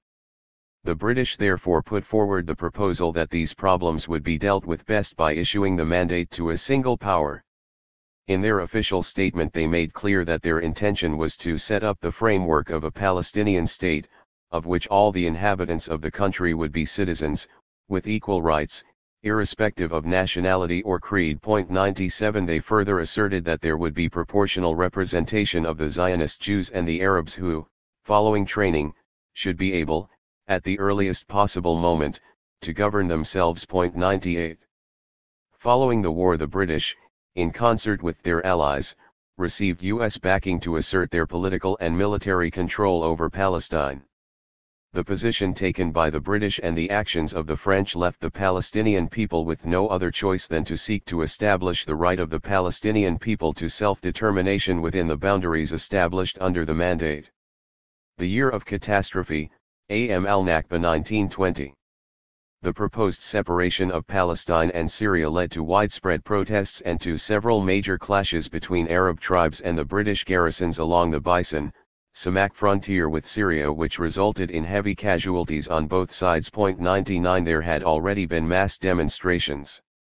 On February 27, 1920, 1,500 Palestinians demonstrated in Jerusalem, a further 2,000 in Jaffa and around 250 in Haifa against British policies. 100 On April 4, following the Nebi Musa pilgrimage, violence broke out, resulting in the deaths of 5 Jews and 4 Palestinians. On April 24, the Jamiyat Fatah Filastin, the Palestinian Youth Society, organized a military attack against a British unit in Samak by over 2,000 armed Bedouins from the Horan and Bison Valley. 101. The inquiry under Major General P.C. Palin, which took place in Cairo, was essentially restricted to looking at the events at and near Jerusalem. On 4 April, the commission sat for 50 days and heard 152 witnesses. The report contained Palin's assessment of the general situation, in which he made clear that in an operational sense, the Zionist system of intelligence evidently knew a great deal more about the inner workings of the administration than the corresponding department of the administration did about the Zionists. 102. Palin's overall judgment was that the Zionists adopted the attitude of "we want the Jewish state and we won't wait," and they did not hesitate to avail themselves of every means open to them in this country and abroad, to force the hand of an administration bound to respect the status quo and to commit it, and thereby future administrations, to a policy not contemplated in the Balfour Declaration. The report explained that we are faced with a native population thoroughly exasperated by a sense of injustice and disappointed hopes, panic-stricken as to their future and as to 90% of their numbers in consequence bitterly hostile to the British administration. They are supported and played upon by every element in the Near East of an anti-British character and are ready to throw in their lot with any leader who will rise in revolt against Allied authority. Already it is said that elaborate plans are being discussed and dates fixed for an insurrection which may involve the whole of Islam in the Near East. 103. The report concluded that the causes of the alienation and exasperation of the feelings of the population of Palestine included an inability to reconcile the Allies' declared policy of self-determination with the Balfour Declaration. 104. The report's findings focused on the events, stating that although there were a number of operational errors in the handling of the demonstration, the sense of duplicity felt by the Palestinian population coupled with a feeling that the British were predisposed to favor the Zionists was unjustified. 105. The judgment on the 4 days of rioting around the Nebi Musa pilgrimage by the Palin Commission, which was not released until many decades later, expressed the view that the Zionist Commission and the official Zionists, by their impatience, indiscretion, and attempts to force the hands of the administration, are largely responsible for the present crisis. 106. In Damascus, tensions between Syrian, Palestinian, and Iraqi groups surrounding Faisal led to irreconcilable splits, nullifying the prospect of a pan-Arabist alliance developing and hastening the adoption of discrete national perspectives. Faisal intervened to stop the publication of articles on the role of Zionism in the local press and prompted the formation of the Syrian National Party, Al-Hizb al-Watani, composed of leading notables, to further the aim of establishing Syria as a separate entity with himself as constitutional monarch. 107. Pressure built to dismiss Palestinians, and indeed Iraqis, from his government as members of the Syrian National Party, having felt marginalized by the foreigners, sought to carve out their own niche in the administration. 108. Faisal, under threat from the French, capitulated and abandoned the Syrian Congress program. The French swiftly intervened and suppressed any opposition, forcing Faisal to leave Damascus on July 27, 1920 to seek refuge in Haifa, where he was greeted by the newly arrived British High Commissioner for Mandate Palestine. 109. The British were complicit in allowing the French to occupy Syria and opposed any attempt by Arab forces to resist. In so doing they isolated the Palestinian national struggle and imposed an interpretation of the McMahon-Hussein correspondence which contradicted the understanding held by Arab leaders. The goals of the Arab revolt embodied in the Damascus Protocol, which summarized their hopes, were ignored. The whole region was far from stable, as opposition to British rule in Iraq erupted into armed struggle in June 1920, resulting in thousands of Iraqi and British deaths and injuries. 110. Faced by an uprising that had inflicted significant defeats on the British and removed their control over the majority of the territory of Iraq, Churchill convened a conference in March 1921 in Cairo to assess the consequences and determine the response of the government. 111. In a very short space of time the Palestinians had experienced a rejection of their demands expressed in the First and Third Congress decisions and reflected in the 1920 and 1921 demonstrations, and had witnessed the military defeat of nationalist movements in neighboring areas by the French and then the British. Armed uprisings against far superior military forces ended in victory for the imperialist power. According to George Antonius, the year 1920 has an evil name in Arab annals. It is referred to as the year of catastrophe, Am al-Nakba. So widespread was the anger at what was perceived to be a betrayal that there came a time when practically the whole of the Arab rectangle was seething with discontent, expressing itself in acts of violence. 112. Whilst the expression of Palestinian opposition to British policies did not, at this moment, take the form of a national armed struggle as it had in Iraq and to a certain extent in Egypt, it did lead to mass popular expressions of opposition to their policies. The arrival of Sir Herbert Samuel as the first High Commissioner of Palestine, taking over from the military in July 1920, did not convince those opposed to the Zionist movement that Whitehall intended to treat the Arab inhabitants equitably. Samuel himself had argued in January 1915 in a memorandum to the British cabinet that, widespread and deep-rooted in the Protestant world is a sympathy with the idea of restoring the Hebrew people to the land which was to be their inheritance, an intense interest in the fulfillment of the prophecies which have foretold it. 113 His appointment had been the subject of debate in the House of Commons the day before he was due to leave to take up his new post.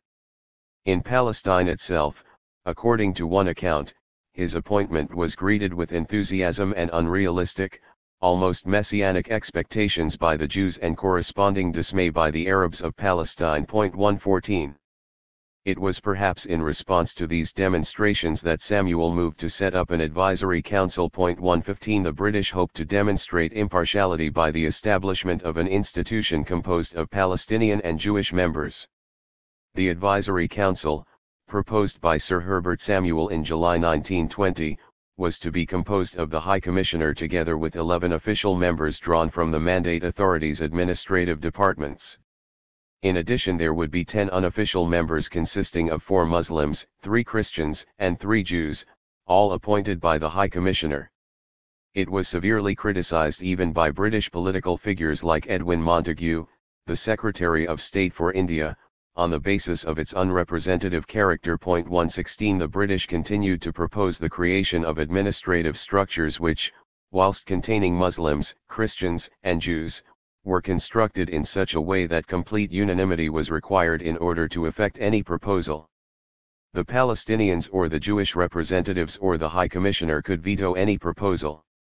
Effectively, this blocked majority opinions being expressed and handed disproportionate power to the Zionists and of course the British. The Third Palestinian Congress, December 1920. It was against this backdrop of mounting expressions of popular anger that, following the banning of the Second Congress, the Third Palestinian Congress took place in Haifa from 13 to December 19, 1920. This exclusively Palestinian gathering represented a more concerted effort to coordinate the process of challenging British policies. Representatives from Haifa, Jerusalem, Nazareth, Nablus, and a number of other towns gathered in the city. They included members of the MCA, the Association of Christian Youth, the Association of Muslim Youth alongside members of Al-Nadi al-Arabi and Al-Muntada al-Adabi. Local organizations or prominent local figures had endorsed the credentials of those attending. 3 items were prominent on the agenda of the Third Congress: a.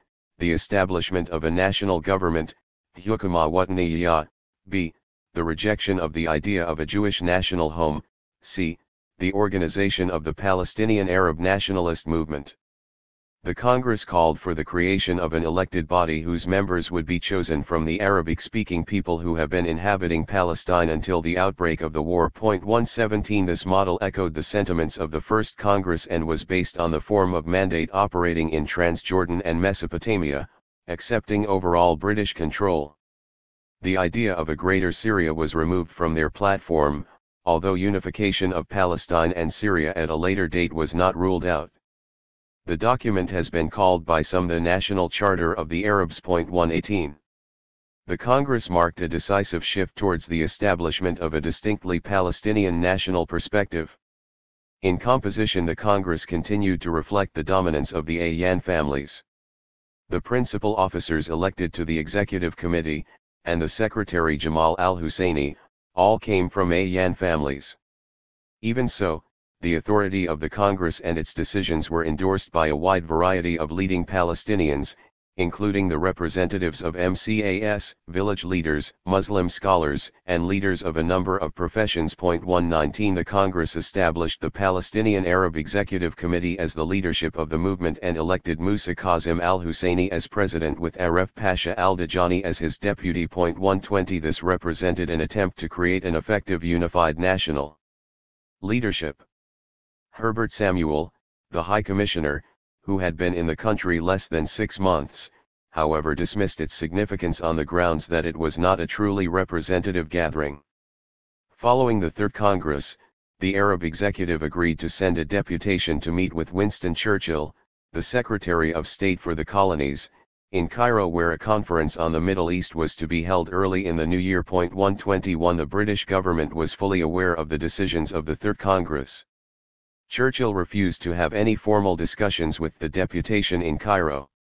When eventually they met, in Jerusalem on March 28, 1921, Musa Kazim read a paper explaining in detail the stance taken by the Congress. 122 The position of the deputation of the Executive Committee of the Haifa Congresses is recorded in the report on Middle East Conference held in Cairo and Jerusalem presented to the Cabinet. Churchill was at pains to point out that it was a courtesy meeting rather than an official one, insisting that they ought really to be addressing the High Commissioner. 123 Musa Kazim presented the positions of the Congress to Churchill in the form of a memorandum. The document drew the distinction between Britain occupying a country and owning it, and argued that whilst the Palestinians constituted a nation and a power, the Zionists were neither. The Balfour Declaration was, the memorandum argued, a contract between England and a collection of history, imagination, and ideals existing only in the brains of Zionists who are a company, a commission but not a nation. By contrast, it went on, the British had agreed a contract with King Hussein, the price of which had been paid when the king rose against the Turks. The arguments mustered ranged from the legal, the historical, the moral, the economic, the cost to the British and the political consequences.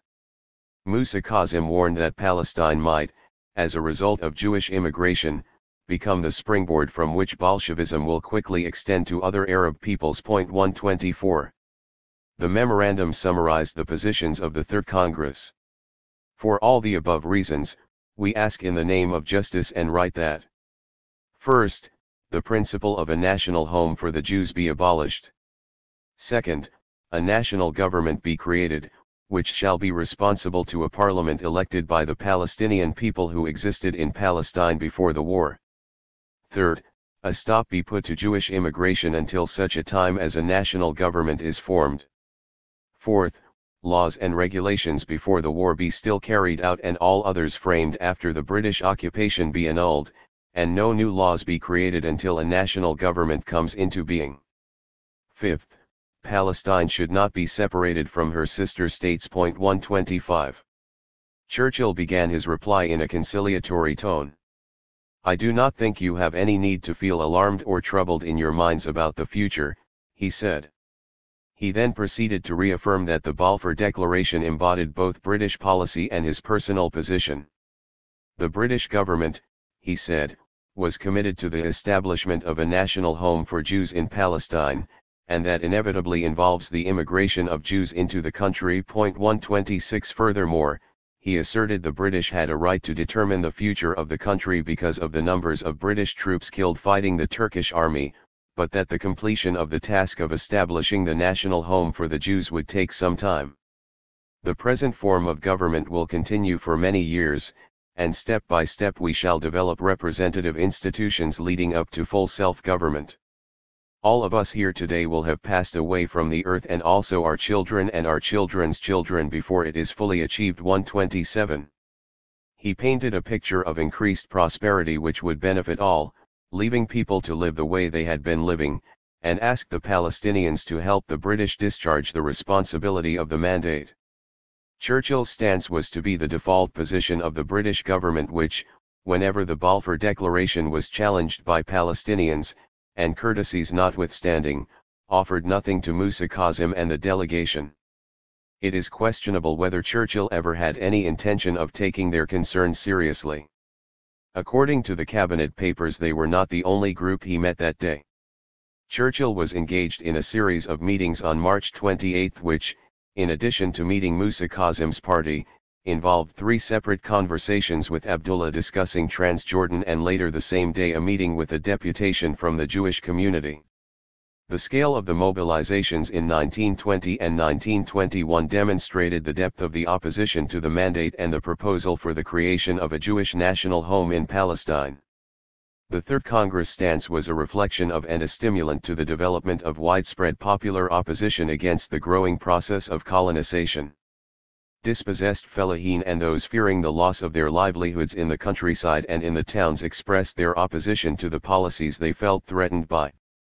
The British response to the clashes of May 1921 was to establish another commission, the Haycraft Commission, to investigate. Fourth Palestinian Congress and the Haycraft Commission Report, 1921.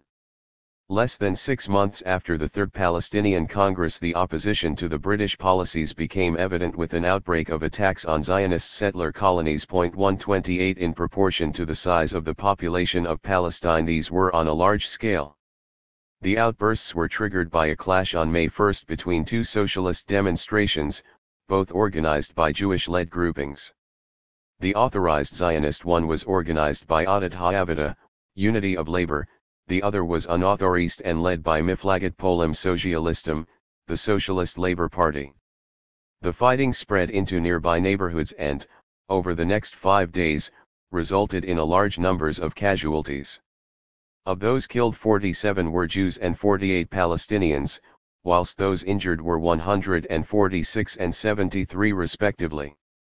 The Arab casualties were largely due to British police action. 129 Following this new wave of popular mobilizations and fighting, on May 7 Sir Herbert Samuel established a commission under Sir Thomas Haycraft, Chief Justice of Palestine.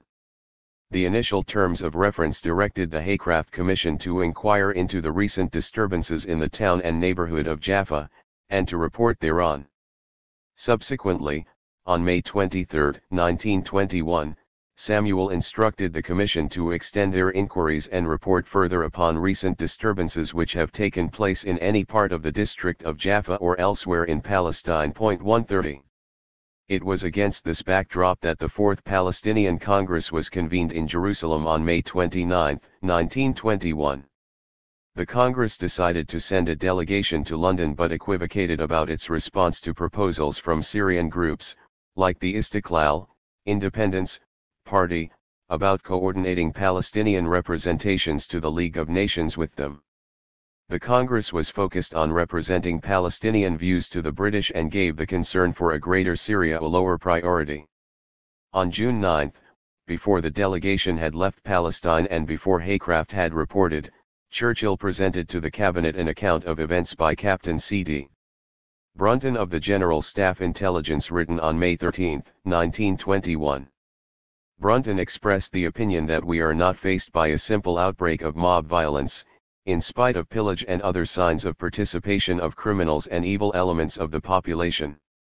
The troubles in Jaffa and other parts of the country are only the expressions of a deep-seated and widely spread popular resentment at the present British policy. He concluded that if that policy is not modified, the outbreaks of today may become a revolution tomorrow. 131 Churchill was well aware of the gravity of the situation. In the end, the delegation left for London, via Egypt and Italy, on July 19, 1921. On August 12 they met with Churchill, who offered nothing new and encouraged them whilst there to meet with Chaim Weizmann to seek some form of conciliation with the Zionist organization. Musa Kazim al-Husseini made clear that they had come to speak with the British government and did not recognize Weizmann as having any locus in those discussions. After much persuasion, they agreed to meet him on November 29. Despite Churchill's intentions, however, nothing of any significance came from the meetings. 132. On September 2, 1921, the president of the delegation, Tawfiq Hamid, and the secretary, Shibli al-Jamal, wrote to the president of the League of Nations outlining their opposition to the Balfour Declaration and the mandate proposals. The letter was a reasoned statement of the Palestinian case for self-determination, pinpointing the central contradiction of the document. The authors identified the third paragraph of the preface to the mandate as the crux of the problem, wherein the question of a national home for the Jews is discussed. The safeguarding of our civic and religious rights are mentioned, but there is not a word about our political rights, whilst in Art. 2 of this same document the political rights of the Jews in Palestine are plainly noted. This leads us to conclude that the words development in self-government which occur therein are meant to apply to the Jews alone. 133. The delegation well understood the intentions of the British and the role of the League of Nations in thwarting Palestinian national rights. Following the meeting with Churchill and before that with Weizmann, the three members of the delegation, Tawfiq Hamid, Amin Bey al-Tamimi and Shibli al-Jamal, went to Geneva to meet with Syrian representatives. Following extensive discussions, the group issued a joint statement to the League of Nations on September 21, outlining demands on the future of Palestine, Syria, and Lebanon. In essence, this was an affirmation of the demands for the right to self-determination of the three countries, including the right to unify, for an end to the occupations by the British and the French, for the right to unite and elect a civilian government, and for the rescinding of the Balfour Declaration. 134 Further attempts to develop this initiative were unsuccessful, however. The Haycraft Commission, with its expanded remit, published its report in October 1921, Palestine, Disturbances in May 1921. Reports of the Commission of Inquiry with correspondence relating thereto. 135 The Commission looked in detail at some of the events of May. According to some, the refusal by the British earlier in the year to grant permission for demonstrations to take place when Churchill was in Palestine created tensions in the city. 136 According to the Commission's interim report, on the Qadira raid, the participants in those events came from a highly politicized environment. The people of the area were familiar with the terms of the Balfour Declaration. Newspapers and journals were widely available, and those who were not able to read had the newspaper accounts translated and read to them. The report states that, in a small Muslim center of this sort, the people are more politically minded than in a small English country town, and the discussion of politics is their chief, if not their only, intellectual occupation. 137. The disturbances had included the attack on the Jewish colony of Petach Tikva, about 7 miles northeast of Jaffa. The report suggested that when the attack took place on May 5, the numbers involved might have been anywhere from 1,000 to 2,000 people, some of who were armed and some on horseback. The following day the numbers involved declined to around 400, of whom about 20 were carrying rifles. 138 Troops and aircraft were used by the British to disperse the attackers. The Haycraft report made clear that the sentiments recorded in the Palin report about the previous year's demonstrations in Jerusalem were echoed at Petach Tikva. The Commission asserted that we consider that any anti-British feeling on the part of the Arabs that may have arisen in the country originates in their association of the government with the furtherance of the policy of Zionism. 139 The report noted that one of the main Palestinian grievances was that the Zionist Commission was given preeminence by the British and acted as an imperium in imperio sic. 140. In dealing with the events, the Haycraft report commented on Palestinian perceptions about the increasingly discriminatory way in which British rule tended to favor the Zionists. Various aspects of the administration, including specifically the orders governing the sale of land, were viewed as advantageous to the Jewish settlers and discriminatory towards the Palestinians. In some cases this was identified as a consequence of the actions by partisan individuals within the administration, in others as a result of government policies or actions. Haycraft noted the displacement of Arab workers by Jewish ones in the Public Works Department and on the railway, the tendency of a Jewish official to favor contracts being awarded to Jews, the tendency of Jewish traders to purchase only from Jewish businesses. The report identified this as systemic and not an occasional phenomenon, endorsing the view that sectarian practices impacted on the evolution of social groups, and in this instance the working class. Attention was drawn to social differences between the communities, giving examples of contrasts in the social mores of the newly arrived Jewish settlers which caused offense to the Palestinian community, suggesting that there was an insensitivity on the part of the immigrants towards the indigenous population. There is evidence to suggest that these sentiments were, at least in the early years, shared by sections of the Mizrahi Jews who were also alienated by the behavior of some of the Zionists. 141 However, the report recorded that, in the view of the authors, there is no inherent anti-Semitism in the country, racial or religious. 142 The thrust of the Haycraft report was that the Palestinian attacks on the Jewish colonies were a substitute for confronting the British. The riots or disturbances reported on by Palin and Haycraft were presented as having a degree of spontaneity, arising out of particular incidents, but they clearly reflected underlying grievances held by large sections of the Palestinian population relating principally to the sale of land and the subsequent evictions. Haycraft drew a distinction between the urban and rural populations, identifying religious affiliation as constituting the closest bonds within society rather than social or class interests. His estimation of the Palestinian working class was quite blunt and infused with the imperialist and Orientalist values of the day. The non-Jewish working people of Jaffa, while forming a compact community, differ in important respects from a European proletariat.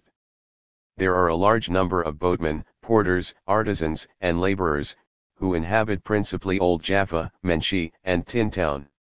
They are sociable, credulous, excitable, readily collecting in crowds at any moment when any cause of excitement arises, but with Muslims there is no class consciousness, as in a European proletariat, cutting through the bonds of race and religion. There are no classes in the European sense of the word. 143. Leaving aside its tendentious tone, the comment confirms the more general point that the Palestinian working class was small and in the process of formation as dispossessed fellahin seeking employment gravitated towards the towns. 144. The chief aspiration of many of those evicted remained to win back the lands they had worked. Initially this may have contributed to a degree of ambivalence towards severing all links with the land. Dispossessed fellahin, displaced to the urban areas, may not have been able to gain employment, or the work on offer may have been unskilled, low-paid, and with little guarantee of security of employment. The initial hope to return to the land may not have seemed unreasonable given that there were a variety of forms of land ownership available. 145. In this context it is understandable that the organizations of workers which were established were more concerned with social welfare than the traditional trade union concerns of pay and conditions of employment. However, this pattern began to change through the 1920s. 146. Presented to Parliament in October 1921, the Haycraft Report, according to High Commissioner Samuel, was viewed favorably by the Palestinians and adversely by the Zionist Commission. 147. Like the Palin document, it focused on trying to record the sequence of events that had taken place, and the attitudes and behavior of the participants. One proposal was to remove Dr. Eder, acting chairman of the Zionist Commission, from his post because his views were at odds with the professed gradualist position of Weizmann and the Commission. The report summarized Eder's position as provocative.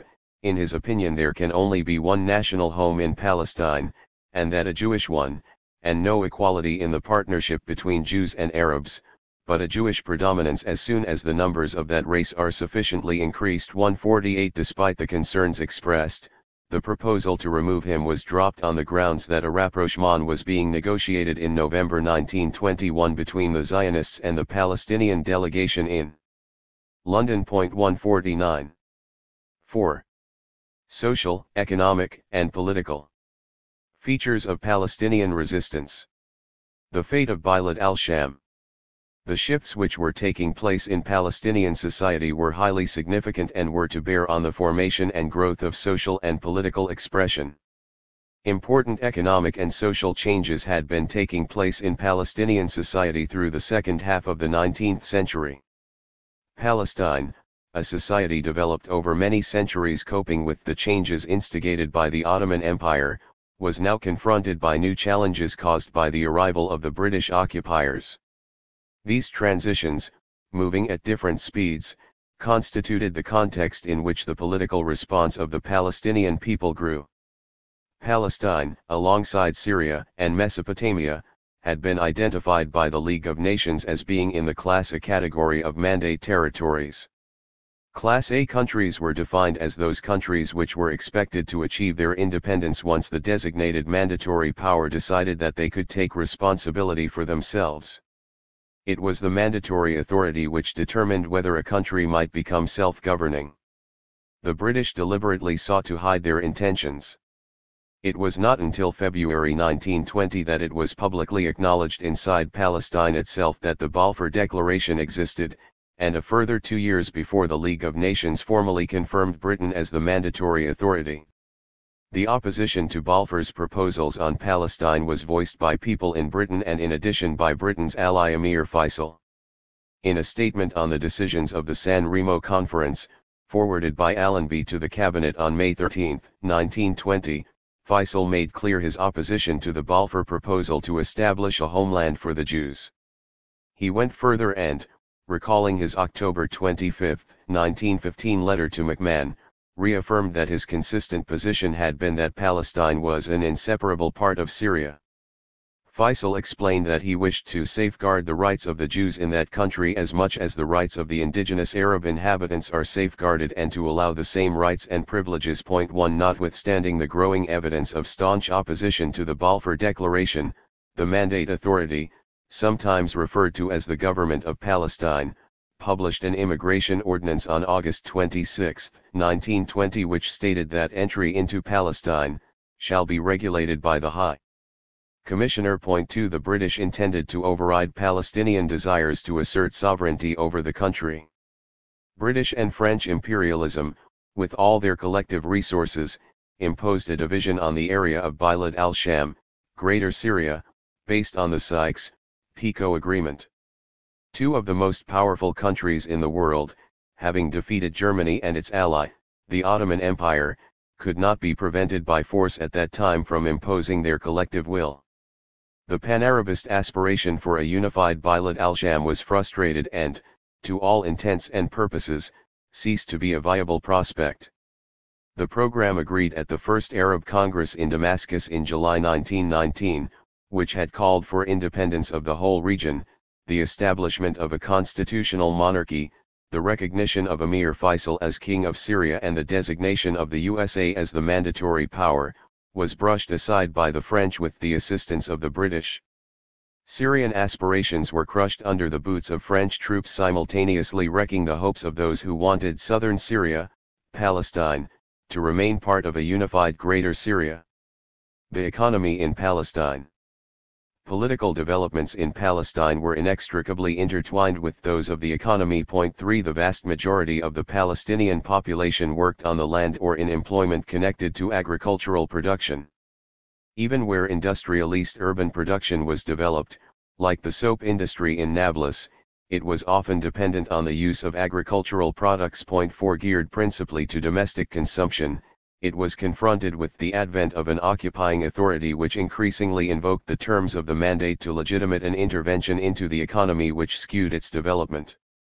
Article 6 stated that the administration of Palestine, while ensuring that the rights and positions of other sections of the population are not prejudiced, shall facilitate Jewish immigration under suitable conditions and shall encourage, in cooperation with the Jewish Agency, close settlement by Jews on the land, including state lands and wastelands not required for public purposes. 5.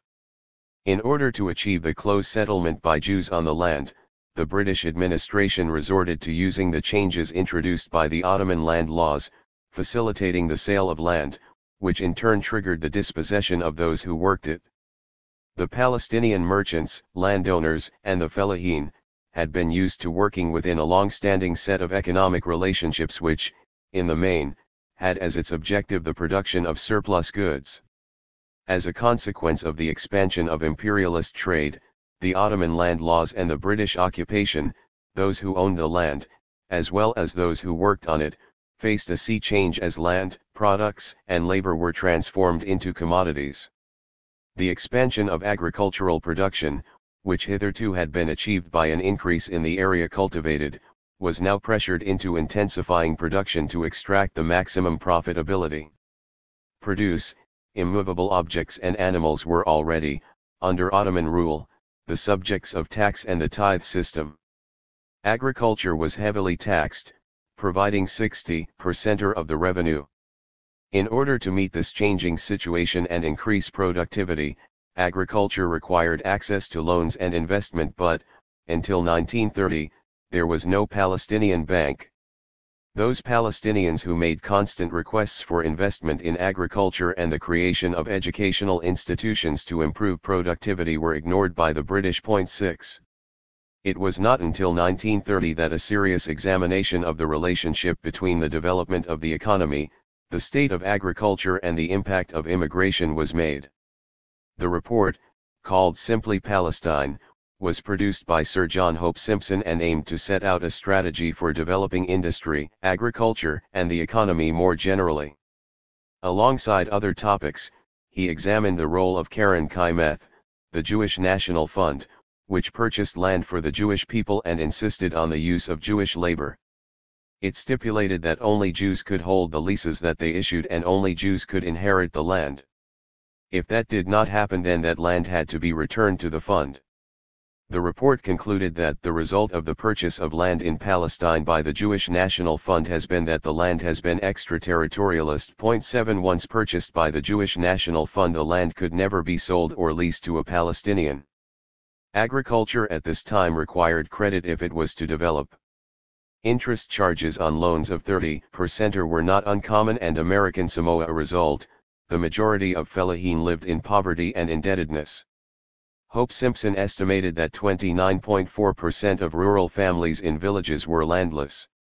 In one sub-district of Haifa, an estimated 64.2% of families faced legal actions and some faced imprisonment. Hope Simpson spelt out the plight of the fellahin. He has no capital for his farm. He is, on the contrary, heavily in debt. His rent is rising, he has to pay very heavy taxes, and the rate of interest on his loans is incredibly high. On the other hand, he is intelligent and hard-working, and pitifully anxious to improve his standard of cultivation and his standard of life. And very little has been done for him in the past. 8. The British continuously placed obstacles in the way of the creation of a solution. Even Hope Simpson acknowledged that the low levels of productivity were not a consequence of some problem inherent to the Palestinian population. The answer to the land problem was intrinsically connected to the resolution of the national question. One of the central features of British colonialism was the insistence that the colonist should pay for the costs incurred by the colonizer. 9 Palestine was no exception, and the taxes levied contributed towards the costs of roads, railways, and communication systems. However, many of the roads that were built serviced the Zionist settlements and British economic priorities rather than the majority population. Some of the major schemes, like the expansion of Haifa Harbor, were undertaken specifically for imperial purposes. 10 Whilst the investment by the British disproportionately favoured those sectors of the economy owned by the Yishuv, there was a corresponding imbalance when expenditure was to be reduced. When the Mandate Authority imposed cutbacks, they tended to fall on the areas of education, health, and other social amenities, disproportionately affecting the Palestinian population. Whilst the majority of the population had little facility to raise loans at a reasonable cost in order to invest, few, if any, obstacles were placed in the way of the import of foreign capital. Investment from abroad was frequently provided interest-free by Zionist supporters, and on occasion the British, assisted by supporting appeals from the Zionists for loans. 11 A series of ordinances encouraged Zionist banks, credit, and cooperative societies. 12 Not having an extensive banking system placed Palestinian producers at a distinct disadvantage. One colonial office official summed up the situation: Palestine is as rigidly controlled as the most backward protectorate and has not the remotest vestige of sovereignty or independence. 13 It was indicative of the relationship that Imperial Britain made those under occupation pay for it and pay for their own defense. 14 As the economy encountered the world market, the commodities it produced faced increasing competition. Palestinian agricultural goods were vulnerable to price fluctuations and the periodic crises in the world economy. This became very evident during the 1929-31 crash in world prices for cereal crops. 15 Wheat on the domestic market fell from £40 per ton in 1929 to £6.7 in mid-1930. Olive oil fell in price from £100 in April 1929 to £40 per ton in June 1930. 16 Zionist settler producers were similarly affected by periodic economic crises, but the consequences were partially mitigated by the changing patterns and character of immigration, which rose or fell depending on circumstances, and as a consequence of the inflow of new capital. 17 Palestinian merchant capitalists whose enterprises were in transition from the practices and relationships dominant in the Ottoman period, were at a disadvantage in comparison to the resources available to the developing industrially oriented bourgeoisie of the Yishuv. Ifran Habib, in his analysis of India in the mid-19th century, argues that during a period of colonialism it is possible to have a complex combination of modern or quasi-modern relationships. Refusing to put a label on the 1857 revolt, he argues that, to characterize the revolt as either feudal or bourgeois would be unhistorical. The time for one was past, the time for the other had not yet come. 18 The economy of Palestine could be similarly described as one caught between a set of relations, with both pre-capitalist and capitalist features, and the juggernaut of the new imperialist-dominated world market. 19 The areas of the economy in which the Palestinian capitalists were overwhelmingly based received little or no protection against the vicissitudes of the world market.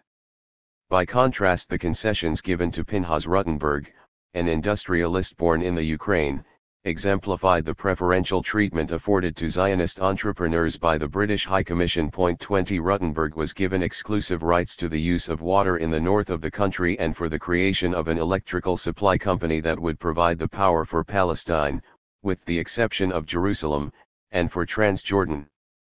In 1923, the ownership of the Palestine Electric Corporation Limited was organized in such a way as to ensure that it was always in the hands of a pro-Zionist holding company. In order to minimize opposition, much of the preparation to establish the company, including discussions with the Brandeis Mack Group in the USA, was undertaken and remained in secret. The British further proposed protecting the scheme by prohibiting local municipalities from opening up contracts for competition. 21 Thus, even if a Palestinian entrepreneur wished to invest in the field, they were more or less prohibited by the Mandate Authority from doing so. In the financial sphere, the Palestinian economy faced a similar monopolistic obstacle. In the decade following World War I, banking was dominated by foreign banks and credit cooperatives, leaving little space for local banks to develop. 22 Banking was under the influence of foreign-owned companies such as Barclays Bank, DCNO, the Ottoman Bank and the Banco de Roma. It was not until 1930 that a Palestinian bank was created. The economy was completely controlled by the British administration who, in 1926, centralized money regulation through the establishment of the Palestine Currency Board. The British government controlled the financial regulations with Palestine in the same way they did other colonies. The money used in Palestine was minted in London, having been exchanged for money sent from Palestine. Initially the Egyptian pound was used, but this was later changed to sterling, and the monetary reserves of Palestine were held in Britain and so constituted a virtual loan to HMG His Majesty's government. 23 Industry based on the imported capital tended to focus on production to meet the demands of the newly arrived settlers. In the mid-1920s, those entering Palestine were mainly skilled workers or members of the middle classes, many bringing additional capital and an experience of industrial production. This combination facilitated the creation of new enterprises. The establishment of the Lodz textile factory, founded by immigrants from Lodz, Poland, who had themselves worked in the textile industry, was an example of this phenomenon. 24 Additionally, the trade, which had existed between the Palestinian community and the Yishuv, was disrupted by the boycott initiated in 1929. The increase in immigration led to the growth of the market based on Jewish consumers and eventually diminished the impact of the boycott. 25 Rather than two distinct economies developing in isolation from each other along parallel lines, there was a single economy in which there existed competing and contradictory components.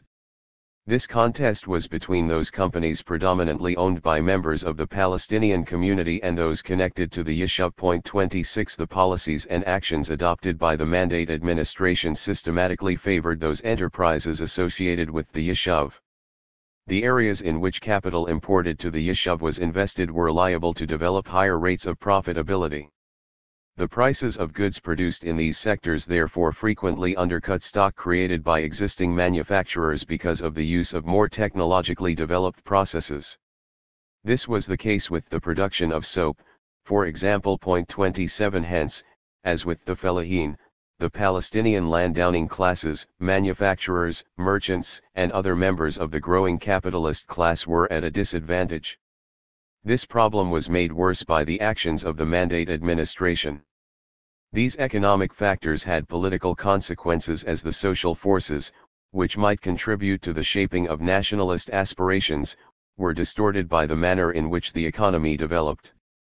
This economic dislocation further contributed to the political splits within the Palestinian bodies, which had such a bearing on the functioning of the leaderships of the struggle for self-determination. 28. The majority of Palestinian capitalists were merchants connected to agriculture. Their capacity to expand their businesses was conditional on the size of harvests, the exercise of controls over imports and exports, and the price of their goods on the world market.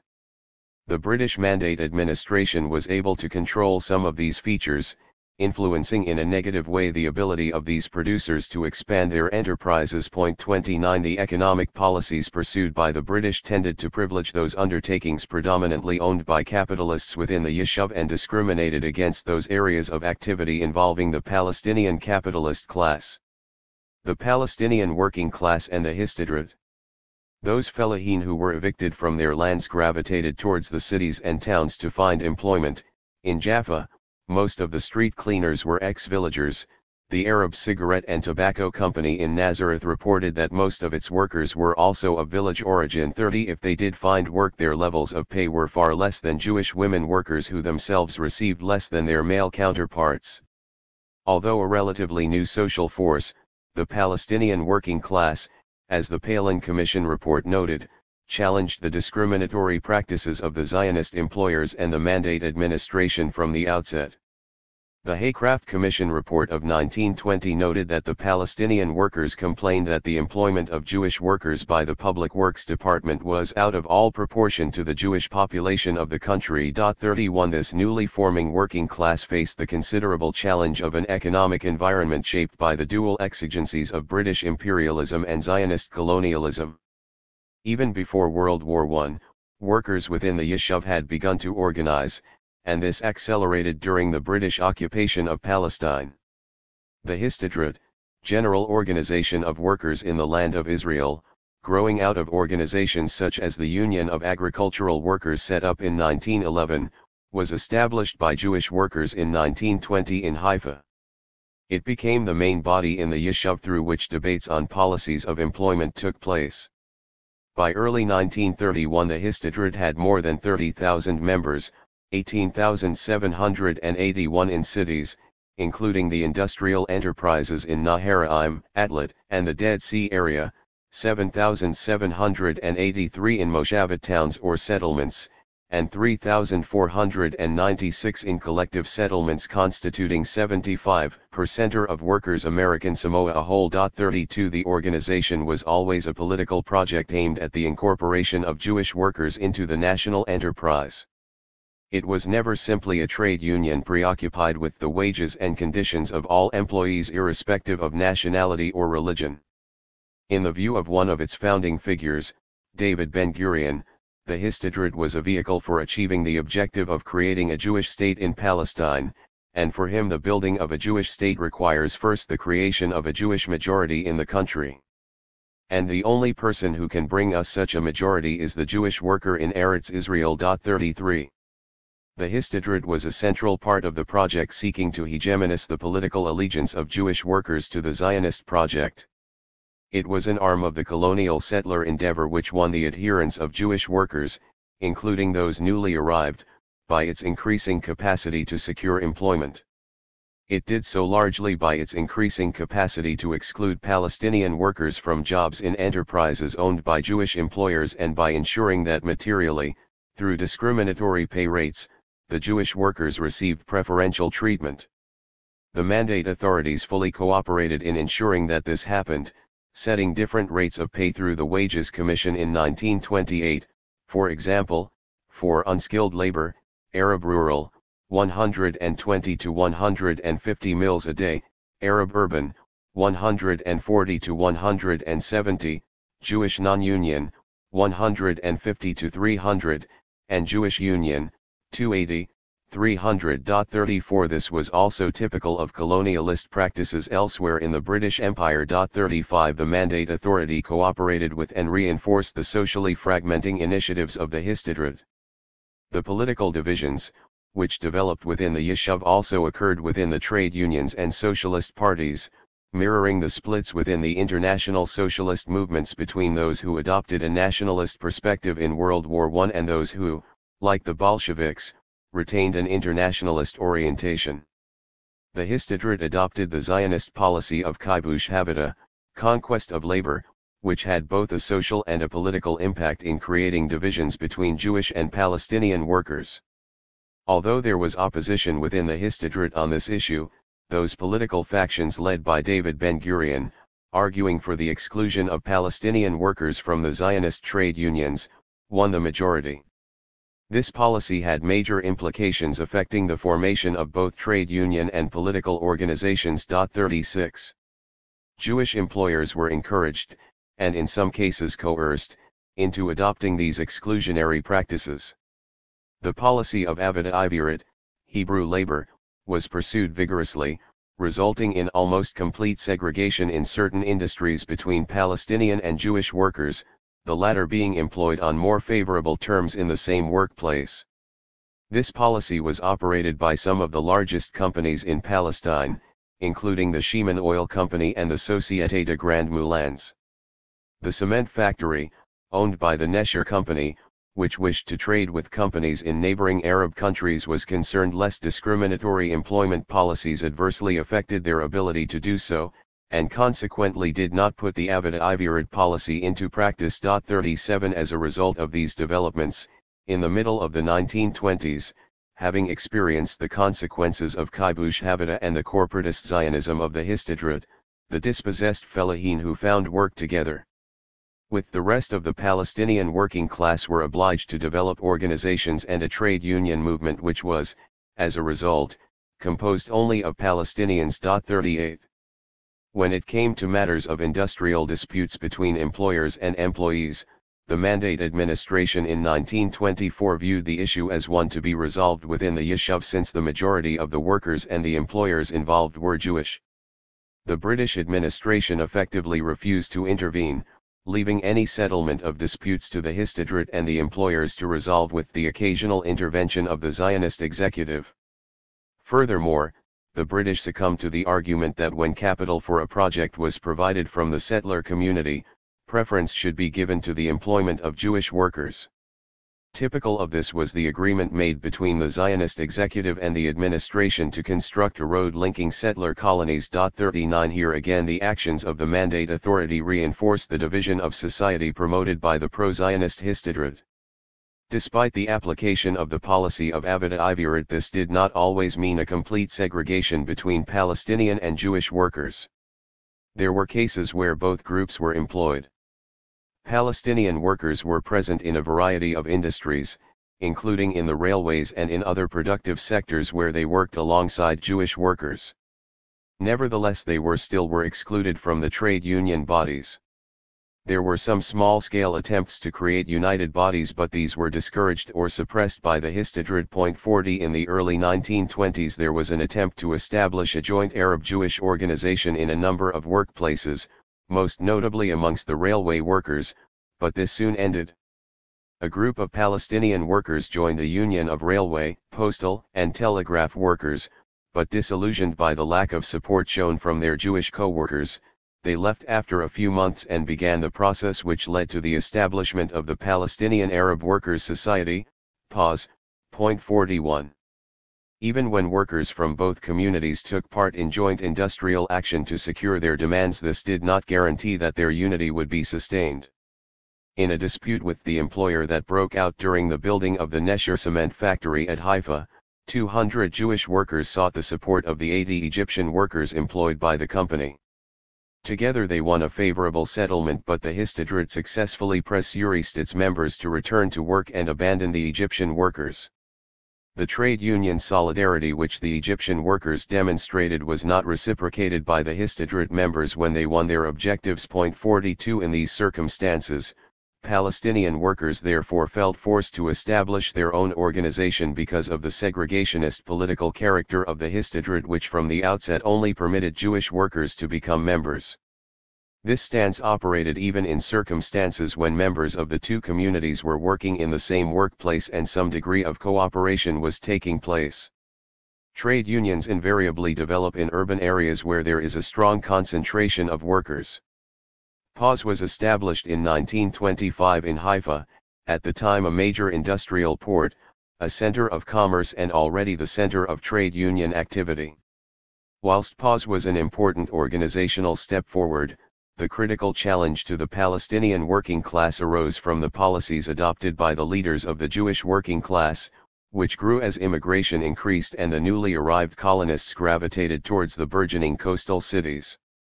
These new groups of Jewish workers often brought a range of skills which, to a large extent, placed them in a more advantageous position for employment. In addition, they often had both political and organizing experience. About one-third of Jewish immigrants had been members of the different Zionist workers' parties while still in Europe. 43 Critically, of course, when they arrived they benefited from the discriminatory practices which gave them preferential access to employment, as Jewish employers were encouraged not to employ non-Jewish staff. The political character of the Zionist colonization impacted on the growth of the Palestinian working class as a social group, excluding them from employment in areas critical to economic development and pushing them towards more precarious and marginalist jobs with less capacity to influence the terms and conditions of employment. In such circumstances it was also less likely that effective trade union organization would take place. Meanwhile, inside the Histadrut there was opposition to the growth of independent Palestinian trade unions such as PAS, and steps were initiated to finance a separate Palestinian organization under Zionist influence. The dominant political current amongst the Jewish workers within the Histadrut was Adat Hayavada, unity of labor, which opposed cooperation between Palestinian and Jewish workers. This pattern of seeking to divide Palestinians was a recurrent practice when the organizations they established began to voice nationalist sentiments. However, the formation of trade unions was beset not only by the problems created by the Zionists but was inhibited by the resistance of some sections of the Palestinian community. This pattern continued through to the 1930s when strong opposition was voiced against the influence of the Communist Party in PAS, and supporters of the Mufti and the oppositionists attempted to set up rival unions whose aims and activities were strictly partisan and political. 44. The composition of the new trade union organization continued to reflect its origins in the coastal cities and amongst certain sectors such as the railway workers. However, there was a period of relative inactivity in relation to building trade unions, between the founding of PAS in 1925 and the calling of the Congress in 1930. 45 When the Congress was convened, its agenda focused on both the traditional concerns of employment, wages, and conditions together with opposition to Zionism and immigration. PAS saw these issues as inextricably linked and, in contrast to the Histadrut, called for a proportionate distribution of jobs in the government spheres of employment based on the relative sizes of the two communities. It also called for Palestinian independence. This placed it clearly at odds with the Histadrut.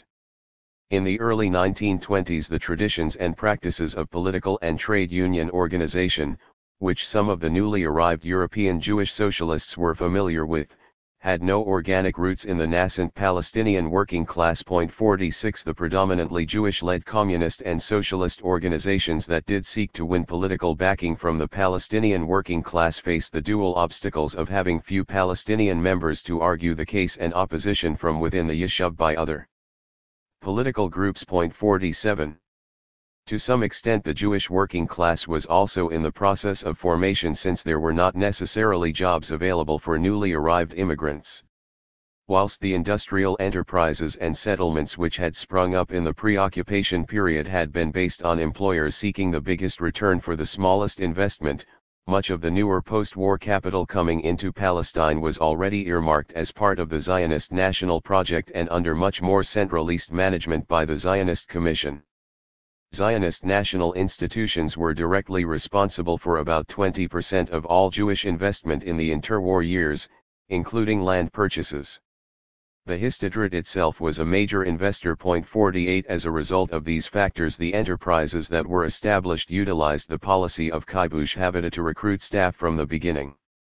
This partisan employment process had the concomitant effect that the job opportunities for Palestinians were restricted, with the inevitable consequence that the working class grew more slowly and their employment was much more precarious. 49 The ideology which informed the structures created by the Jewish workers was entirely in concert with the nationalist aspirations of Zionism. The net result was, de facto, one of collaboration between two major evolving social forces of the Yishuv, the bourgeoisie, and the working class. 50. Prior to the mandate there were no joint Palestinian Arab-Jewish trade union or political organizations. The Histadrut was the dominant organization of workers in the Yishuv. Over 4,000 people took part in the election of its delegates to the founding Congress. By 1923 it had a sick fund, consumers and marketing organizations, a builders cooperative and a bank.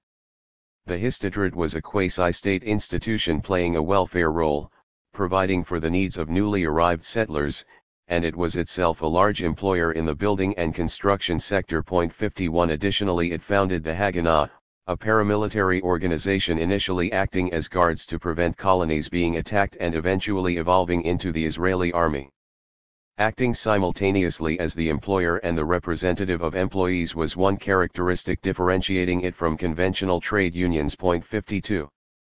Confronted by the discriminatory practices of both the imperial power and the colonial settlers, the Palestinian workers faced a considerable challenge to defend their own employment, let alone improve their pay and conditions of work. The growth of the young Palestinian working class was inhibited from the outset and consequently took some time to organize and become a political force in society. Women and Palestinian politics. In the 19th century, a majority of women within Palestinian society had played a domestic role working in the household, as carers for children and undertaking work in the home. 53 Women in poorer rural households, however, tended also to work in the fields.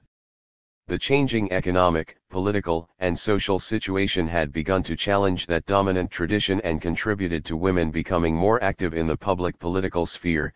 There are reports that, as early as the late 19th century, women joined with men in strongly and even violently resisting Zionist settlement, participating in protests against Jewish immigration in the countryside. In 1884 in a Fil of 54 this evidence challenges the view that women's political activity was exclusively confined to the middle class, unless a very narrow definition of what constitutes political activity is applied.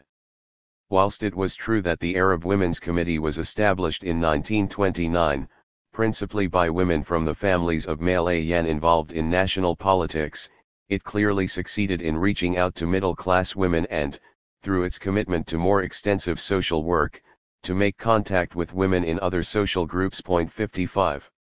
From the letters pages and content of the newspapers, there is evidence of women's involvement in social and political life, including involvement in activities such as political fundraising. 56 There were women's organizations taking part in welfare activity or education in Jerusalem, Jaffa, and Haifa in the 1920s, although often led by the wives of leaders of the main political bodies.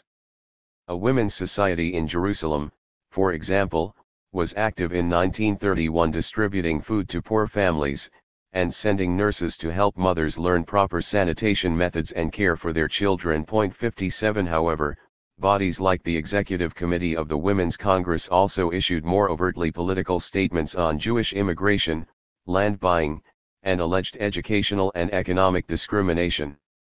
Despite the fact that many of the women involved in these activities were the wives of members of differing political factions, they worked together in the same organizations and did not replicate the divisions found in the male-led bodies. 58. The first Arab Women's Congress took place in Jerusalem in October 1929 and was attended by over 200 women from both the Muslim and the Christian communities. The movement which laid the basis for the Congress, evolved from a complex matrix of charitable, reformist, feminist, and nationalist impetuses, which overlapped and informed the nature of women's initial organizational endeavors. 59 The Congress passed 3 motions calling for the abrogation of the Balfour Declaration, an assertion of Palestine's rights to a national government with representation for all communities in proportion to their numbers, and the development of Palestinian industries. Additionally, they made the specific proposal that land should only be bought from the Jews and that every other form of transaction should be prohibited. They publicized their political positions by means of a closed motorcar procession through Jerusalem, although this was not repeated in 1933 when women joined protest rallies in the same city and Jaffa. 60. In 1933 the militancy of the women was even recognized by the High Commissioner, Sir Arthur Grenfell Wauchope, who, writing of an action in Jerusalem, expressed concern that a new and disquieting feature of this demonstration was the prominent part taken by women of good family as well as others. They did not hesitate to join in assaults on the police and were conspicuous in urging their menfolk to further efforts. 61 Wauchope was clearly shocked by these developments, but they were further evidence of the broadening of political engagement within the Palestinian community. The role of the media. Although the population at the start of the 20th century was predominantly rural and distributed in towns and villages across Palestine, social changes led to a progressive growth of the urban population, and with it there emerged a lively press. Literacy rates were generally low under Ottoman rule. There were not sufficient schools in Palestine, even though across the region there were 956 education establishments, most of which were primary and elementary schools. 62 Although there had been an expansion of missionary schools, there were not enough schools to meet the needs of the population. A government census on literacy, published in 1932, indicated that literacy rates for all Palestinians stood at 25% for males and 3% for females, and it seems reasonable to assume that the figures for the pre-mandate period would have been similar. 63 Amidst those who were literate there were significant differences between social groups, which to some extent were reflected in the figures for different religious communities. Amongst Christians the figures for male and female literacy were 72% and 44% respectively, and amongst Jews the comparable figures were 93% and 73%. 64 Given the distributions of the three communities, this probably reflected, in addition, a divide between urban and rural communities.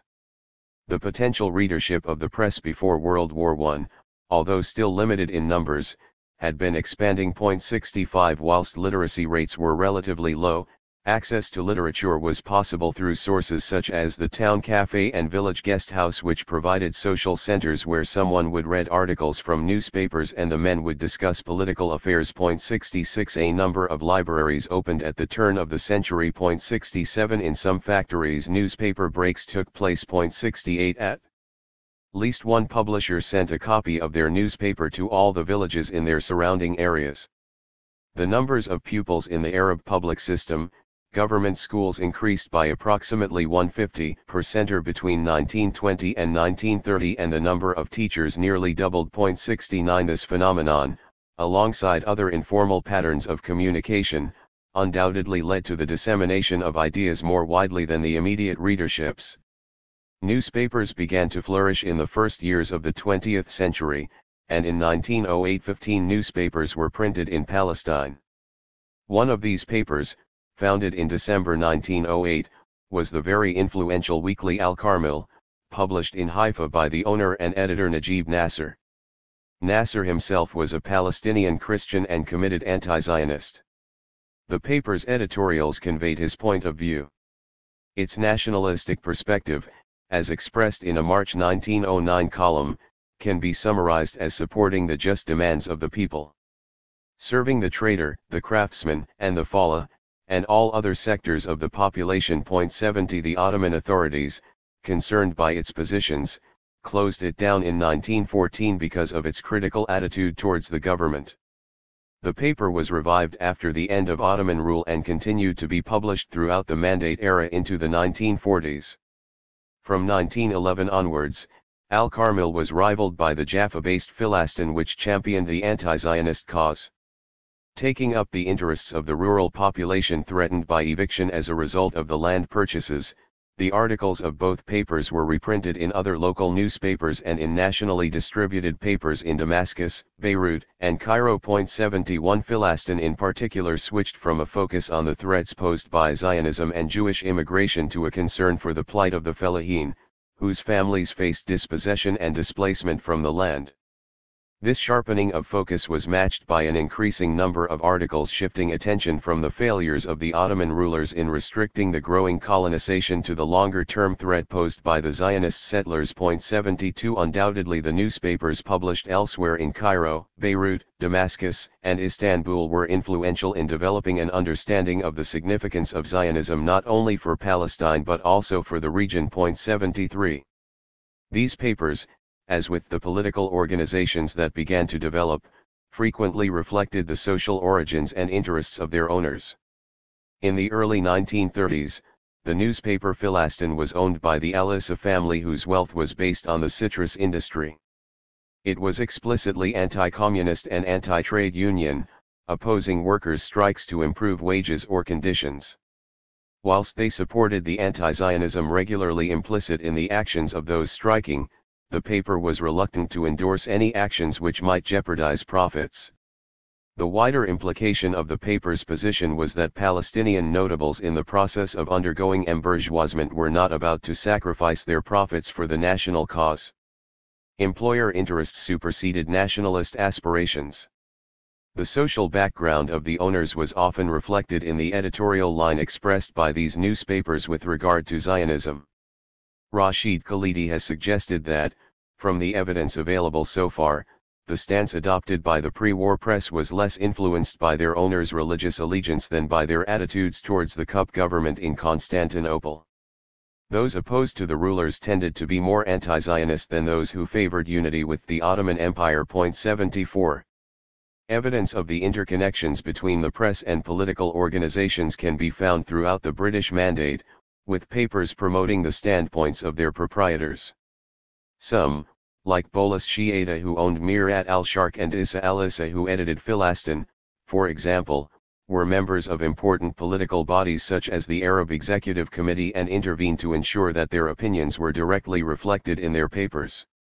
However, these connections did not necessarily mean that those political organizations were always exempt from criticism within the columns of the papers they owned.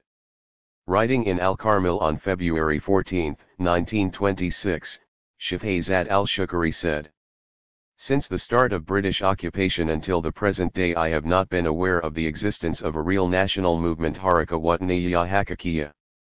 The prominent and less prominent members of the national movement, Muslim, Christian, and Druze, welcomed the British occupation, although, their leaders were clearly aware that this occupation carried the attendant gift of a national home for the Jews in Palestine. The British military and administrative staff began their occupation with the act of every wise conqueror, by granting positions to the sons of prominent families who were infatuated with them, in order to win their sympathy, support, and various services. 75 The link between the press and political bodies did not escape the notice of the Mandate authorities. In a report submitted to the Duke of Devonshire, Secretary of State for the Colonies, dated December 8, 1922, High Commissioner Herbert Samuel remarked favorably on the considerable support that what has come to be called the moderate party had in the press. 76 At times the authorities moved to impose censorship because of a paper's anti-mandate views and from time to time closed down the press altogether. A secret intelligence report, presented to the cabinet in November 1929, makes clear that the press was regarded as an important influence on the course of events taking place. The Arab press continues to be very inflammatory, in particular a paper which is now for the first time published in English. 77 The paper was unnamed, but Al-Wida al-Arabiya, which published in both Arabic and English from December 1933 onwards, was censored by the British on charges of incitement in 1935. 78 Sections of the press acted as explicit political organizers. Al-Carmel sought to intervene in the political process, calling for the organization of popular opposition to Zionism. Others, such as Al-Mufid, linked to Al-Faydat the Arab nationalist secret society, were directly connected to specific nascent political organizations. 79 There was of course a long tradition linking the development of the press with the emergence of political bodies and the whole process of political organization. In 1905, Najib Azhari, who had founded the Ligue de la Patrie Arabe in Paris, published Le Réveil de la Nation Arabe, which predicted a momentous conflict between Zionism and Arab nationalism. 80 In 1907 he went on to publish a monthly review entitled L'Indépendance Arabe. 81 Newspapers expressing concern about Zionism could be found not only in other parts of the Arab world such as Cairo, Damascus, and Beirut, but even in Istanbul, where Al-Haidara was published. 82 There was an amount of direct and indirect collaboration between the sections of the press. The Haifa and Jaffa papers frequently used articles published elsewhere in the Arab world because there was a sense that the decisions of the World Zionist Organization constituted a challenge not only to Palestine but to the Arab world in general. 83 Even after the imposition of the French Mandate, newspapers in Damascus were still publishing stories which concerned the British government. A letter from P.Z. Cox, the British High Commissioner in Baghdad, presented by Winston Churchill to the cabinet in October 1921, complained bitterly of the anti-British propaganda, still published in Syria. As evidenced by the article published in Maktabas on August 24, 1921, and of articles in the French-language monthly L'Action Assyro-Chaldeenne published in Beirut. 84 Undoubtedly Cox's sensitivities to the sentiments expressed in the press had been sharpened by the revolt against the British which had taken place a year earlier. Haycraft made the point that the local community in Palestine was also well aware of material written by the Zionists which was published abroad. He stressed that, it is important that it should be realized that what is written on the subject of Zionism by Zionists and their sympathizers in Europe is read and discussed by Palestinian Arabs, not only in the towns, but in country districts. He instanced witnesses appearing before the commission, quoting books written a few years earlier and articles in the Jewish Chronicle of May 20, 1921 which called for measures to be taken which would give Jews, those rights and privileges in Palestine which shall enable Jews to make it as Jewish as England is English, or as Canada is Canadian. 85 The political response was not confined to the publication of newspaper articles. Books were published on the issue of Palestine, the Mandate, and Zionism. Cultural events expressed political ideas, including a January 1920 production of a play in Nablus called The Ruin of Palestine, staged by Al-Nadi al-Arabi, which recounts a story of two Arabs losing their property to a young flirtatious Jewess. Two books written by Muhammad Izzat Darwaza and Isa al-Sifri were printed in Jaffa in 1929, followed by further publications in the mid-1930s. 86 These activities were complemented by initiatives setting up schools and clinics for the poor and engaging in discussion on a wide range of topics including literature. 87 This burgeoning of cultural activity acted as a counterweight to the atomizing impact of the social changes which Palestinians experienced. Political, social, and cultural activities were interwoven and had an effect on other areas of life. Religion and politics in Palestine. Palestinian expressions of political opinion were often entwined with religion. This was not a phenomenon unique to Palestinian political life, of course. 88 The Ottoman Empire claimed its status as the caliphate and with it the position of leader of the Sunni Muslim community worldwide. The initial debate about Palestinian political identity was in part shaped by its status. Those who wanted to see the Ottoman Empire retain this position tended towards a pan-Islamist point of view. In response to the more secular politics of the Cup and its nationalistic Turkification of the Ottoman Empire at the beginning of the 20th century, pan-Islamism was superseded by a pan-Arabism and subsequently by Arab nationalism. Nevertheless, throughout this period, the religious affiliations of the people both of Greater Syria and then Palestine, to some extent shaped the struggle for self-determination in these countries. As has already been noted, religious background was frequently an indicator of social class. Certainly the religious affiliations of leading political figures, both Muslim and Christian, influenced the development and expression of their ideas about nationalism. Although a minority within the community, Palestinian Christians, to some extent because of their social background, played an influential role in the development of its politics. Efforts were made both by the Palestinian nationalists and the British to gain favor with the various religious groups. The name of one of the foremost Palestinian organizations, the Muslim Christian Association, both reflected its composition as well as being an expression of a desire for unity between the two principal Palestinian religious communities. 89. Political ideas were also spread through places of worship by religious leaders who used their positions of authority to promote them. In 1925, a Muslim religious authority issued, for the first time, a fatwa, Muslim legal ruling, forbidding land sales to Jews. 90. The ruling was published in the press. Although the fatwa did not appear to have much influence at the time, it was indicative of an attempt to mobilize religious allegiance in support of political campaigns. 91. From the mid-1920s onwards, for example, this linkage between religion and politics could be seen embodied in a figure like Izz al-Din al-Qassam. A popular imam, he has been described as a man of immense religious learning, an eloquent orator, an ardent Muslim and a patriot. 92. He was politically active from the early 1920s and would come to play a significant political role, especially in the early 1930s. The British were aware of the importance of religion in Palestinian society and paid attention to it.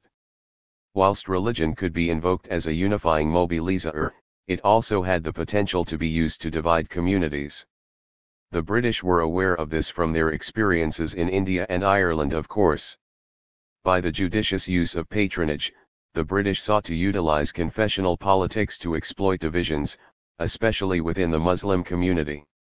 Choosing a person from one Ayyan family rather than another might, by elevating one group to preeminence, divide the community by winning the favors of one whilst marginalizing those deemed more problematic.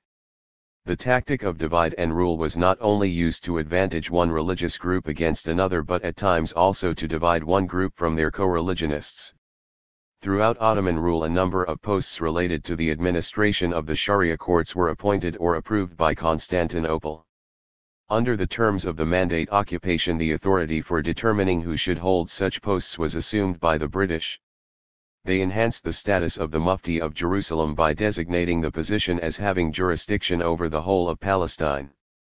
On May 8, 1921, in contravention of established practices for the election, they appointed Al-Hajj Amin al-Husseini as the Grand Mufti. 93. Al-Husseini was chosen by the British over three other candidates who, under the then existing procedures, should have had priority.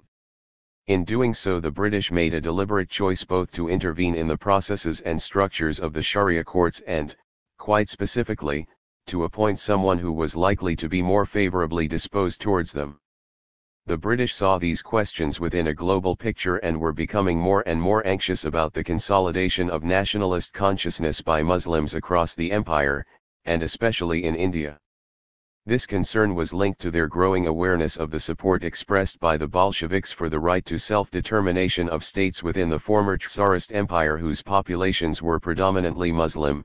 The Islamic consciousness, like the European labor movement, is a growing international force. 94. In the eyes of the author of the Memorandum on the Formula of Self-Determination of Peoples and the Muslim World, there were many points in common between the Russian Muslim movement and the Indian, the most important being an extreme sensitiveness to the fate of Muslims in other countries. 95.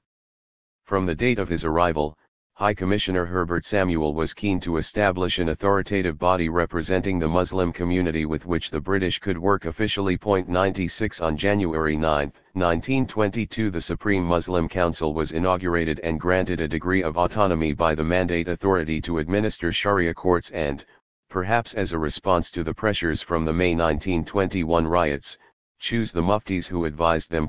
97. In its composition, leadership, and formation, the Council replicated the existing traditional religious and social structures and the influence of the Ayyan.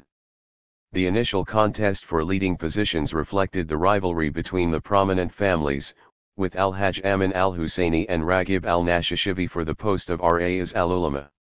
The holder of this position would become the permanent president of the Supreme Muslim Council alongside four other councillors. By imposing Al-Hajj Amin al-Husseini in the post, the British gave him a privileged status in relation to the Mandate administration. This enhanced his standing amongst the Muslim community, giving him an authority through which he too could exercise patronage and political influence. Whilst the powers to administer Sharia courts and choose the muftis who would advise them were devolved to the council, those appointed were paid by the Mandate authority. The British authorities faced a political challenge from the Christian community as well as the majority Muslim one. From the outset, members of the Christian community were involved in the establishment of political bodies and their views were reflected in the columns of the papers they owned. 98 According to one report, Christian opposition to the appointment of Herbert Samuel as High Commissioner was even more bitter than the Muslims. 99 Samuel himself was a little more sanguine about it, expressing the view, in 1922, that the attitudes of the Christian communities tended to change depending on political developments. He was of the opinion that their anti-British government and anti-Zionist positions lessened as a consequence of their perception that there was a growth in the influence of an Islamic politics. 100 Where differences emerged between leading Christian political figures and Muslim leaders, they were no greater or smaller than those within the Muslim community, and more often than not reflected their respective social and economic interests rather than a confessional divide. The Palestinian delegation, Churchill's White Paper and the League of Nations. In August 1921, the delegation sent by the Fourth Congress met with Churchill in London. He confirmed at the meeting that the British were not prepared to change their stance and that they intended to implement the mandate on the basis of their interpretation of the Balfour Declaration. 101 In the eyes of Churchill, that had been resolved and was not open for negotiation. However, the British persuaded the delegation to remain in London on the pretext that the discussions would be beneficial. 102 A series of meetings took place but no progress was made on any substantive question. At a dinner on November 25, Churchill proposed that the delegation meet with Chaim Weizmann. Despite all of this, they detected no significant change in British attitudes.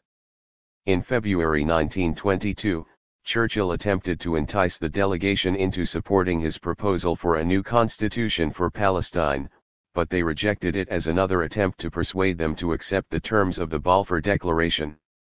On June 3, 1922, whilst the delegation was still in London, Winston Churchill published his White Paper on Palestine.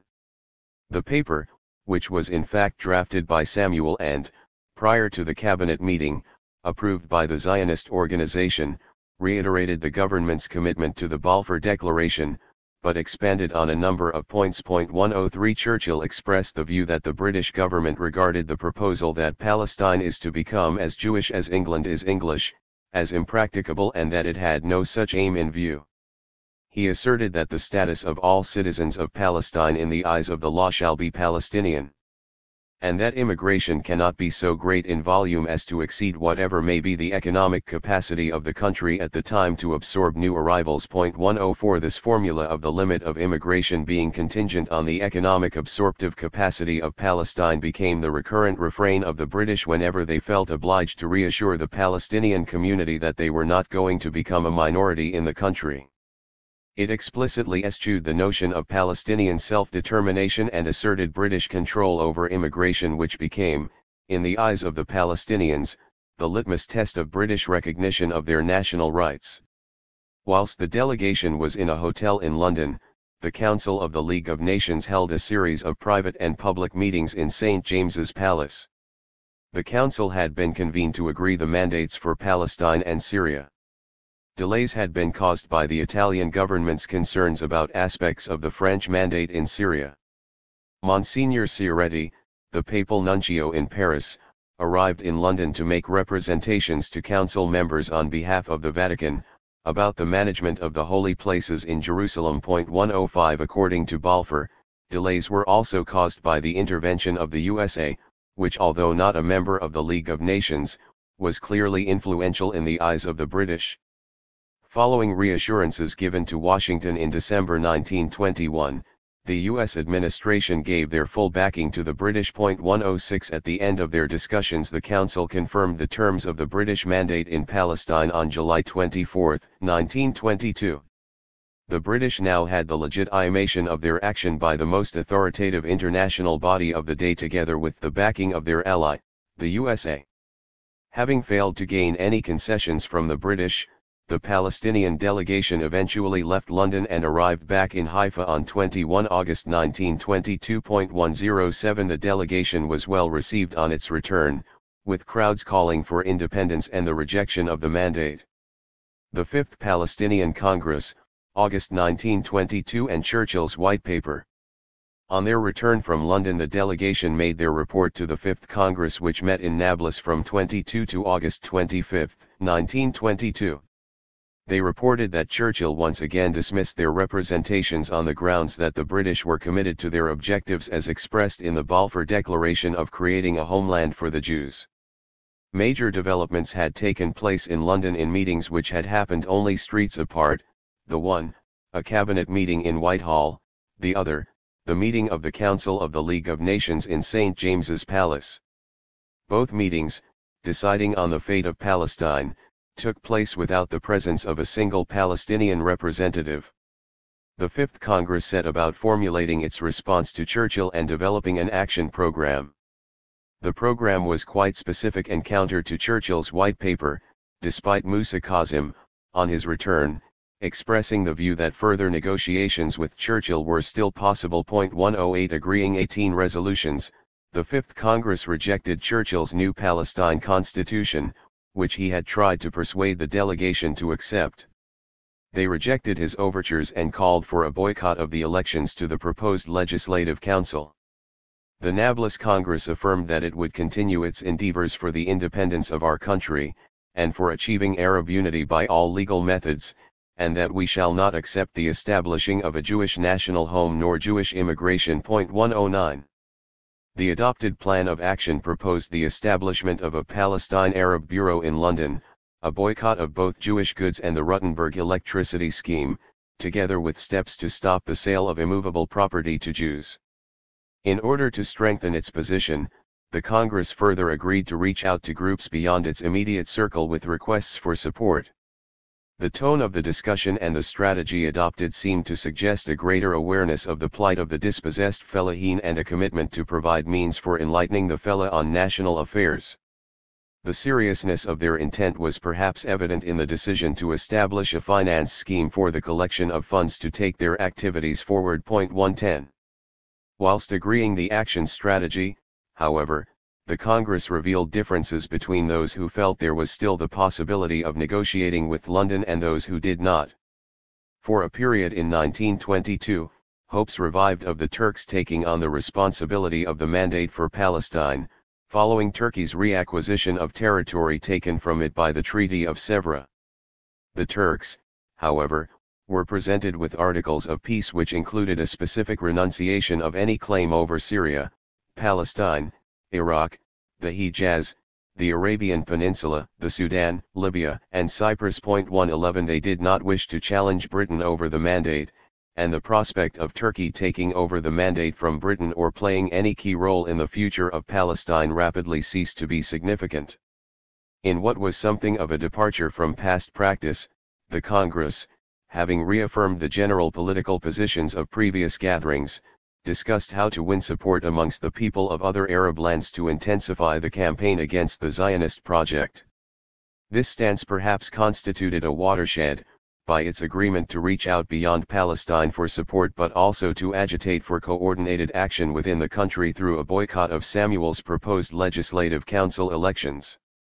Following the Congress, the Executive Committee became involved in protests and representations over land concessions to the Jews and the necessity of safeguarding the interests of the Muslim fellahin who lived on the lands. 112 This represented a change in emphasis, away from a solely anti-Zionist focus and towards one which began to address social and economic issues and, critically, the role of the British authority. It intimated at steps to link the formal Ayyan-dominated leadership with the wider popular opposition. This move took place even though there remained a strong inclination on the part of many of the Ayyan not to take direct anti-British actions. It marked a beginning, albeit modest in scope, of popular campaigning as a complement to a focus on lobbying the mandate authority. After the Fifth Congress, the Arab executive decided once again to send a delegation to London. Whilst on its way, the delegation called at Constantinople and Lausanne. As with the previous delegation's trip to Geneva, the decision was at the request of Syrian representatives who hoped to revive the prospect of a common approach. This time Shibli al-Jamal did not join the party on its trip to Constantinople, perhaps in order to avoid being drawn into discussions on the subject of a joint Syrian-Palestinian approach. In Britain, a new conservative government had been formed following the general election of November 15, 1922. Hopes had been raised by this change, but the delegation was informed at a meeting in January 1923 that the policy of the new government, with respect to the Balfour Declaration, would remain the same. They returned to Palestine in March 1923. The Legislative Council and the assassination of the nation. The Arab Economic Agricultural Conference, held on February 1, 1923, constituted an attempt to develop a broader approach to the economic challenges facing the Palestinian population. The conference called for the abolition of some taxes, road improvements, schemes to encourage the growth of tobacco, the reopening of the agricultural bank and the establishment of an agricultural school. Additionally, the conference called for a law forbidding the sale of land below the size considered necessary to sustain a family. The manifesto of the conference signaled an attempt to develop a more productive economy and to prevent small self-sufficient producers being driven off the land. It did not raise questions beyond the limits of buying and selling, such as proposing new forms of land ownership, greater security for tenant farmers or redistribution of the land to the benefit of the fellahin. 113 The economic perspective of the Agricultural Conference was set within the legalistic parameters embodied in the decisions of the Fifth Congress. There was no program for land reform. Two subsequent events stimulated optimism amongst those aligned with the majority position at the Fifth Congress in Nablus. The first was the victory of Mustafa Kemal at the Battle of Dumlupanar, which almost coincided with the dates of the Fifth Palestinian Congress and constituted the last battle of the Greco-Turkish War. Samuel suggested that the victory gave confidence to the opposition because it resurrected hope that the Treaty of Sèvres might be renegotiated, placing Palestine back under Turkish influence. The second was that with the change in government arising from the election of the Conservative Party in November 1922, there was a belief this might provide an opportunity to change the British stance on the mandate. 114 The latter was not such an unreasonable expectation given that on June 21, 1922, the House of Lords had voted to refer the mandate back to the League of Nations. The vote, however, was reversed a few weeks later on July 4 when Churchill turned it into a vote of confidence on the government's Palestine policy and, with the help of the Labour Party, defeated the attempt to submit the mandate to the House of Commons by a vote of 292 to 35.115. Samuel met members of the Executive Committee on February 6, 1923. He explained to the 6 representatives of the executive the reasoning behind the government's decision to press ahead with the proposal for a legislative council. The form of the elections was similar to that described in respect of the elections under Ottoman rule, with primary and secondary electors. Justifying his position on the basis that Britain was charged with implementing the League of Nations mandate, he explained that it would be in the interests of the people of Palestine to elect the council. His argument was based on trying to persuade those present that the council was central to ensuring the implementation of those proposals which had come forward looking for improvements to the education service. In Samuel's view, those improvements required consultation and local decision-making. He applied this argument to the types of demands formulated by the Agricultural Conference and to areas such as taxation, but suggested that the implementation of any changes required the advice of men who have been elected by ordinary constitutional means. 116. Samuel pushed his arguments further, proposing that any form of boycott would fail and instancing similar confrontations in Cyprus, Jamaica, and India where comparable tactics had also failed. The only consequence, he said, would be that those who do not participate lose their share of influence over the course of legislation and administration. Replying on behalf of the delegation, Hafiz Beytukan put it quite sharply, in the same manner as His Excellency feels he must act towards his government in order to apply its policy, so we also have a duty to perform, and that is to give advice to the population of this country, and we feel that if the nation participates in the elections it will be the assassination of the nation. 117.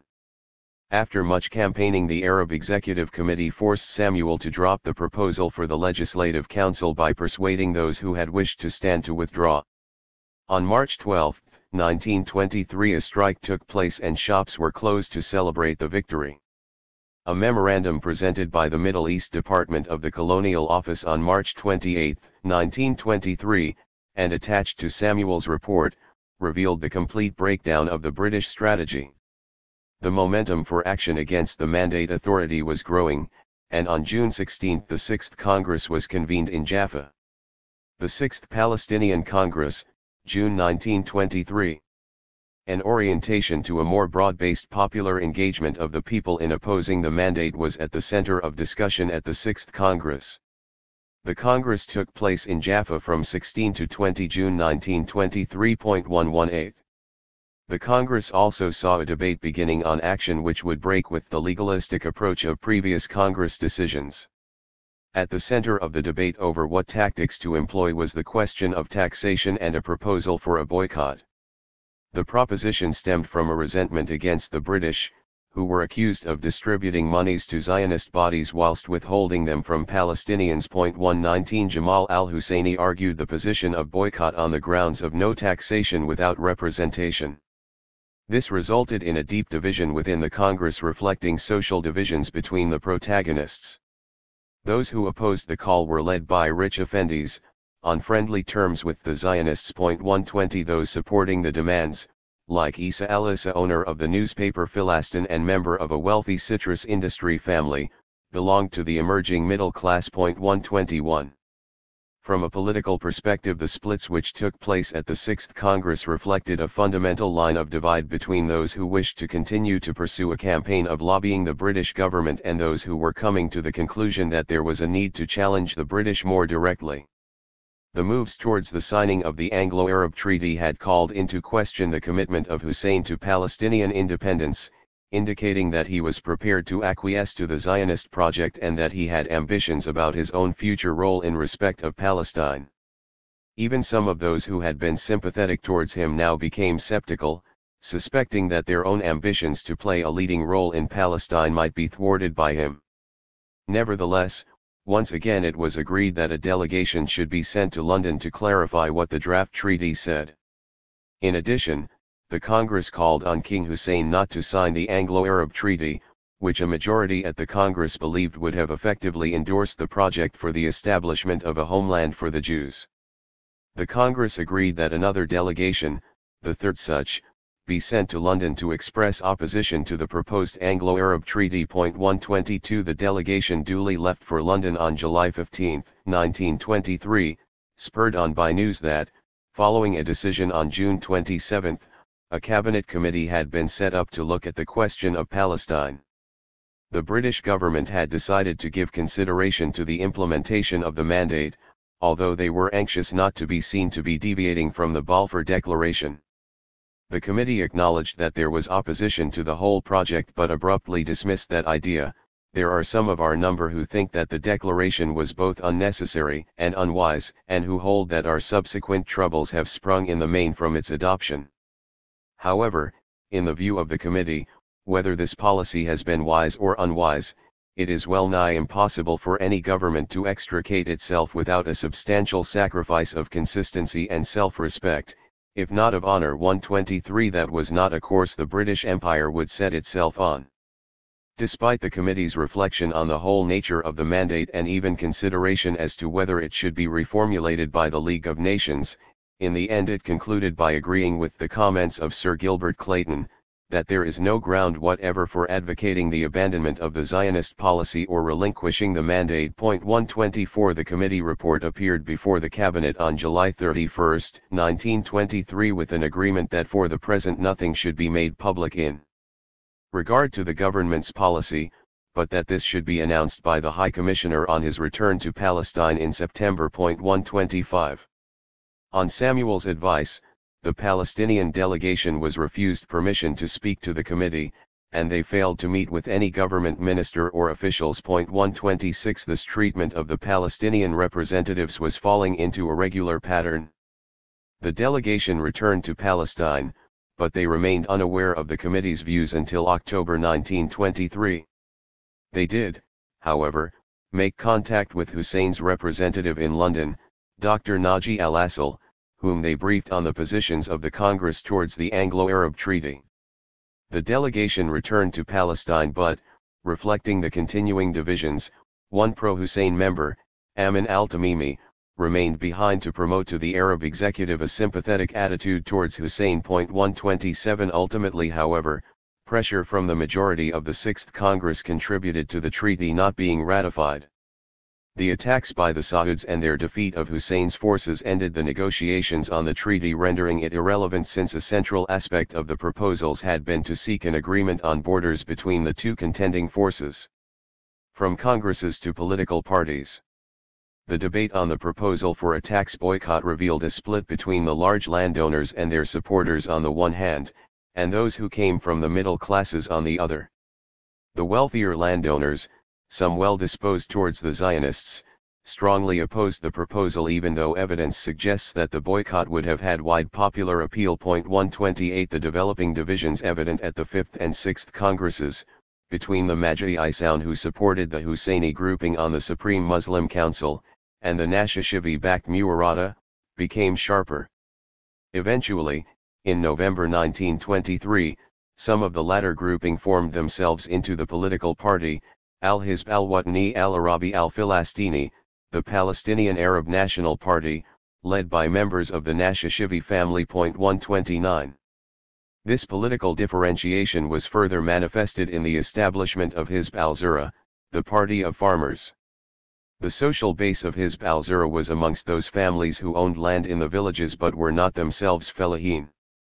The new organization called for improvements in the agricultural sector, the ending of certain taxes, the establishment of a bank and improvements in agricultural education. 130 However, the party did not adopt an anti-Zionist stance, perhaps because of the support and encouragement of Zionists like Chaim Kalvarisky, head of the Zionist executive's Arab department, and his superior Frederick Kish, a former British intelligence services colonel, who was head of the Zionist executive's political department. 131 At least one of the party's leading figures, Haider Tukan, reported regularly to Kalvarisky on the growth of the organization which, by the winter of 1924, he claimed, was supported by around 200 villages. 132 Despite the Zionist backing, the existence of the party no doubt owed something to the desire of some of the more rural sectors of society to counter the influence of the urban areas. This was to be a feature of the preparations for the Seventh Congress, which would not take place for some years. The process of party formation was shaped by a number of factors, not least the changing nature of Palestinian society. 133 Those who held the dominant positions within the Supreme Muslim Council and the Arab Executive, in the main, belonged to the Ayyan and often allied themselves with, or were related to, the Husseini family. Perhaps initially, because of their prominent religious and secular roles in society, the Husseinis did not form a party to maintain their influence. The upheaval caused by the British occupation and its attendant economic and social turbulence, combined with the increased colonization, resulted in the advent of new political groupings which challenged the status quo. Even amongst those who belonged to the majority Husseini faction, it began to raise questions about the need to seek support amongst wider social layers. The coming decade saw the emergence of a number of parties, reflecting the splits amongst those belonging to the principal sections, but even whilst this process happened, some became conscious of the need to recognize the surfacing of new political groupings, some based on social layers outside the traditional Ayyan networks, and seek to weld them together. In the Jerusalem City Council elections of 1927, Jamal al-Husseini attempted to obtain the support of the Palestine Communist Party, PCP, in order to defeat the Nashashivi faction candidates. 134 Even though the PCP was small, it had gained a hearing amongst some sections of Palestinian society, most notably in Jerusalem and Haifa. In 1926, having made contact with PAS, it organized the Ihad, Unity, conference in which both Jewish and Palestinian workers participated. The following year it intervened in the municipal elections, calling on voters not to support the Nashashivi candidates. 135 Altogether this heralded the beginning of a new period in the development of the political response to the British mandate by the Palestinian people. The surfacing of relatively new social layers presented itself as a challenge to traditional practices and created the potential for a reshaping of the political landscape. The establishment of new political parties and organizations constituted a break with the traditionalist coat rise based on the AN. The early years of the 1930s saw a proliferation of political parties and organizations like Jamiyat al-Shaban al-Arab, the Arab Young Men's Association, the Committee of the Nablus Congress, and Al-Jamiyat al-Arabiyyah al-Wataniyah, the Patriotic Arab Association. 136 The Boy Scouts were organized into a national movement of Arab Boy Scouts independent from the internationally coordinated movement of Scouts. 137 On August 4, 1932 the Istiqlal, Independence, Party was founded with a leadership independent of both the Nashashivis and the Husseinis. A split occurred in the faction headed by the Nashashivis in 1934 when the Chaldides, with whom they had been in alliance, united with the Husseinis in the municipal election in Jerusalem. 138 The Nashashivis went on to form Hizb al-Difa al-Watani, the National Defense Party, in December 1934, committed to cooperation with the Mandate Authority. 139 Perhaps uniquely at the time, the PCP sought to unify a class-oriented politics with a nationalist perspective in Palestine.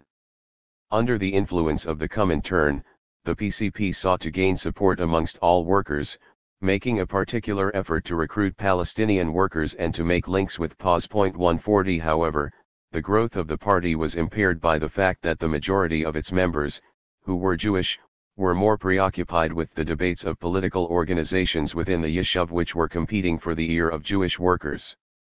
The Third International, the Comintern, was established after the Russian Revolution of 1917 in response to what was viewed as the acquiescence by many of European socialist movements to the call by their respective national governments for loyalty for the war effort. The Bolsheviks, who established and greatly influenced the Comintern, paid a great deal of attention to the politics of the Muslim world because of the large numbers of Muslims in the former Tsarist Empire. They held wide-ranging discussions on the question of self-determination in the Muslim regions of the former Tsarist Empire, and within a month of the revolution issued an appeal from the People's Commissars to the Muslims of Russia and the East which condemned the anti-Muslim attitude of Tsarist Russia. 141 From 1 to September 7, 1920, they convened the First Congress of the Peoples of the East in Baku, issuing a statement opposing the British presence in Palestine and the role of Zionism. 142.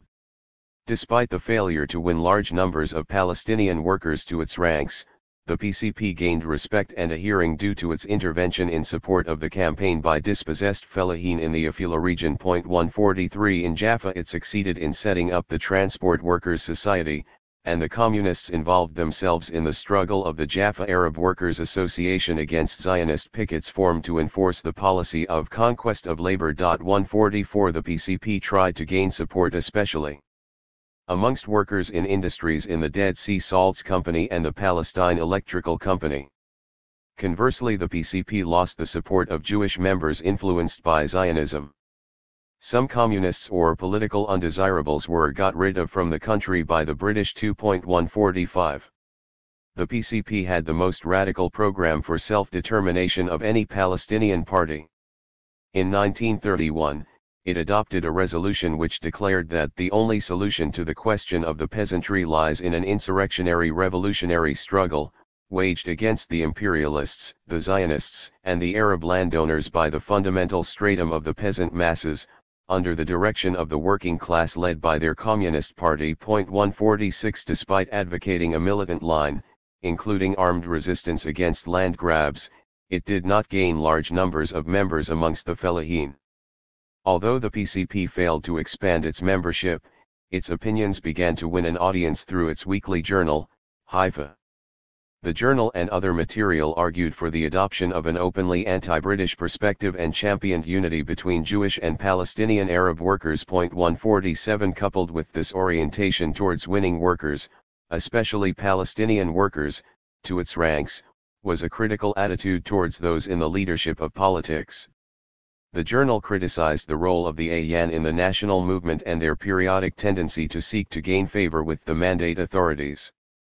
To a certain extent it was perhaps this criticism of the dominant political leadership, coupled with its self-proclamation as the leadership of the anti-mandate struggle, that resulted in it playing no role in any of the Palestinian congresses. The PCP remained very small, in part reflecting the size of the main constituency from which it sought to recruit, the Palestinian working class. Distinctly the PCP attempted to orientate to the changing social character of Palestine, unlike organizations under the leadership of the Ayyan groupings. However, it did not participate in any major way in the national movement until 1935. 148. 5. British responses to Palestinian challenges. The Mandate and Zionist proto-state structures. The Balfour Declaration began as a quasi-treaty between the British government and the Zionist organization. The terms of the Balfour Declaration gained international recognition when the League of Nations Mandate was adopted on July 24, 1922. Article 4 of the document stated that an appropriate Jewish agency shall be recognized as a public body. And the Zionist organization, so long as its organization and constitution are in the opinion of the mandatory appropriate, shall be recognized as such agency. 1 From the earliest days the British recognized the Zionist Commission, which subsequently became the Zionist Executive and then the Jewish Agency, as the voice of the Yishuv. Chaim Weizmann, the leader, had well-established relationships with the government. In Palestine his friend, William Ormsby Gore, was attached to the Zionist Commission as the British liaison officer. In Article 11, the League of Nations document gave the Jewish Agency the power to construct or operate, upon fair and equitable terms, any public works, services, and utilities, and to develop any of the natural resources of the country, insofar as these matters are not directly undertaken by the administration. 2 No equivalent Palestinian body was ever granted such authority or recognized with a comparable status and terms of reference. Although Palestinians were employed in the Mandate administration, this was a British institution implementing British policies. The High Commissioner, Herbert Samuel, attempted to persuade Palestinians to join a variety of mandate bodies to discuss political arrangements in Palestine. In so doing, he attempted to reassure the Palestinian leadership, citing Churchill's White Paper, that this did not imply conceding that Palestine would become a Jewish state. However, neither was there ever any suggestion that the British would grant the right of the Palestinians to self-determination. Although Palestine, under the criteria of the League of Nations, was designated a class A mandate, the British deliberately obfuscated about how and when it might gain its independence. When the High Commissioner convened the Advisory Council in Palestine on October 6, 1920, it was by invitation. Undermining his attempts to dispel Palestinian anxieties, or perhaps indicative of his real intention, was the presence on the Advisory Council of those committed to the establishment of a Jewish state. Yitzhak Ben-Zvi, whose support for this position was well known, was selected by Samuel to be a member of the council. He was a leader of Adat HaAvoda, the Jewish Labor Party, and the Haganah, the Defense. He both advocated and organized the establishment of an armed force to achieve statehood. He was a member of the Advisory Council until his resignation in April 1921. According to Tom Segev, Ben-Zvi was implicated in the assassination of Jacob Israel Dahan, initially a member of the Zionist camp who became an Orthodox Jew. His murder took place on June 30, 1924 after he had been accused of treason by Ben-Gurion and described by the principal Yishuv newspaper, Haaretz, as anti-Semitic scum. 3. The status of the Haganah reflected the intrinsic ambivalence of the Mandate administration. Initially it had been formed around 1918 as a successor to the pre-war Hashomer, the Jewish Watchmen's Association. Officially it was illegal, but it was tolerated by the British administration, and throughout the 1920s and beyond it continued to organize as a self-defense force. 4 Alongside its illegal importation of weapons, it was also given arms by the Mandate administration from time to time, despite the latter's occasional protestations about its activities. 5 As early as July 1921, a secret War Office report records that in anticipation of outbreaks of violence, THI High Commissioner, with the assistance of the General Officer Commanding, is taking steps to form a species of town guards in the Jewish villages and colonies by issuing arms to selected men. 6. In the mid-1920s, the British were content that they could manage the situation and considered that, apart from the Zionist question, which infects the whole political atmosphere, the present administration is not unpopular. Provided that it is secure from external attack, the task of governing it need not be regarded as one of insuperable difficulty on whatever policy the administration is based. 7 They took no steps to disarm the Haganah, rather seeing them as an occasionally useful auxiliary to British forces. This relationship became more formally recognized in the following decade. In the 1930s and especially after 1936, the units of the Haganah were recognized as legal.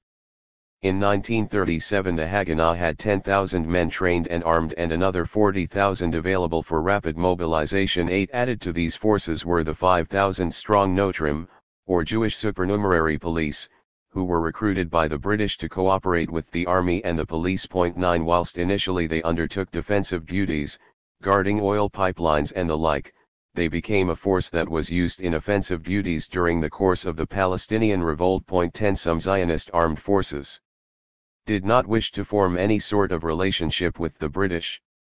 The Irgun Zivei Lumi, national military organization, under their commander-in-chief Zeev Jabotinsky, was on a determined course to take over Palestine and Transjordan from the British by arms if necessary, and consequently would not work with the Mandate administration. It was both an anti-Arab and anti-British body. 11. The Mandate, Economics and Demography. Zionist-owned enterprises were the main beneficiaries of the economic protectionism created by the British administration. This patronage was justified on the basis of Article 11 of the League of Nations Mandate. Article 11 required that the administration of Palestine shall take all necessary measures to safeguard the interests of the community in connection with the development of the country, and, subject to any international obligations accepted by the mandatory, shall have full power to provide for public ownership of control of any of the natural resources of the country or of the public works, services, and utilities established or to be established therein. The article went on to say that, the administration may arrange with the Jewish agency mentioned in Article 4 to construct or operate, upon fair and equitable terms, any public works, services, and utilities, and to develop any of the natural resources of the country, insofar as these matters are not directly undertaken by the administration. 12 The British established monopoly rights for enterprises in the Yishuv through a series of ordinances which principally gave protection to new industries started with settler capital. As a consequence of the British power over the interpretation of the Mandate, they utilized their influence to intervene in the economic development of the country.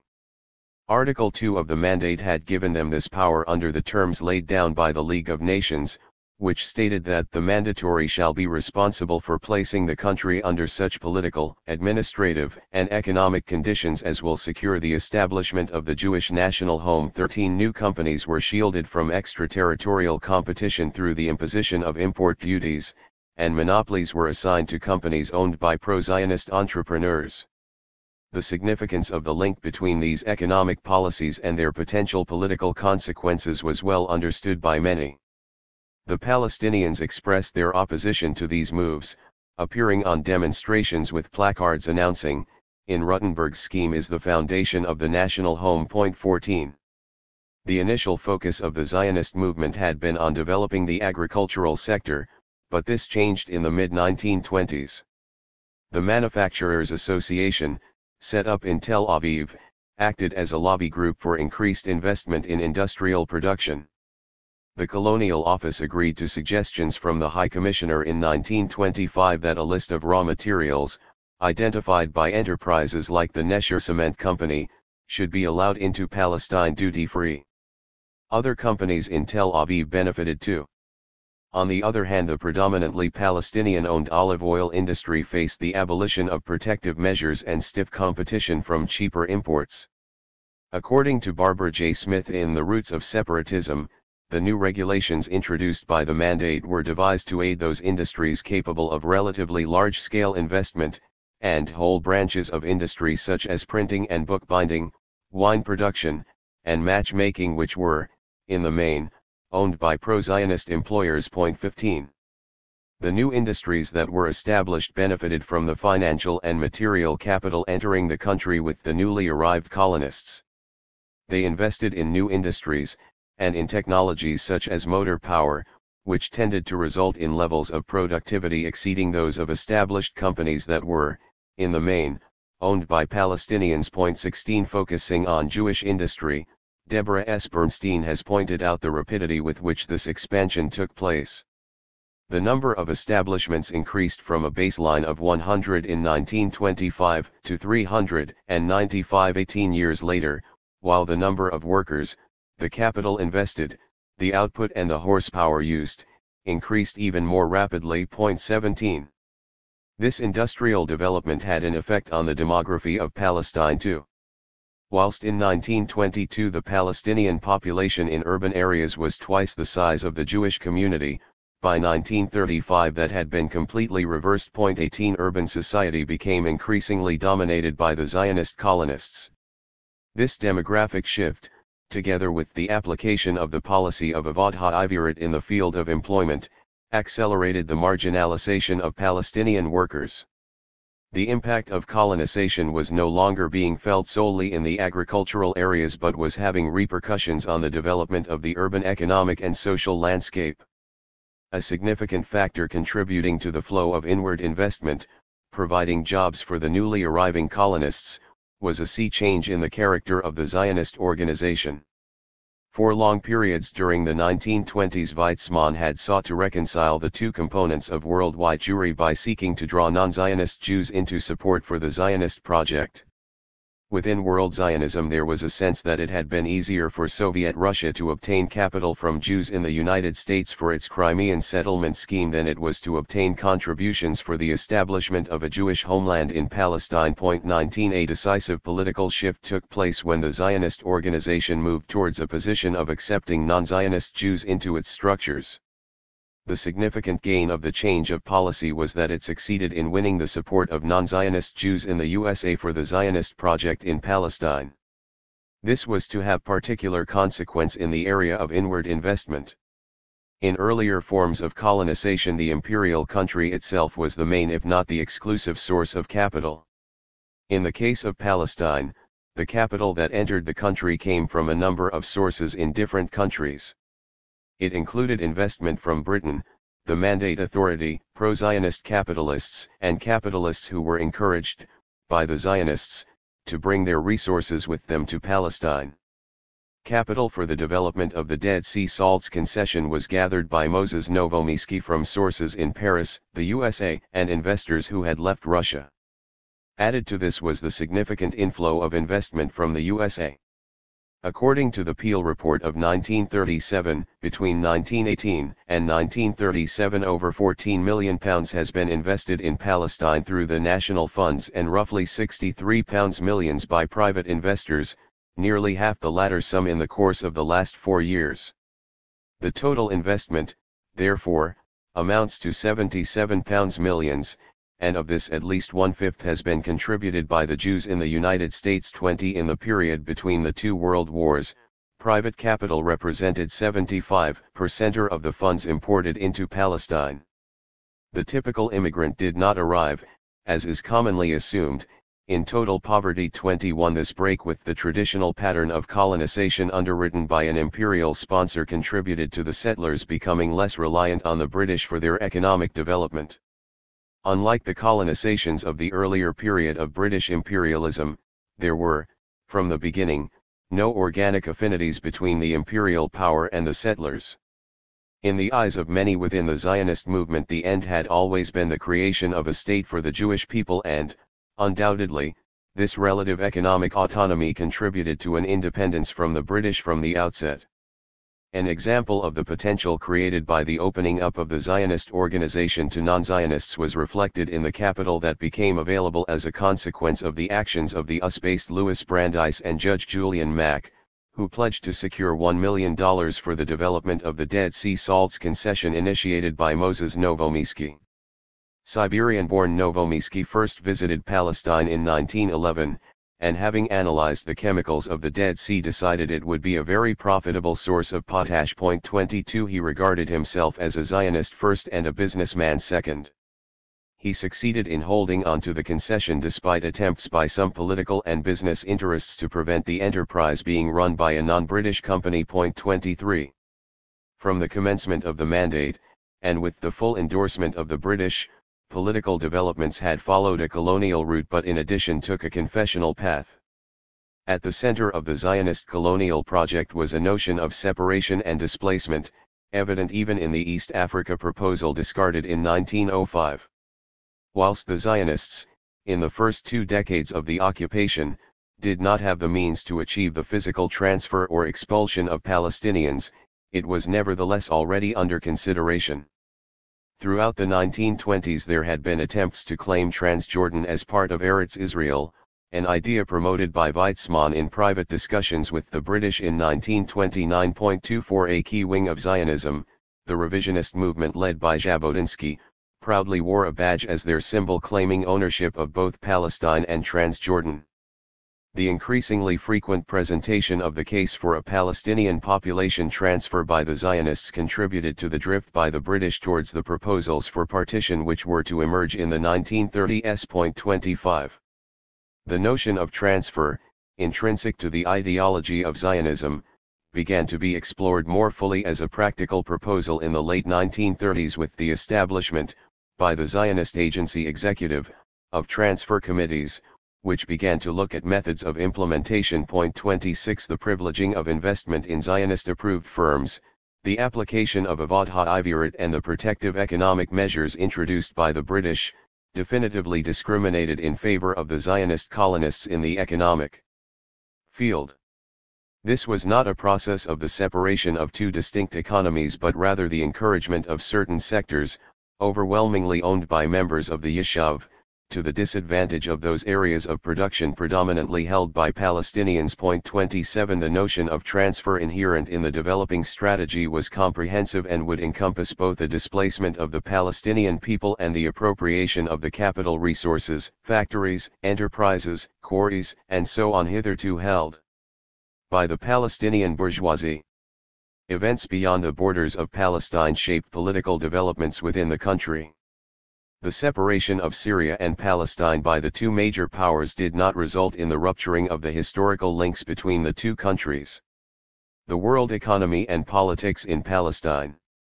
The reasons for the apparent political hiatus between 1925 and 1928 were numerous, and include the decline in immigration to Palestine, the effects of an economic boom in the USA and the difficulties faced by the Zionist organization itself. In the period prior to the Wall Street crash of October 24, 1929, the stock market had doubled in value and the apparent boom in the U.S. economy no doubt acted as a magnet for peoples across the world, including Jews leaving Eastern Europe. Paradoxically, the crash, which took place in the economy of the USA, reverberated globally and illustrated its increasingly dominant global position. 28 The period roughly coincides with the Fourth Aliyah, which was largely composed of small traders and middlemen from cities like Warsaw and Lodz. Of those who arrived in the mid-1920s, only about 1/3 were Haltuzim, or pioneers, who actually wanted to be manual laborers. In the eyes of sections of the Zionist labor movement, the majority of those entering the country were regarded as capitalists without capital. They settled in the towns, and the capital they had was liable to be invested in land speculation and building. Only a small amount of their resources was invested in factories and the expansion of agriculture. 29 During this period unemployment grew in the Yishuv and, as a consequence, emigration began to increase. The crisis within the Yishuv resulted in 8,000 becoming unemployed and confidence in the Zionist project diminished inside Palestine. The difficulties arising from the deteriorating global economic crisis together with the problems developing in Palestine sharpened the political debate within the Yishuv. From around 1925 acute differences arose, which led to the split in 1933 when Jabotinsky left to form a new organization. Those, like Ben-Gurion, whose political base was in the more cohesive working-class sectors of society, succeeded in winning majority support in the Zionist Congress. The Histadrut, acting as an employer and provider of social support, grew throughout the period. As it did so, it developed its corporatist approach, linking all strata of the Yishuv around a fervently nationalist ideology. This period of relative quietude did not mean that the questions, which the Palestinian Congresses had given voice to, ceased. With only occasional fluctuations, land sales continued throughout the period. The land area sold in 1 year more than doubled the previous year's transactions. 30 The area of land purchased from the non-Palestinian big landowners in the years from 1920 to 1927 constituted an average of 80% of all sales, compared to 16% from big Palestinian landowners and just under 3% from fellahin. This pattern changed from 1928 onwards when sales by Palestinian landowners and fellahin increased. Sales by the big landowners doubled and those by fellahin increased sixfold. 31 This pattern was a consequence of a combination of a severe fall in agricultural production due to a variety of plagues, the inability to compete with foreign imported crops and the growing indebtedness of the fellahin. 32 Those fellahin displaced by the sales of lands on the coastal plains, in the Jezreel Valley and elsewhere were forced to move to urban areas in search of work. The work they were able to find was frequently casual in nature. Whilst Palestinian workers were paid the same wages as their Jewish counterparts in certain mandate authority-controlled areas of employment like the railways, in other areas where the employer was pro-Zionist pressures were brought to bear to pay Jewish workers more money than their co-workers. The cumulative impact on the economy of the Mandate administration's implementation of the Balfour Declaration was now being experienced with ever-increasing severity in the urban sector. The symbiotic relationship between the urban and the rural took on added significance in the social realm. The relatively recent but accelerating displacement of fellahin, forcing them into the towns and cities, added another dimension to the dynamic of that relationship which was to surface in the political sphere, as will be examined later. Greater numbers of Jewish immigrants, many coming from urban environments, were also gravitating towards the towns. The segregationist employment policies coupled with the separationist practice in the sphere of workplace organizations created major obstacles in the way of developing a unified trade union movement. Farmers and fellahin were vulnerable to the swings in the prices of products on the world market, as a result of which indebtedness became widespread. In 1930 the bulk of the wheat crop was mortgaged for debt payment to money lenders, many of whom were grain merchants. 33 In order to survive and prepare crops for the coming year, the fellahin were forced into borrowing money, frequently from the large landowners who charged exorbitant interest on the money lent. In some cases money was loaned at 30% or and above, and for many of them selling land may have seemed the only option. Some Palestinians acted as brokers facilitating the sale of lands. Yehoshua Porath states that amongst those who sold land or brokered sales were people from varying strata, opposition members of the SMC and of the AE, party leaders, representatives to the National Congress, and prominent members and activists of the MCA and other nationalist organizations, mayors, notables, and the common people. 34 Those close to the Nashashivi-led oppositionists were more involved, though this activity was not exclusive to them. This fracture, between the subaltern and bourgeoisified landowners and their increasingly proletarianist former tenants, made the creation of a united nationalist movement more difficult. In an economic sense, it could be said that both groups were placed in a position of precariousness. The Ayan, who dominated the political organizations, which had developed in Palestine, wished to end the sale of lands in order to preserve their privileges rather than to displace the economic and social relationships which had previously existed. In the policies adopted by the Congresses, they failed to elaborate a program, of land redistribution for example, which might have contributed to the formation of a national movement which could mobilize all layers of society by guaranteeing security of tenancy for the fellahin. 35. Palestinian political factionalism and Zionist sectarianism.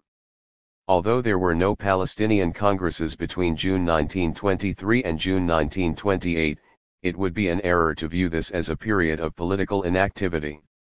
During this period political parties were formed which reflected different components of society. This change marked in part a further transition from the hereditary politics of the Ayan to forms of organization which reflected social interests, albeit one which was in part aided by the intervention of the British and the Zionists. The hierarchical social relations inherited from the Ottoman period and still to some extent preserved in Palestinian society were challenged by the imperialist-driven changes in the nature of economic relations. The societal connections produced by the older forms of economic relationships were broken by the newer alienating ones associated with commodity production and the marketization of society. In the absence of the congresses, which were a consequence of an inability to reconcile the two dominant components of the nationalist movement, the Majlisiyun and the Muwarata, the debate over strategy took place within separate groups. Perhaps the most polarist positions in this debate were reflected in the discussions within the Arab executive itself, where the failed lobbying strategy that had been adopted to influence the British was now being challenged. At the meeting on October 26, 1923, just a few months after the Sixth Congress, an argument took place on strategy and tactics in the Executive Committee. There was agreement to adopt a policy of non-cooperation with the government and opposition to the proposal for the creation of an Arab agency. However, there remained differences as to the type of tactics that should be adopted in resisting the British. Muhammad Ali el-Tahir, who was secretary of the Palestine Committee in Egypt, favored a revolt against them, but in the opinion of Musa Kazim such a step would be counterproductive at that time. 36 Perhaps because he was based in Cairo, Ali el-Tahir's opinions failed to carry the day, but they were nevertheless indicative of developments which were to surface later. The Sixth Palestinian Congress was divided over a number of issues that have been touched upon already. Just 4 months after it had taken place, and 1 month after the executive had debated the issue of intensifying the opposition to the British, those who gave their support to the current led by the Nashashivi family moved to establish a political party embodying their positions. In reality, the step to establish the two parties was the culmination of a process which had been developing for a number of years. 37 Al-Hizb al-Watani al-Arabi al-Filastini, the Palestinian Arab National Party, held its first conference on 9 and November 10, 1923, electing an 8-member executive committee with Sheikh Suleiman al-Taji al-Faruqi as president, and Fakhri Nashashivi playing a leading organizing role. Fakhri, who was the nephew of Raghib, the mayor of Jerusalem, sought financial backing from Zionists on the grounds that the party's platform would accommodate the creation of a homeland for the Jews, but he did not receive it. The Zionists favored the party but did not donate money to it. 38.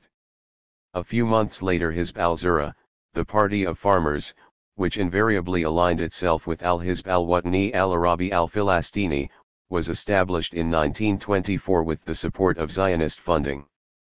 The objective of Zionist support for such initiatives was to attempt to dilute the opposition of the Palestinian leadership to the creation of a homeland for the Jews. The party was formed in the Nazareth, Nablus Jenin, and Hebron regions and was based on sheikhs who were influential in their villages.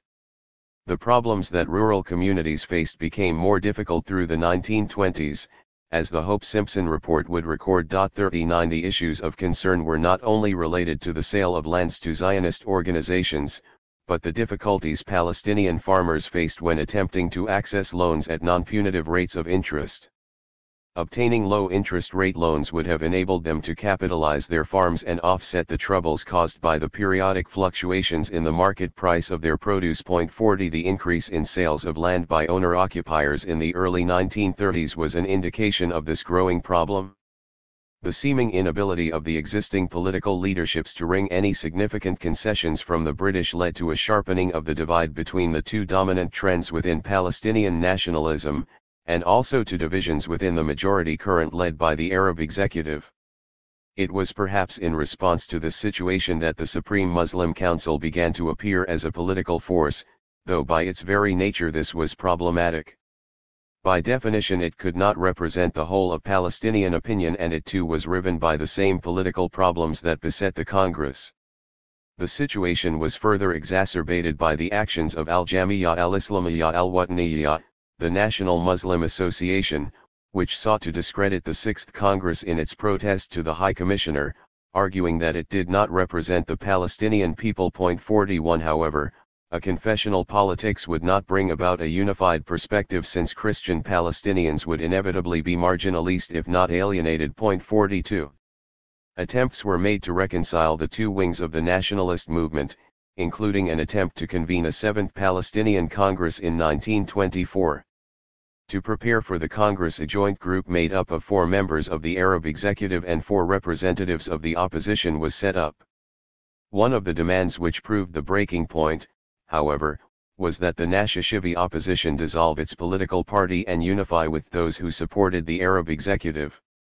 Supporters of Hizb al-Zura, however, refused to endorse such a move, and the proposal for the Congress was blocked.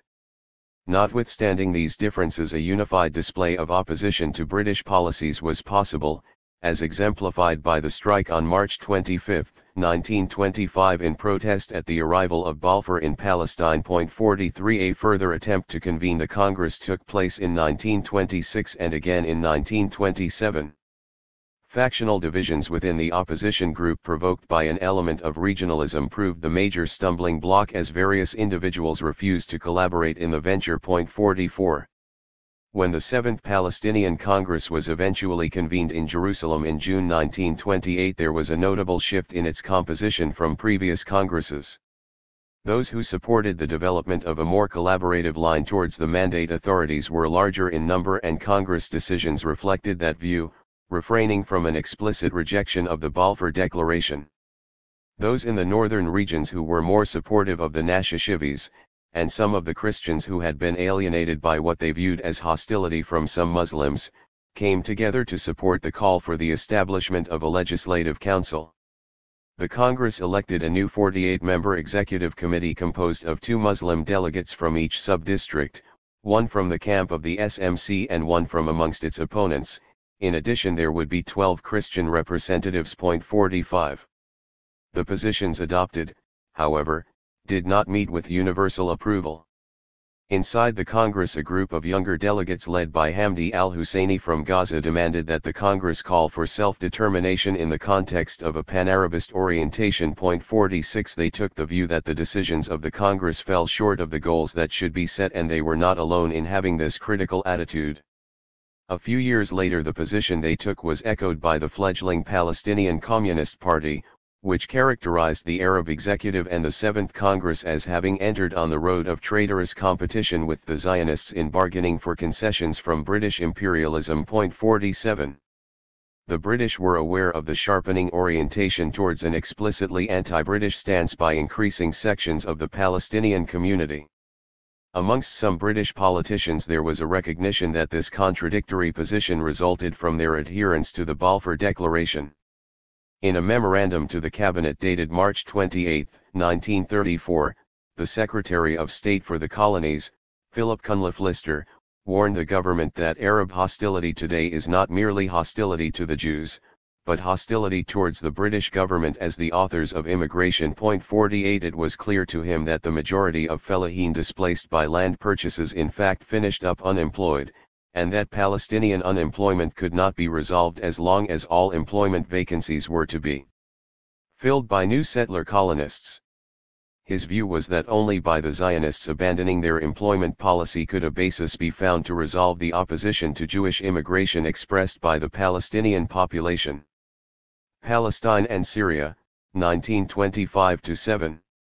When the British and French moved to implement the Sykes-Picot Agreement's division of Greater Syria, sections of the population on both sides of the border in Palestine and Syria followed developments closely.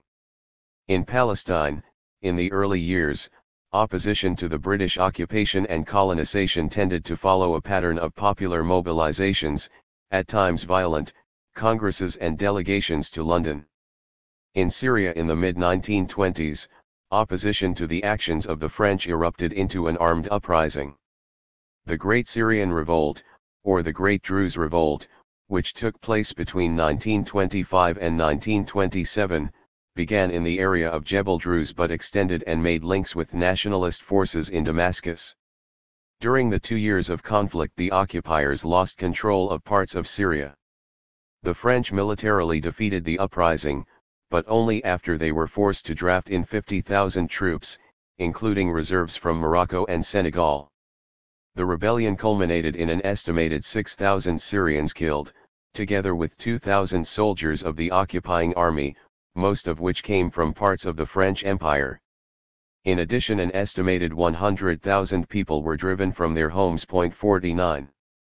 Having subdued the uprising, however, the French decided to adopt a more conciliatory attitude and entered into discussions with Syrian political groupings.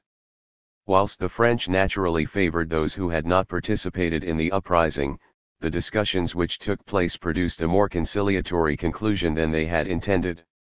As a consequence, a constituent assembly was elected.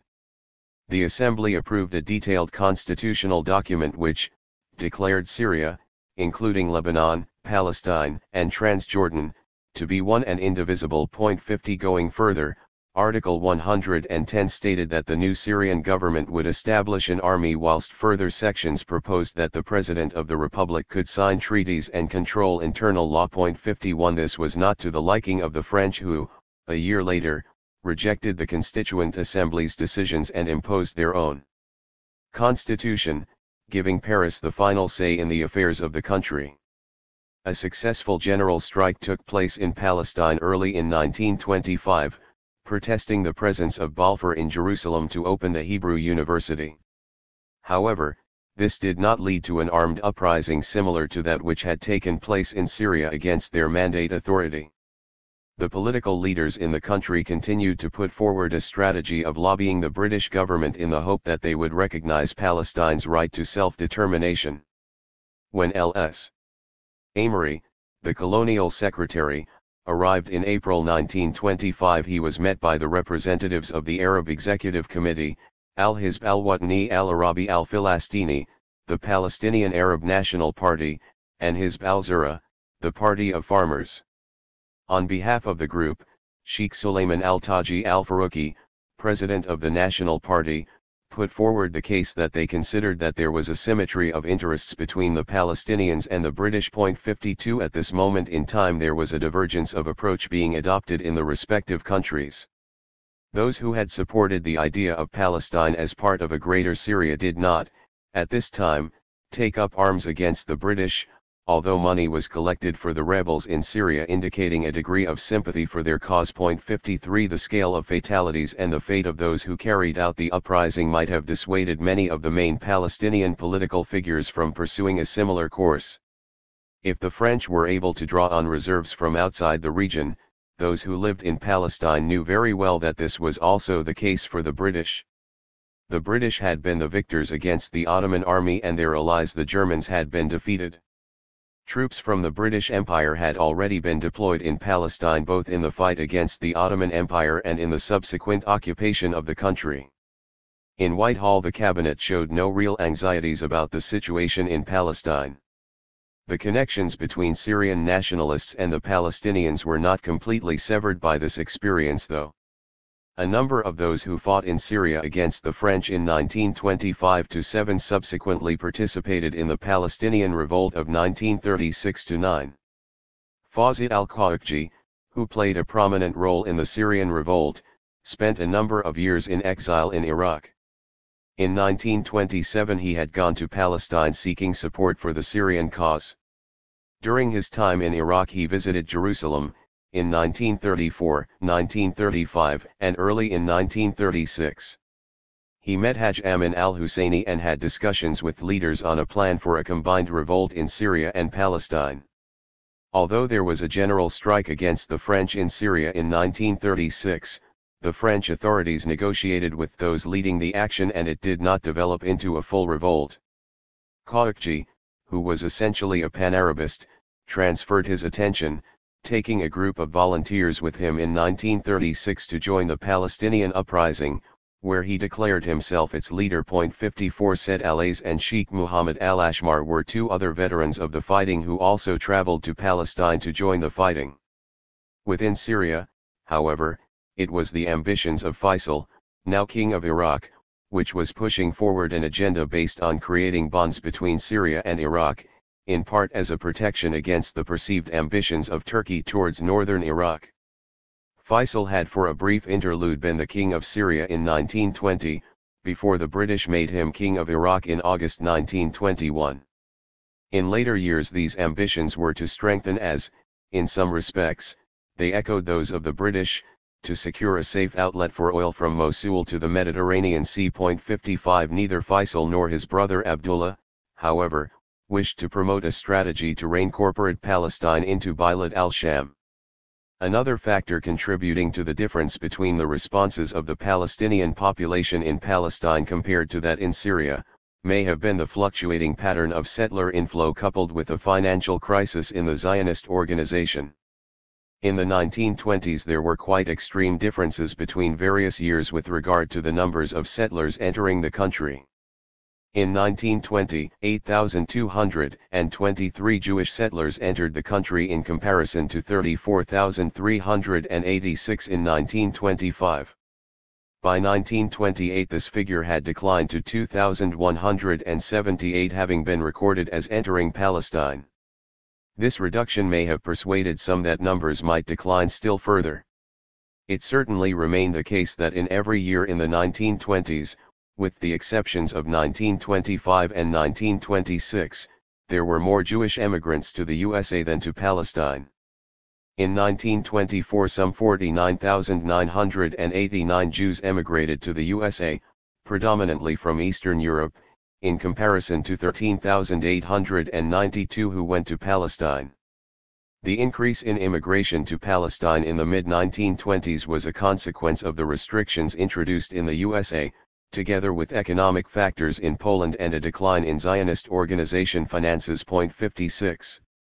Another possible reason for the fluctuation in the numbers of settlers entering Palestine was the economics of the countries from which they originated and consequentially the resources they were able to bring with them. The Peel report noted that Palestine suffered an economic crisis in the 4 years of 1926-9. The outstanding feature of the 4 years after 1925 was the economic depression which afflicted Palestine and, in particular, the national home. It was not a part of the worldwide depression which began to operate in the course of 1929, and the causes of it are difficult to assess with certainty. One factor is undisputed: the collapse of the Polish zloty and the restrictions on currency in Eastern Europe generally, which seriously impoverished the Jewish immigrants who came from that part of the world. Whatever the cause, the result of the depression was a sharp fall in the rate of immigration. 57. This created something of a financial crisis for the Zionist organization in Palestine, which limited their capacity to support newly arrived settlers. It has been estimated that around half of the immigrants to Palestine came under the umbrella of the Zionist organizations. 58 For a period, Jewish emigration from Palestine actually exceeded the inward movement of settlers despite growing anti-Semitism across parts of Europe. The nature of the Palestinian response to events may have been influenced by a perception that the changes taking place under the Mandate were not going to be as adverse as originally thought. 59. The British, the Ayan and Comprador politics. The fundamental ambiguity and contradiction at the center of the Balfour Declaration affected British attitudes towards the indigenous Palestinian community. From the British perspective, they were attempting to co-opt the whole of the Ayan into a project which was strategically antipathetic to the latter's own aspirations for social and political preeminence, let alone the attainment of self-determination. For their part, the British did not wish to co-opt the Ayan and create a comprador social layer, as they had done elsewhere, because their aim was to displace them and employ the Zionist colonizers to serve that role. They did not wish to jeopardize the goal of incorporating Palestine into their imperial framework by giving the Ayan too much importance. As far as possible, therefore, they sought to avoid completely alienating the Palestinian leadership for fear it might drive them into the arms of more uncompromising forces and result in a full-scale anti-imperialist struggle. The AYAN too faced a contradiction. Whilst they recognized that the Balfour Project was contrary to the long-term goal of self-determination, they nevertheless wished to avoid confrontation and jeopardize their positions. Instead, they wished to retain their status by demonstrating they were effective interlocutors between the administration and the Palestinian masses. As a consequence, this rendered the task of developing a strategy adequate to challenge the British occupation problematic. The realities of their eviction from the land and the struggle for existence which confronted increasing numbers of Palestinians forced the AYAN to hesitate about accepting the enticements of London. Palestinian political leaders were constantly made aware that their base of support would be seriously undermined unless they challenged economic and political threats resulting from the sale of land, discriminatory employment policies and colonization. The social and economic character of Palestine underwent dramatic changes from the period of the Ottoman Empire to the Mandate. These changes were reflected in the forms of political organization which arose and the positions they adopted. When the British occupied Palestine, two groupings of notables or AYAN existed whose prestige was largely based on their distinct roles. One group consisted of those families, such as the Nashashivis, whose prestige was founded on the positions they held within society emanating from the structures of the Ottoman apparatus. Raghib al-Nashashivi, for example, had been a member of the Ottoman Parliament and the chief engineer for Jerusalem. 60 This grouping, which owed its status much more directly to the Ottoman apparatus, was in a more vulnerable position in Mandate Palestine as the basis for its status had been removed. This not only affected individuals in Jerusalem but also those in Nablus, Acre, and other cities. 61. The Nashashivis, whose social position was linked to the Ottoman Empire, took the view initially that Palestine should remain within the framework of a Greater Syria. They were inclined towards a positive relationship with the French, believing that this would ensure the most likely way for retaining the unity of Bilad al-Sham. They believed that this would offer the best prospect of preserving their status. The steps taken by the British and the French to enact the Sykes-Picot Agreement separating Palestine from the rest of the region swiftly led to a realization that this was not the case. Henceforth, those in this grouping changed their positions completely and began to base their aspirations on a strategy of alliance with the occupiers.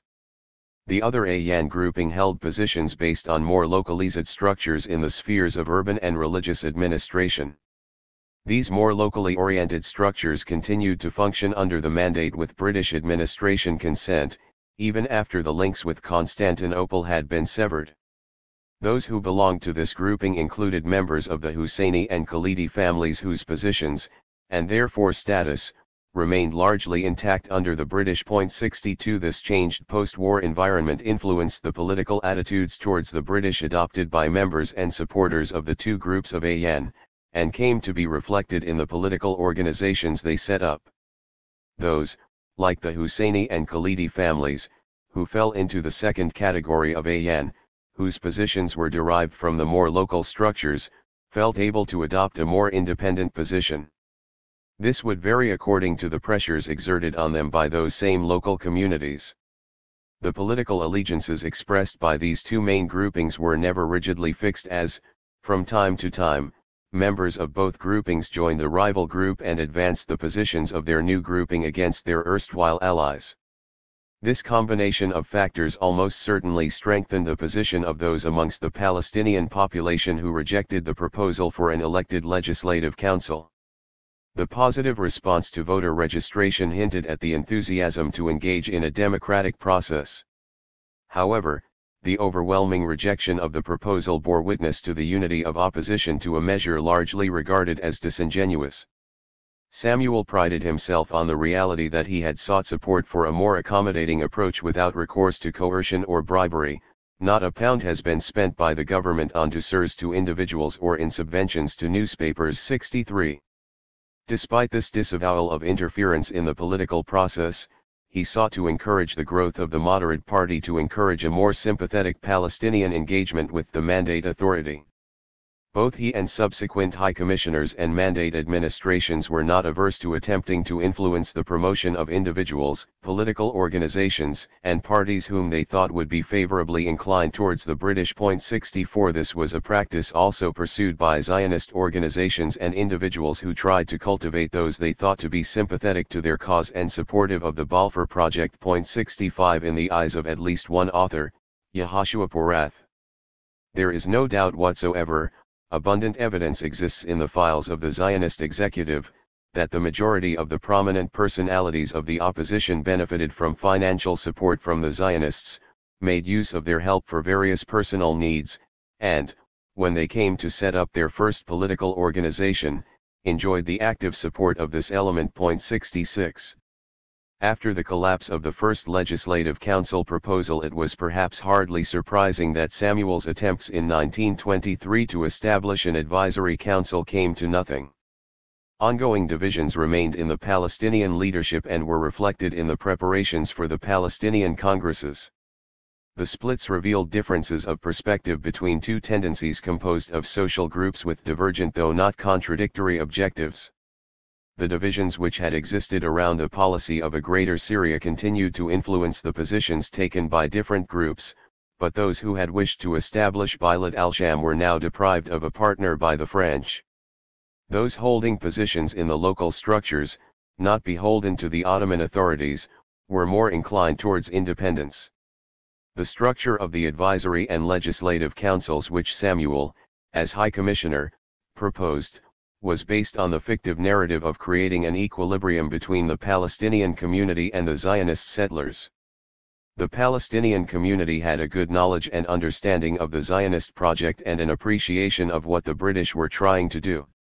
Indeed, the British government knew this too, as the Secretary of State for the Colonies, Winston Churchill, had met with a deputation from the Haifa Congress in Cairo and again in Jerusalem in March 1921, and had been told the positions that had been adopted. 67. The view of the Palestinians adopted at the Third Congress had been clearly spelt out to Churchill and, as has already been noted above, he in turn reported their stance to the cabinet. There was no ambiguity about their goals: the repudiation of the Balfour Declaration, the establishment of a sovereign Palestinian parliament elected by the Palestinian people, an end to Jewish immigration, the return to Ottoman laws, and an end to any proposal separating Palestine from her sister states. 68 The AN were not prepared to act as the comprador class to British imperialism. 69 The British were also capable of interfering in Palestinian concerns in other ways. Samuel intervened in the election of the Mufti of Jerusalem on April 12, 1921, to ensure the accession to the post of Al-Hajj Amin al-Husseini, by displacing candidates supported by his rivals the Nashashivis. He was perhaps looked on favorably because of the attitude of his elder brother Kamal al-Husseini, the previous Mufti, who had consistently been supportive of the British and consequently received their approval. 70 The British administration played the same role in the election process that the Ottomans had before them, but Samuel stepped in to obtain the withdrawal of one of the candidates when Al-Hajj Amin came forth and was therefore technically ineligible for consideration by the British administration. After a great deal of lobbying on his behalf, he was appointed. 71 One institution that was established with British endorsement in Palestine was the Supreme Muslim Council, which was inaugurated on January 9, 1922 at a meeting in Government House. The Supreme Muslim Council was comprised of members from the 4 districts of Acre, Nablus, Jaffa, and Jerusalem/Gaza, voted on by an electoral college and not selected by the administration. It was a body which by its very nature was intended to be responsible for the conduct of Muslim affairs, the management of Awqaf, religious endowments, the appointment of Qadis, Sharia law judges, Waqf commissioners, office holders responsible for religious endowments, imams, leaders of mosques, and other duties in the religious field.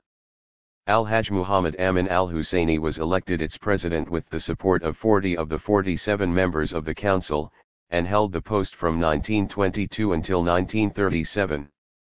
The council members played a role in society beyond the boundaries of Islam. They acted in a political role, sending delegations to parts of the Muslim world to raise funds, working in alliance with the Arab executive and attending all of the Palestinian Congresses. 72 Rashid Khalidi, in The Iron Cage, expressed the opinion that never in the preceding several hundred years of Ottoman rule had such power over religious institutions and the resources they allocated been concentrated in local hands. 73 By legitimating its establishment, Samuel had hoped to gain a degree of gratitude for his patronage and use the body as a means to assess wider community opinion. 74 By definition, the council did not include any Christian representation. The Seventh Palestinian Congress, 1928. Even though the proposal for a legislative council had been rejected in 1923, the idea remained a central feature of the Mandate administration's approach. At times the plan appeared to receive a more favorable consideration from bodies like the Arab Executive, one of whose leading figures, Al-Hajj Amin al-Husseini, voiced support for the idea in 1925. 75 His backing, however, was a tactical attempt to seek advantage in the debate against other members of the Arab Executive. The differences followed a familiar route of dividing between the Nashashivi supporters of Al-Hizb al-Watani al-Arabi al-Filastini and their allies in Hizb al-Zura, on the one hand, and those supporting the majority in the Arab Executive grouped around Musa Kazim al-Husseini, on the other. It was as a result of these internal disputes and differences, which related to the composition of the Supreme Muslim Council, that attempts to convene the Seventh Palestinian Congress continuously stalled. 76. The Palestinian Congress resolutions, the delegations to London, the meetings with the Colonial Secretary and the High Commissioner, failed to produce any change in British attitudes. The British repeatedly refused to agree to any of the demands of the Palestinian political leadership to end Jewish immigration and the sale of lands, or to accept any move towards majority self-government. This intransigence on the part of London began to impact more profoundly on the evolution of political organization inside Palestine. Following the Sixth Palestinian Congress, there was a gap from June 1923 until June 1928 before the next Congress was called. The following Palestinian Congress, the seventh, did not take place until June 20, 1928, some 5 years after its predecessor. In part this reflected the impasse that the Arab executive politics had reached with the splits that had been emerging. The gap between the Sixth and Seventh Congresses was the consequence of a variety of factors. Internal disagreements between the rival political currents continued to obstruct the calling of the Seventh Congress. Contending factions failed to reach agreements on the formation of a unified body that would have the authority to call the Congress.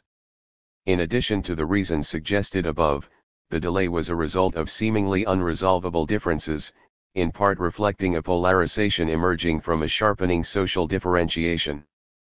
This resulted in the further consolidation of groupings into contending organizations.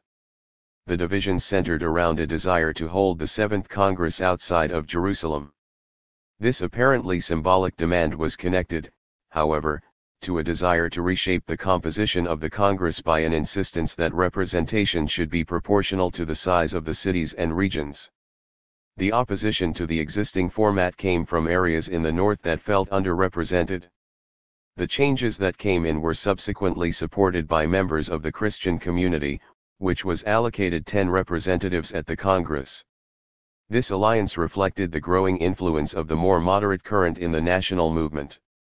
In the end an agreement was reached, though the demand that the Congress be held outside of Jerusalem was not conceded.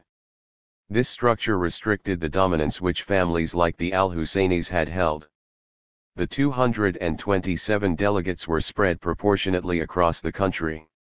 They reorganized the structure of the Arab executive body, making it more geographically inclusive and ensuring representation from the two wings that had been at odds with each other prior to the Congress.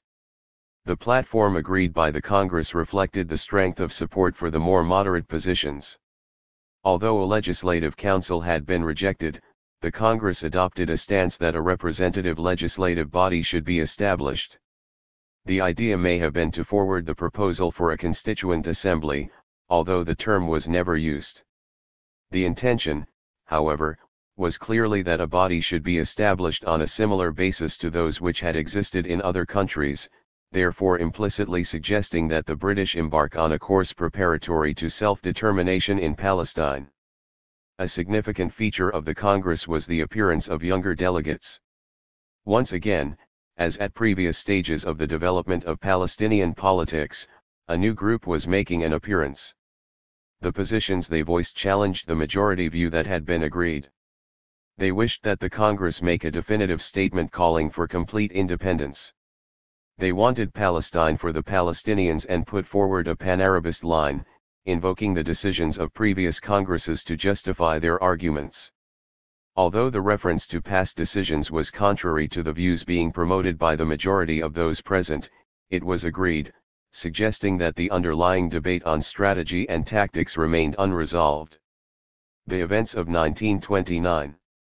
An initiative to create a legislative council promoted in 1929 by the High Commissioner, Sir John Chancellor, came to nothing because of the political situation in the country. Whether it is possible to pick out one particular year and identify it as a defining moment is open to debate. However, 1929 was certainly an important year in the history of Palestine. Hillel Cohen has described it as the year in which relations between Jews and Arabs changed radically, the year that shaped the consciousness of both sides for decades thereafter. 77. The area known as the Wailing Wall to Jews and as Burak to Muslims had been contested for a number of years.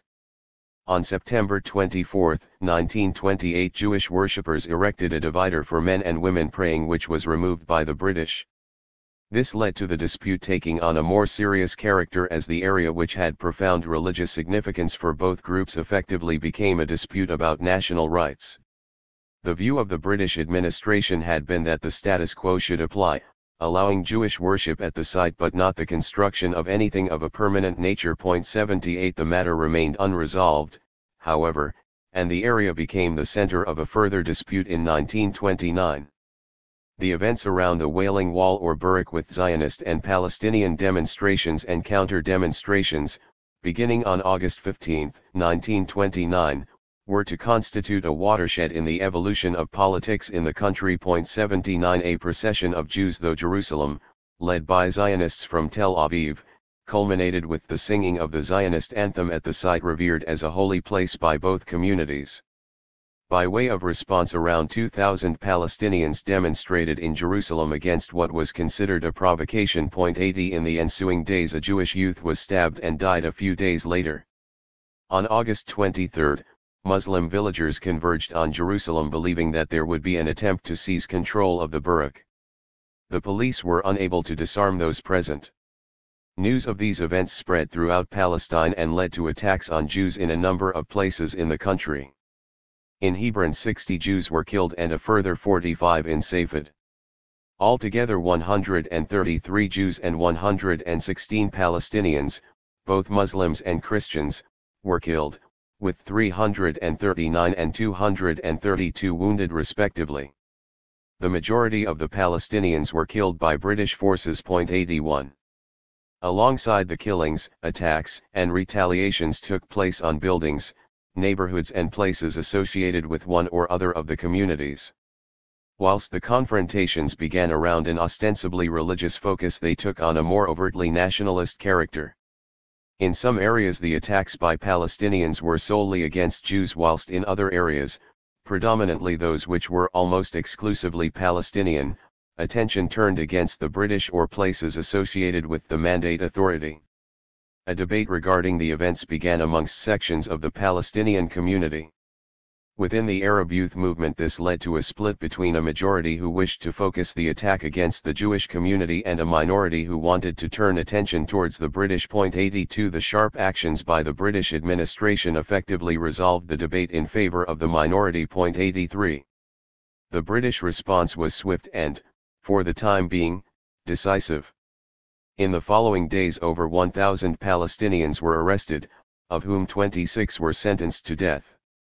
Towns and villages considered to have participated in the actions had collective punishments imposed on them. With the introduction of drastic and punitive measures by the British, sections of the AYAN leadership disavowed any association with the events, rejecting accusations that they had instigated them or played any role in them. At the same time, a different dynamic was playing out amongst wider sections of the Palestinian population, with the creation of popular committees created to assist the call for armed struggle. In total, an estimated 400 volunteers came forward to take part. Police reports from the Haifa sub-district for October 5 describe arms being smuggled both from Syria and Transjordan, whilst a secret memorandum from the officer commanding the Arab Legion, Transjordan, reported meetings of sheikhs who had discussed the possibility of marching armed force into Palestine. 84 The report details the spread of gangs prepared to take action and the movement of arms to assist the anti-British forces, including rifles and ammunition smuggled in by camel and hidden away in the countryside. 85 The seriousness of the threats being posed was concerning the British. Experienced bandits are being consulted as to the best means of carrying out guerrilla warfare, which may commence after the Commission for London arrives and completes its report. 86 The report warned that preparations of this kind were being made across Palestine. A secret intelligence report of November 13, 1929, received by the British Cabinet, identified the existence of a boycott committee which consisted of 24 members, 11 of whom are stated to be members of the Palestinian Communist Party, the objective of which, it claimed, was to assassinate any Palestinian who broke the boycott. 87 The report additionally stated that the purpose of the organization was to undertake reprisals against Jews in the event that death sentences were carried out on Palestinians. This latter suggestion seems questionable in view of the participation of members of the PCP in the committee and that party's explicit opposition to attacks against Jews. The boycott was organized under the auspices of the Arab Higher Committee by the local national committees and National Guard units. This creation of popular committees constituted a departure from the traditional ways of organizing. It was a break with the forms of pressure politics developed by the hierarchical and hereditary leaderships which had hitherto been at the forefront of the campaign for national rights. It was yet another manifestation of the influence of the growth of new layers created by the social differentiation taking place. The emergence of large numbers volunteering to be part of a militant opposition to the British suggests the development of a more widespread anti-imperialist perspective and a turn away from an exclusive focus on the Jewish settlers. Additionally, whilst the PCP did not represent a mass organization, it had a singular orientation towards the Palestinian working class, and its presence on the boycott committee signaled an intent to seek support for its explicitly anti-British orientation. 88 Whilst the importance of the PCP should not be exaggerated, the role it played was indicative of the fact that the Palestinian working class was emerging as an independent voice within the struggle for self-determination. The Shaw Commission Report, April 1930. The response of the British to the events surrounding the Wailing Wall or Burrick was to set up an inquiry which would examine the riots that took place and report to the Cabinet. The Commission, chaired by Sir Walter Shaw, published their report in April 1930. They decided that the Palestinians were the instigators of the attacks, but recognized that the fundamental cause of the outbreak was the Arab feeling of animosity and hostility towards the Jews consequent upon the disappointment of their political and national aspirations, and fear for their economic future. 89 In the eyes of the Commission, the attack neither was nor was intended to be a revolt against British authority in Palestine. 90 Whilst largely reiterating the White Paper policy of 1922, the Commission expressed a concern that there was insufficient land to support the growing numbers of immigrants without a far greater investment in agriculture. Mr. H. Snell, MP, a Labour Party politician, dissented and produced a minority comment arguing the land was capable of sustaining more inhabitants and that no limits be placed on immigration. The upsurge, which occurred in 1929, was only reversed by the British mobilization of considerable resources, effectively imposing martial law and initiating a regime of blanket repression in the country. The officer commanding the British troops was reported as saying, "The whole country is disaffected, practically everywhere disorder, or threat of disorder, has occurred, and demands for protection, which cannot be ignored, are still being received by me." Originally, it is true, the trouble was between Jews and Arabs, and not against the government, yet there, is clear evidence that Arabs are now becoming antagonistic to authority, if only because their designs are being frustrated, and the tendency is growing. 91. The British responded much as the French had when they faced the revolt in Syria a few years previously.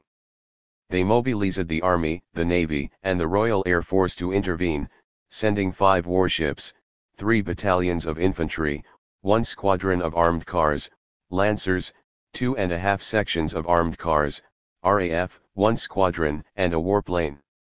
Troop and police presence was increased and collective fines were imposed on villages from which those arrested originated. 2 distinct features began to emerge in the uprising that broke with previous methods of campaigning for self-determination. The establishment of groups prepared to enter systematically into armed confrontation with the British. The second, and arguably the more important, was the appearance across Palestine of well-organized popular committees with a clear anti-mandate agenda and linked to the armed uprising. These features, which appeared during the course of the 1929 uprising, were to become a characteristic of Palestinian politics from then on. 92 On January 17, 1930, Sir John Chancellor, the High Commissioner, asked the cabinet to consider amending the mandate either to place both the Jewish and the Palestinian communities on a similar footing or else to increase the military presence in order to protect the Jews from the inevitable attacks by the majority population. 93 This was not something to which the Labour Party Secretary of State for the Colonies, Lord Passfield, was prepared to agree. Within the Palestinian community the divisions were sharpening. Breaking with the lobbying-oriented politics of the Ayyan-dominated Arab Executive Committee and the Supreme Muslim Council, new parties began to appear which adopted a more explicitly anti-British position. Moreover, they began to break with an orientation which had predominantly led to a focus on anti-Zionist and anti-Yishuv actions. The significance of the twin developments of anti-British armed struggle and mass popular campaigning was further reflected in the decision of the Nablus MCA in July 1931 to change its name to the Patriotic Arab Association, Al-Jamiyah Al-Arabiyyah Al-Wataniyah. In addition, and against the express wishes of the Arab Executive Committee, they decided to convene a national conference to discuss strategy. In October 1931, Sir Arthur Wauchope replaced Sir John Chancellor as High Commissioner. The events at the Wailing Wall gained wide attention and resulted in an international commission of inquiry conducted by the League of Nations. This moment also saw the emergence of a more explicitly anti-British politics as reflected in the positions adopted by bodies like the Istiqlal Party. The Istiqlal Party, founded on August 4, 1932, took a position of intransigent opposition to serving on any bodies established by the British. In September 1932 the party persuaded the Arab executive to adopt a similar stance despite the inclinations of supporters of both the Mufti and the Nashashivi faction. For their part the Zionist executive, which had already taken a decision in August 1930 not to cooperate with Chancellor's call for a legislative council, continued to maintain their opposition.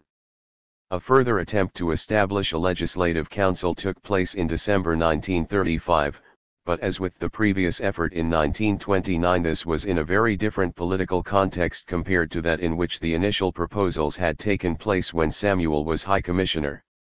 Preliminary consideration of the proposal was aired on March 28, 1934, in a very secret memorandum written by the conservative politician Sir Philip Cunliffe Lister, Secretary of State for the Colonies. 94 He had wished that the proposal to establish a legislative council had never been made, but he accepted that it was as a result of undertakings given to the League of Nations Permanent Mandates Commission. Based on the assumption that the High Commissioner would have the last word on any decisions, he saw no real objection but remained fairly skeptical about the advantages of establishing it. The Arabs are very insistent that we should carry out these undertakings while at present the Jews are opposed to the setting up of a legislative council. I have made it plain that such a council could have no executive authority, and that the power of the High Commissioner to ensure the passage of measures which he thinks essential remain unimpaired, and that he would, of course, have the power of veto, which exists in all colonies. Provided the High Commissioner has these powers, I do not myself attach much importance to an official majority. 95. His discussion with several influential Arabs led him to believe that the council could be established without too much trouble, although his description of the body differed so little from previous attempts that it is difficult to believe that he had any greater expectation of it being set up than any other previous initiative. Cunliffe Lister reported, furthermore, that the Jews were opposed to the setting up of a legislative council. 96 It was a matter of the British being obliged to go through their paces. Whatever the sincerity of the British, the proposal for the Legislative Council went ahead only to be met with rebuttal from another quarter. In response to the uprisings against the British in 1936, the House of Commons, at the instigation of the pro-Zionist MPs, defeated the government proposal to establish a Legislative Council. Whilst all these initiatives took place in differing circumstances, the Palestinian verdict on each occasion was to reject structures which they perceived as being designed to thwart any progress towards self-determination. Sections of the leadership, principally though not exclusively those associated with the Nashashivi-led political current, repeatedly gave their support to the proposals in the first instance. On each occasion, Palestinian popular opinion stimulated by events obliged the leaderships to repudiate the idea of a legislative council or force them to turn away from it. In spite of the repeated failure of the British Mandate authorities to establish a legislative council, this did not prevent the emergence and recognition of Zionist agencies in particular, which took on some of the functions of a state apparatus. From the outset, this included most notably the recognition of the role of the Zionist Commission as the authoritative body representing the Yishuv. The rise of Nazism. The demographics of Palestine were to change dramatically in the 1930s. The rise to power of the Nazis in Germany led to a dramatic increase in the numbers of Jews fleeing persecution, and the numbers seeking to travel to Palestine increased. Despite the pleas for help from the 18th World Zionist Congress meeting in Prague in August 1933, not a single country, great or small, showed any enthusiasm to receive Jews. 97. Once again, as in 1924, the USA and other Western European countries imposed quotas, which had the effect of limiting the numbers of Jews permitted entry to their respective countries. Whilst the criteria used were not always explicitly anti-Jewish, nevertheless the formulae used impacted disproportionately on Jews seeking refuge from the Nazis and anti-Semitism.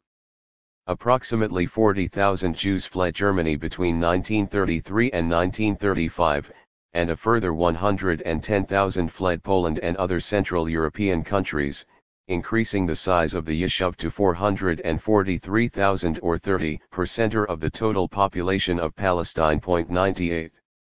The record of the major powers of the day was abysmal. Walter Lacker made the point that the British in 1685 had let into the country some 120,000 French Protestants seeking asylum. Up until March 1939, only 19,000 Jewish refugees were given permission to enter. The record of some of the largest countries of the world was as bad. The United States in 1935 accepted 6,252 Jewish immigrants, Argentina 3,159, Brazil 1,758, South Africa 1,078, Canada 624. In the same year, the number of legal Jewish immigrants into Palestine was 61,854. 99. There are no figures available for most other countries, including some of the largest in the world such as Australia. The number of those arriving was augmented by those entering illegally, by land and by sea, for which there was no record. In the main, the new immigrants settled in urban areas, increasing the size of cities like Tel Aviv.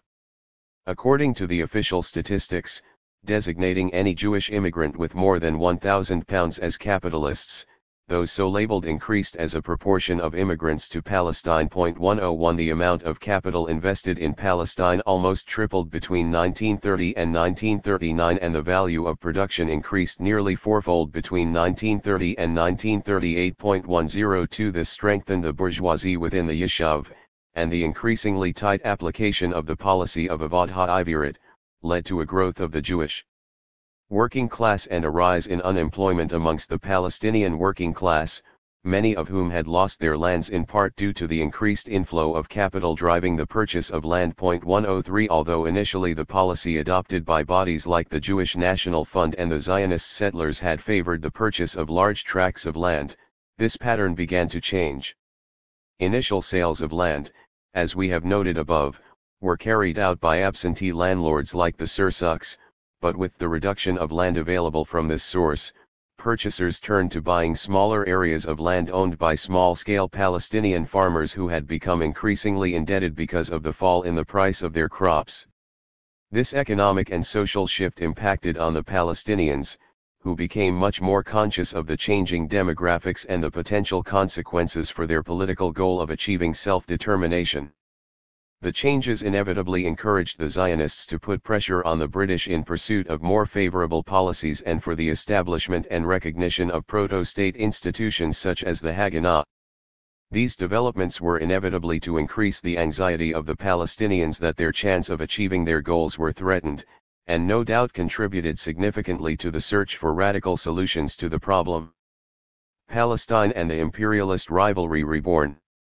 Whilst the significance of inter-imperialist rivalry as a factor influencing British policy in the Near East fluctuated in importance, it did not recede entirely. Although the consequences of world economic developments have been touched on, attention needs to be paid to the outstanding territorial ambitions of some countries.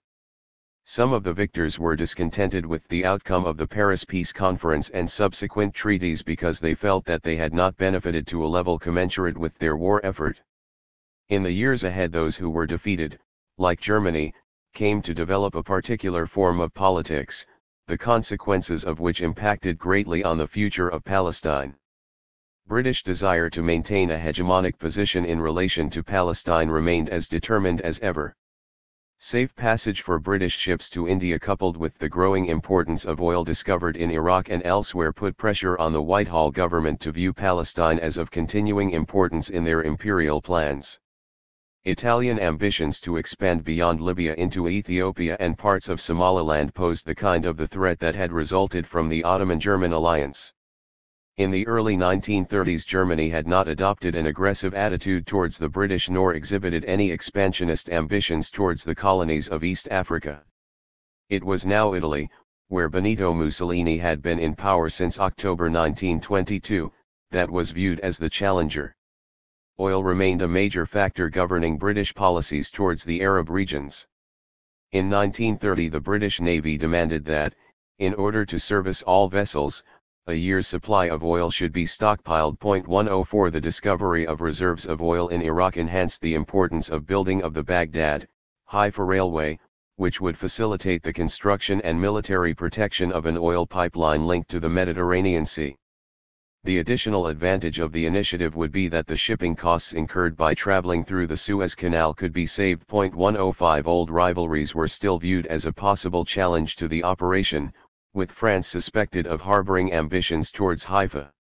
The British government faced a number of challenges arising from events in the wider world.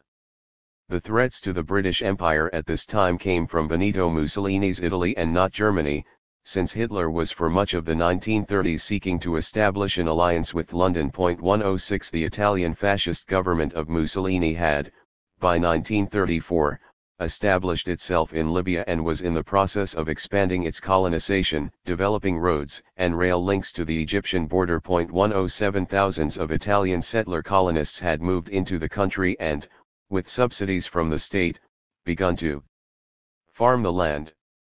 Additionally, and resurrecting late 19th century Italian policy, Mussolini had the ambition of taking control over Ethiopia and Somalia. The British viewed this as a further threat to the safe passage of their vessels to India through the Red Sea. Ships passing through might become vulnerable to interception by Italian forces, who would be able to close off the seaway at its southern end. The British were also concerned about the vulnerability of Egypt that might arise as a consequence of Italian occupation of the lands to the south. Mussolini's government, aiming to maximize problems for the British, had been in discussion with sections of the Zionists and printed anti-British material which was widely distributed throughout Palestine. 108. In Egypt in November 1935 there was mounting pressure from mass demonstrations calling for independence that resulted in the election of the Wafd party. Any move by the Egyptians, agitating for independence from the British, towards linking up with the Italian regime in Libya would have been another immediate threat to Britain's access to and control over the Suez Canal. 109 As a consequence, the British were forced into a round of negotiations on the future of the country, seeking to pacify Egyptian demands for greater independence. In addition, they made several attempts to negotiate an agreement between the Italian government and Emperor Haile Selassie, but these ended in failure, and in late December 1935 the Italian army launched an invasion of Ethiopia. 110.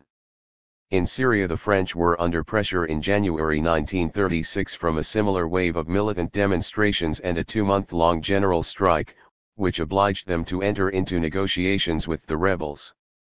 The situation had an added dimension from a Palestinian perspective.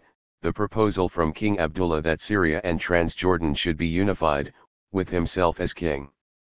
The suggestion was modified to distinguish between French and British spheres of influence, but nevertheless its realization would have had the potential to destabilize the political situation in Mandate Palestine. 111.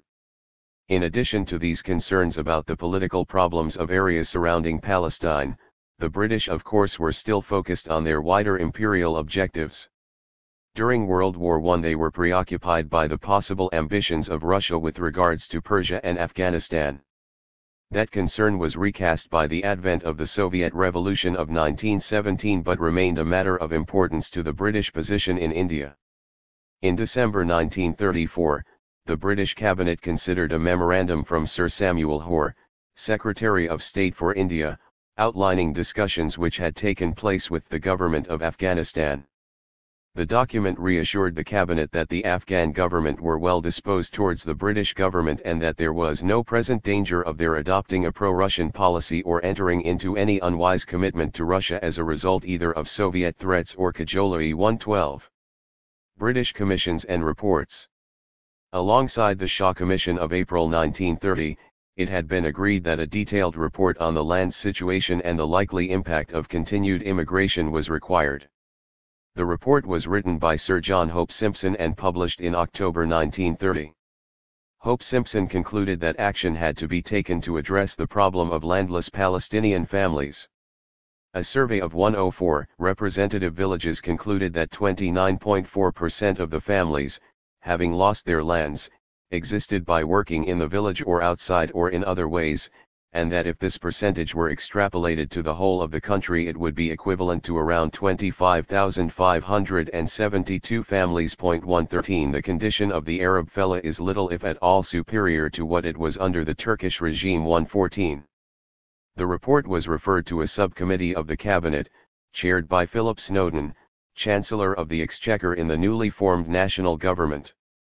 The expert committee met 3 times from 18 to September 20, 1930. Having reviewed the costing of Hope Simpson's proposals, Snowdon's group endorsed much of what he had highlighted and proposed that the Palestine administration should take immediate steps, a. to provide by means of legislation that during the next 5 years no further parcels of land shall be acquired by Jewish organizations, in order to give time for the assimilation of the landless Arabs under the policy we recommend, and, b. to restrict the immigration of Jews to such numbers as can be settled on the reserve lands, or can confidently be expected to be absorbed into industrial occupation. The group warned that, if this is not done, we fear that at the end of the 5 years the position will be no better, and possibly even worse, than it is at present. 115. Lord Passfield, the Colonial Secretary, produced a white paper at the same time as the Hope Simpson report was published. The white paper was similar to the 1922 Churchill white paper and the views expressed in the Haycraft report. On March 31, 1930, a delegation led by Musa Qasim and including Haj Amin and Nashashivi had met with Prime Minister Ramsay MacDonald and Lord Passfield. Passfield's white paper reflected the concerns that had been expressed in March, and was submitted to the cabinet with the Hope Simpson report appended. The white paper echoed the views of the Shah Commission, arguing that it was essential to look at the three problems of development, immigration, and unemployment. 116 He sought to put forward a scheme that he believed would demonstrate that the government intended to treat both communities equally, and this was coupled with a proposal for a legislative council. 117 The white paper produced a strong reaction amongst Zionists. Weizmann, along with others, tendered his resignation from the Jewish Agency on the grounds that Passfield was taking the view that the establishment of a homeland for the Jews was completed. 118 His recommendations were effectively repudiated in January 1931 by Prime Minister MacDonald in a letter to Weizmann. The letter was the product of discussions between civil servants and members of the Jewish Agency, even though it bore MacDonald's name. 119 MacDonald, in what he asserted was the authoritative interpretation of the white paper, pointed out that the Passfield White Paper was based on Churchill's document of 1922 and that its commitment was to the Jewish people and not only to the Jewish population of Palestine. 120 Between 1922 and 1931 Jewish immigration had increased by 110%, and in the eyes of Palestinians constituted a major threat to their national aspirations. The letter refused to acknowledge the political rights of the Palestinians and was read by them as a further encouragement to immigrants, as it specified that the obligation to facilitate Jewish immigration and to encourage close settlement by Jews on land remains a positive obligation of the mandate, and it can be fulfilled without prejudice to the rights and positions of other sections of the population of Palestine. 121 MacDonald's letter was effusive in its praise for the Jewish Agency but goes beyond that, stating, His Majesty's government also recognizes the value of the services of labor and trade union organizations in Palestine, to which they desire to give encouragement.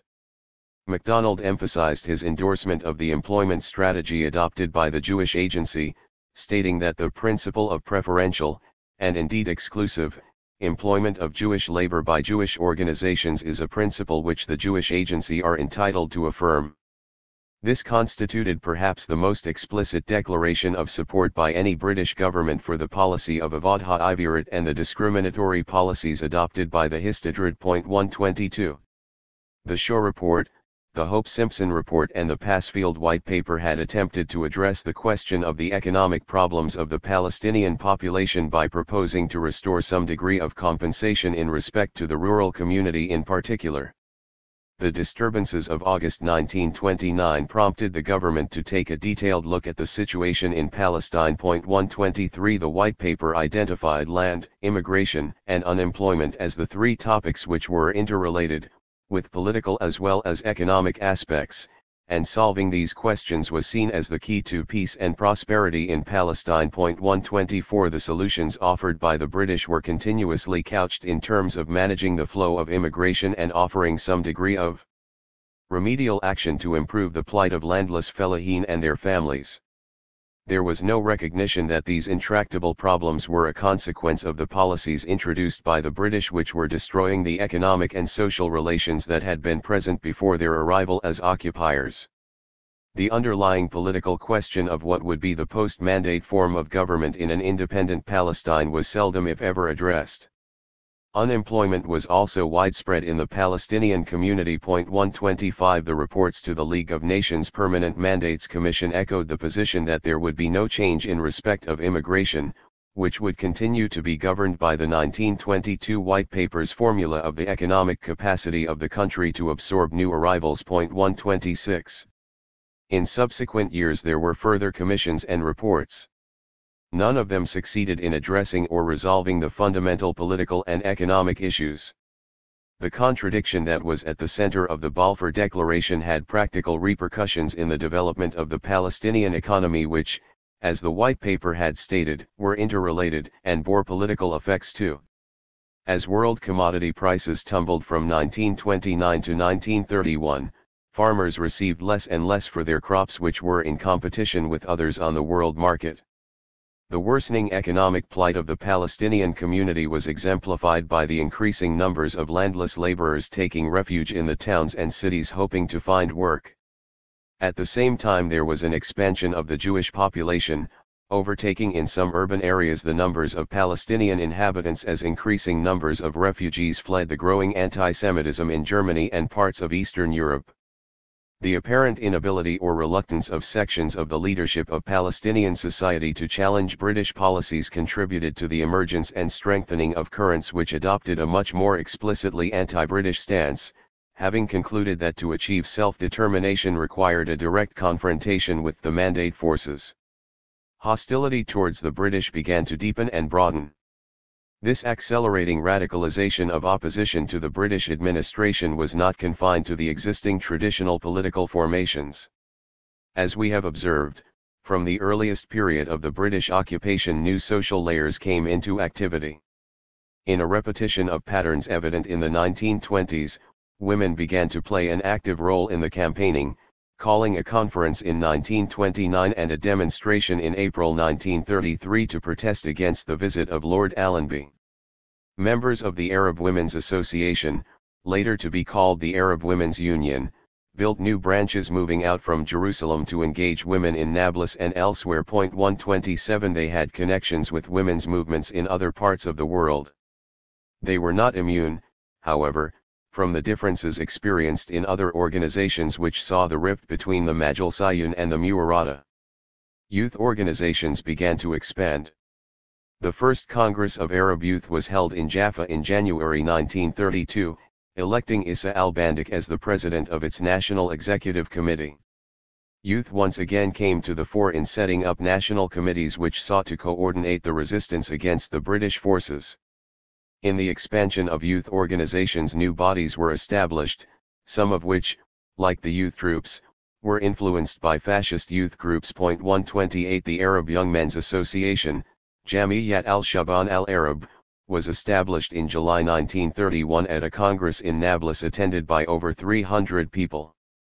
Some advocated military training for the Boy Scout troops. 129 A feature of the growth of these bodies and the emergence of more youthful activists was that they were frequently from cities other than Jerusalem. 130 The plight of landless fellahin and unemployed workers began to have significance in the development of the political discourse in Palestine. This led to the increasing involvement of unemployed workers and those who came from the ranks of the landless fellahin in political activity, alongside the developing new middle-class social layers. The composition of those who took part in the 1935 and 1936 armed revolts against the British included former railway workers, teachers, merchants, clerks at the Jerusalem Sharia Court, laborers, porters from Haifa Harbor and members of urban notable families. 131 It also manifested itself in the emergence of more socially conscious politics. An example of the awareness of what was taking place in Palestinian society was reflected in the views expressed by at least one of the new political formations, the Istiqlal, Independence, Party, which took an explicitly militant stance. The new party considered the failure to date to be the product of the egocentric and self-interested political notables who were subservient to the imperialist rulers. 132 The economic situation and the lack of any significant political change of circumstances led increasing numbers of Palestinian people towards a break with the political practices of the preceding decade. It was this sharpening political and social differentiation which led to the 1936-9 Thora, Arab Revolt, in which the repression unleashed by the British replayed the tactics of collective punishment, military repression, exile, and intimidation in order to suppress a nationwide uprising expressing a desire for self-determination. The Thora went through stages, but it was testimony to the depth of opposition to the mandate that the British forces in Palestine were obliged to call on considerable reserves in order to thwart the ambitions of the Palestinian people to assert their right to self-determination. 6. The mandate in context. There are many ways in which the Balfour Declaration can be read and analyzed historically. The text itself and the many documents relating to the history of the British occupation of Palestine provide an abundance of information revealing the reasoning behind the decisions of successive British governments. This book has attempted to look at the policy-making process by governments and to examine the context within which their decisions were implemented. Economic, social, and political relations impacted on the conduct of the Mandate administration and the responses of the Palestinian community. The framing reference was that of the inter-imperialist rivalry which developed through the end of the 19th century and resulted in its sharpest expression in World War I. British imperialism at the time of the occupation of Palestine and throughout the Mandate period was influenced by the interplay of a combination of factors. The Palestinian people and the Zionist settlers were both affected by international, regional, national, and communal factors. Whilst the encounter between these groups can be evaluated by an examination of the public records, an exploration of the social and economic context which formed the parameters within which this dialectic developed provides an invaluable insight into the forces at work. The preceding centuries of Ottoman rule, the British invasion and occupation of Palestine, the inter-imperialist rivalry, the growing Palestinian desire for self-determination, the anti-Semitism within Europe and the revivalist nationalism of Zionist politics, were just some of the elements which came to produce the unique conjuncture of the Mandate period. Each of these developments took place at different speeds, having their own specific asymmetrical consequences on the British, the Palestinians and the Zionist settlers. The nature of the imperialism which emerged at the end of the 19th century had features which distinguished it from earlier forms of colonial imperialism and had an effect on the way British policies were implemented and developed. The territorialism and colonialism which had characterized the imperialism of the 17th, 18th, and early 19th centuries were, from the end of the 19th century onwards, supplanted by the ascendancy of finance capital. Conquest of lands and colonization gave way to a global competition for markets, the creation of trade monopolies, control over raw materials and the necessary protection of the lines of communication. A characteristic and driving force of these changes was the materializing of powerful economic institutions produced through the fusion of the most aggressive and expansionist components of industrial and financial development. The functioning of these institutions, especially in the realm of overseas investments, was buttressed by the mobilization of their respective nation-states to achieve or enforce their goals. 1. In some instances the establishment of clientelistic relationships with an indigenous ruling class obviated the need for a more direct intervention and colonization. Some, though admittedly not all, of these features affected the development of British policies in respect of the Near East and Palestine.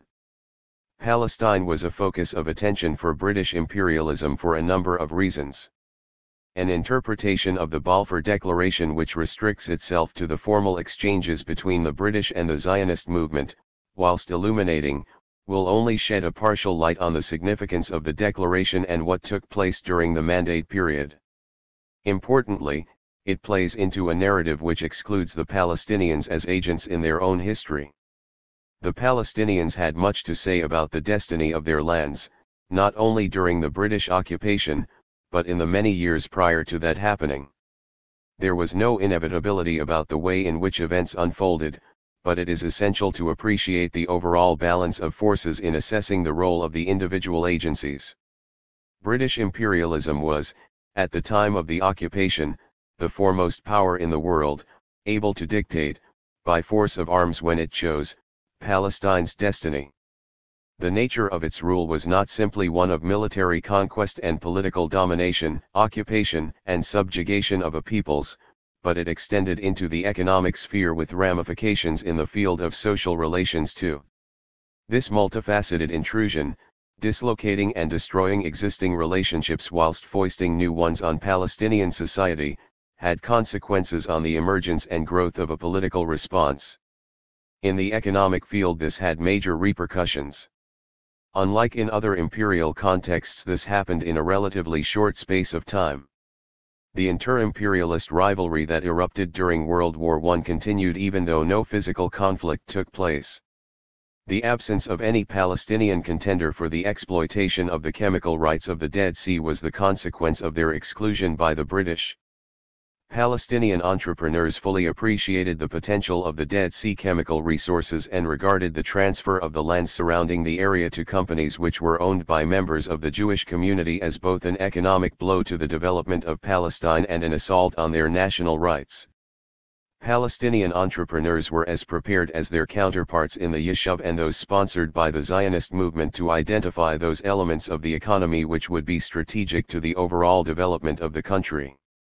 Under the terms of the League of Nations mandate, the British government was supposed to ensure that bids to invest and create new industries were dealt with equitably. Even though the British held the mandate for Palestine, they had to contend with ongoing rivalry with their imperialist ally and the occasional intervention of foreign governments on behalf of citizens of their countries, who claimed they had prior consideration in the awarding of contracts by dint of agreements reached with the Ottoman rulers before the war.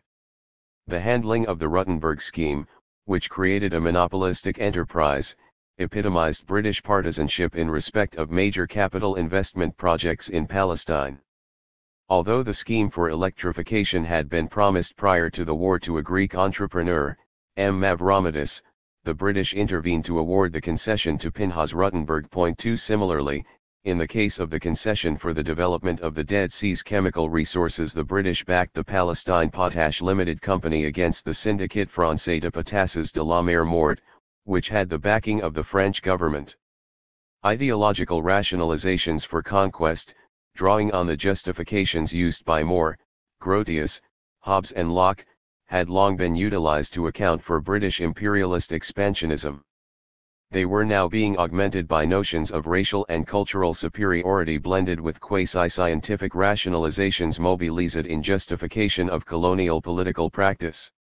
The mission civilisatris, in effect a secularist version of the quasi-religious undertaking of conversion of the non-believer to Christianity, was interwoven anew with Christian restorationism. The imperialist conquests did not go uncontested.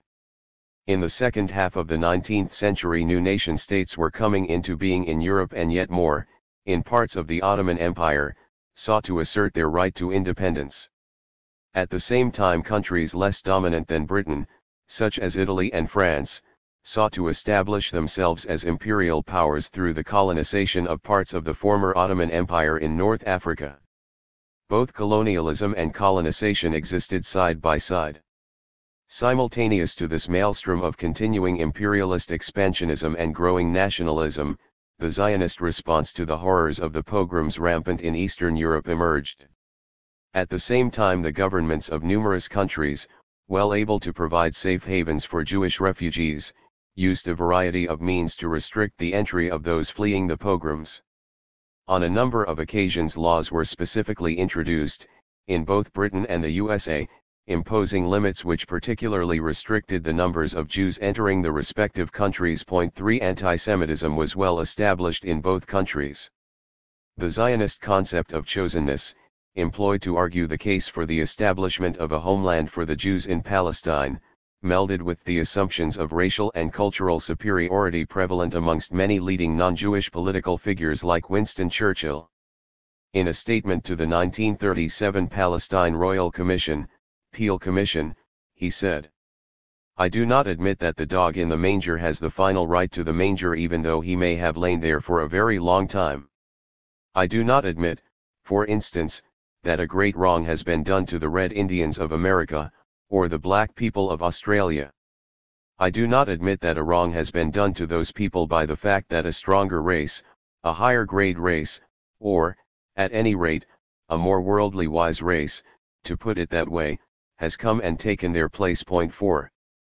Non-Jewish adherents were won from the ranks of those who combined anti-Semitism with support for the Zionist cause, no doubt in the hope, or belief, that the persecuted Jews of Eastern Europe would choose Palestine as an alternative to their own countries. Their hierarchical ranking placed the peoples of the Arab world of the Near East below those of Western Europe and the USA, thus dismissing the entitlement of those who inhabited Palestine to the right to self-determination. The imperial powers were to be the sole arbiters of a people's fitness to become a sovereign country. In the most grotesque manifestation of imperialist supremacy, European powers carried out the forced transfer of peoples and genocidal practices on a wide scale. On the continents of America, Africa, Asia, and Australia, imperial expansion resulted in the indiscriminate killing of indigenous peoples and compulsory movement from their lands. The period within which the British government established the mandate in Palestine constituted a moment in which the nature of imperialism was undergoing profound changes, moving from a time in which it was typified by the use of colonization as its defining characteristic to one in which the expansion of overseas investment was to become the dominant characteristic. The last quarter of the 19th century had seen the rapid escalation of inter-imperialist rivalry resulting from the aggressive competition for dominance over markets and increasingly important raw materials.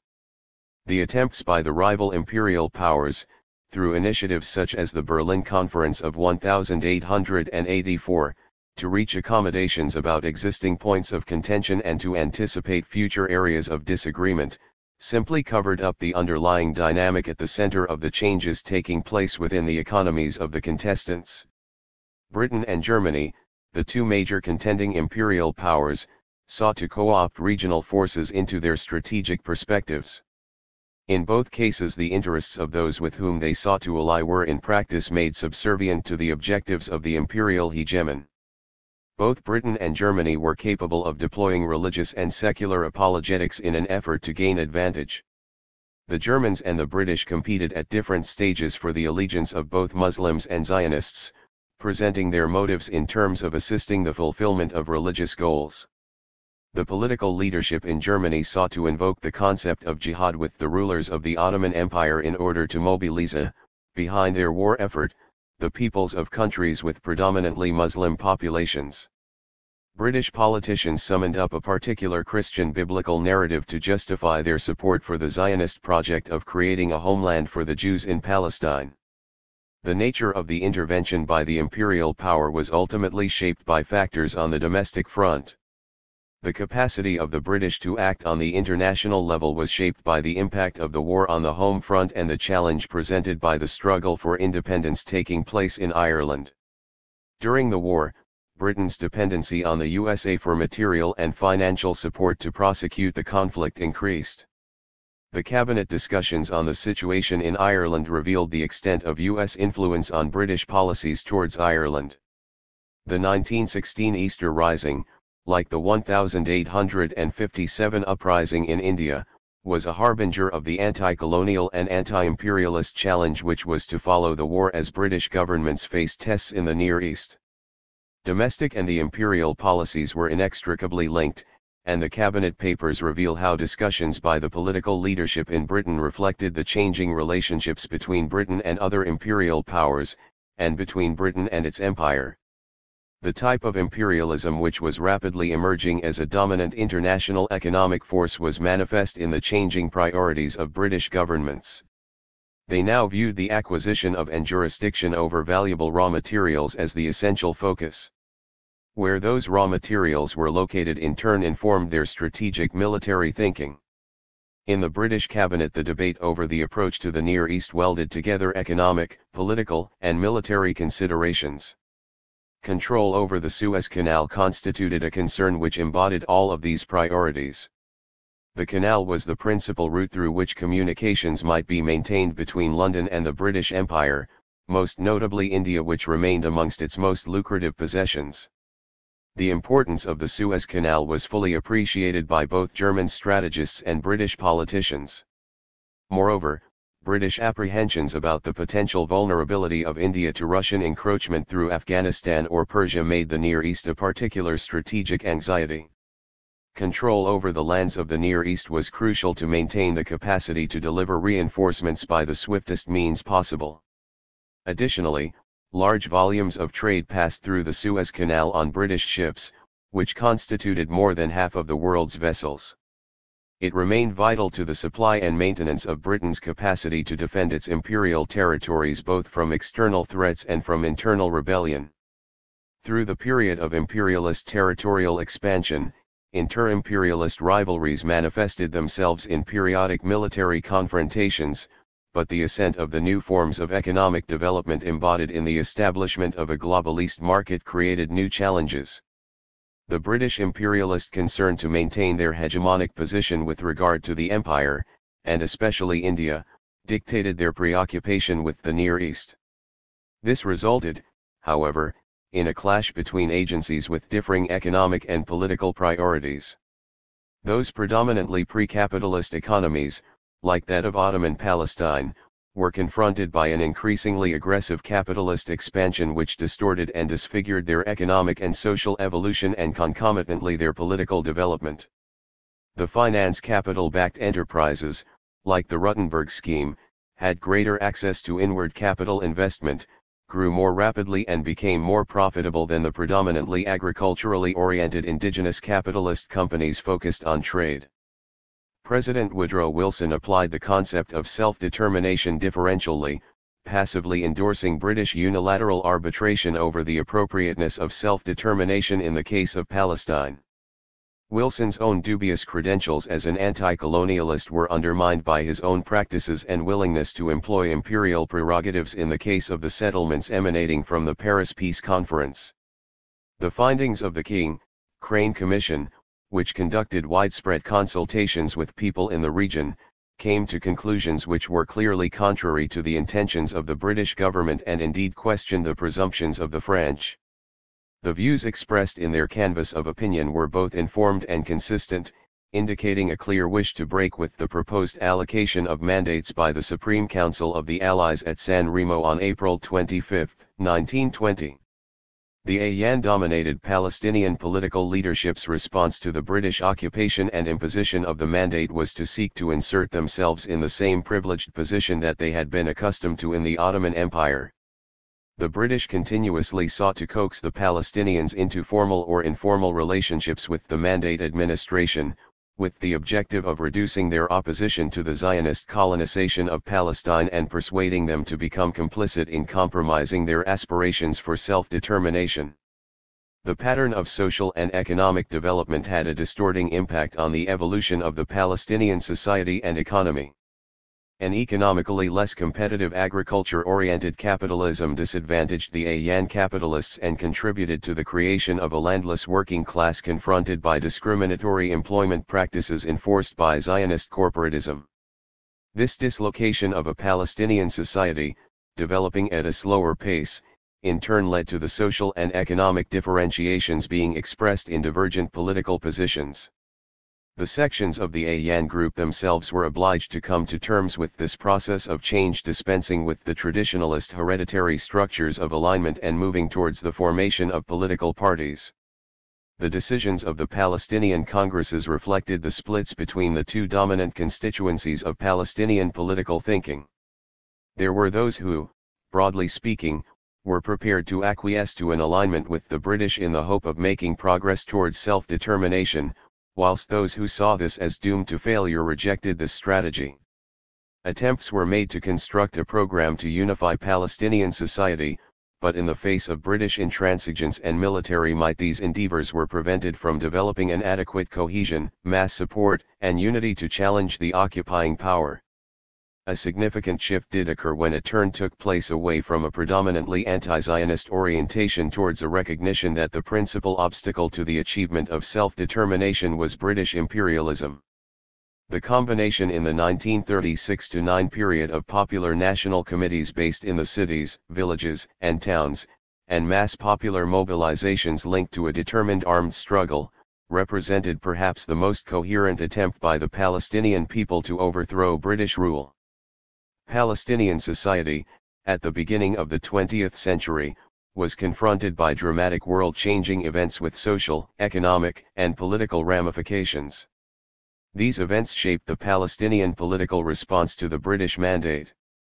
Palestinian society was in many respects unlike many other countries which the British had occupied and appropriated to their imperial domain, because it was to some extent already becoming a part of the wider world economy and had the capacity to continue to develop. Its economic, social, and political progress was shaped by the constraints imposed upon it by British imperialism's primary concern to secure its goal of preserving its own empire. This centered on its preoccupation with the Near East and the Suez Canal. This focus was evident before the adoption of the Balfour Declaration and was to resurface during the 1930s as the inter-imperialist rivalry reappeared. In the first instance, the Zionist project was an adjunct to British imperialism's main concerns, although this was never the view held by the Zionists themselves. Elements of the social, economic, and political features, which had shaped the process of the British occupation and the initiation of the Mandate, remained operative throughout the period. Developments in the wider world in this period continued to impact on Palestinian society as the fellahin suffered greater impoverishment with the devastation of their crops, the fierce competition of imported goods and the application of partisan economic measures by the British administration favoring Zionist-owned enterprises. The Hope-Simpson report recorded the impoverishment of rural areas, resulting from the vulnerability of those who worked there coupled with the precariousness faced by the landless workers forced to gravitate towards the larger towns for employment. The Palestinian response initially manifested itself through a focus on opposition to Jewish immigration and the sale of lands as the manifest evidence of the denial of self-determination. This was the basis of the inchoate politics which culminated in periodic demonstrations and outbreaks of violence resulting in the deaths and injuries to Jews and Palestinians. The founding of the Istiqlal Party signaled a break with this politics and a sharper focus on the responsibility of the British as the principal authors of the situation. An examination of the discussions and decision-making which took place within the cabinets of the period exposes the thinking and methodology behind the responses of successive British governments. The white papers that were produced and the various reports commissioned by governments into the major events of the period glaringly exposed the contradictory character of the Balfour Declaration. Within the British government it was clearly the case that they viewed the future of Palestine as a strategic question to the empire as a whole. Moreover, there was an awareness of the contradictory implications of the Balfour Declaration and knowledge of the likely response of both the Palestinian population and the Zionist settlers to the actions of the Mandate administration. Any notion that the British governments were unaware of the realities of the situation in Palestine or ignorant of the consequences of the policies they were promoting would be completely false. The Mandate has to be situated within that wider context of global political and economic developments, and this affords a new perspective on the political processes unfolding in Palestine during the period. Choices by all parties, but especially the Palestinians, did not take place in a vacuum but were influenced by a variety of factors, many though not all of which were beyond their control. A re-examination of them will contribute to the deepening of an understanding as to how and why events developed in Palestine in the way they did. However, the inescapable conclusion remains that British self-interest was at the center of decision-making by the one agent that had the capacity to transform the situation. Imperialist self-interest authored the Balfour Declaration and created the Mandate. The British set out to use a surrogate settler community to secure a land base from which to manage their interests in the Near East and protect their lifeline to the empire in East Africa and India. The contradictions created by the Balfour Declaration remain as much of a challenge today as they did when it was adopted by the British cabinet in November 1917.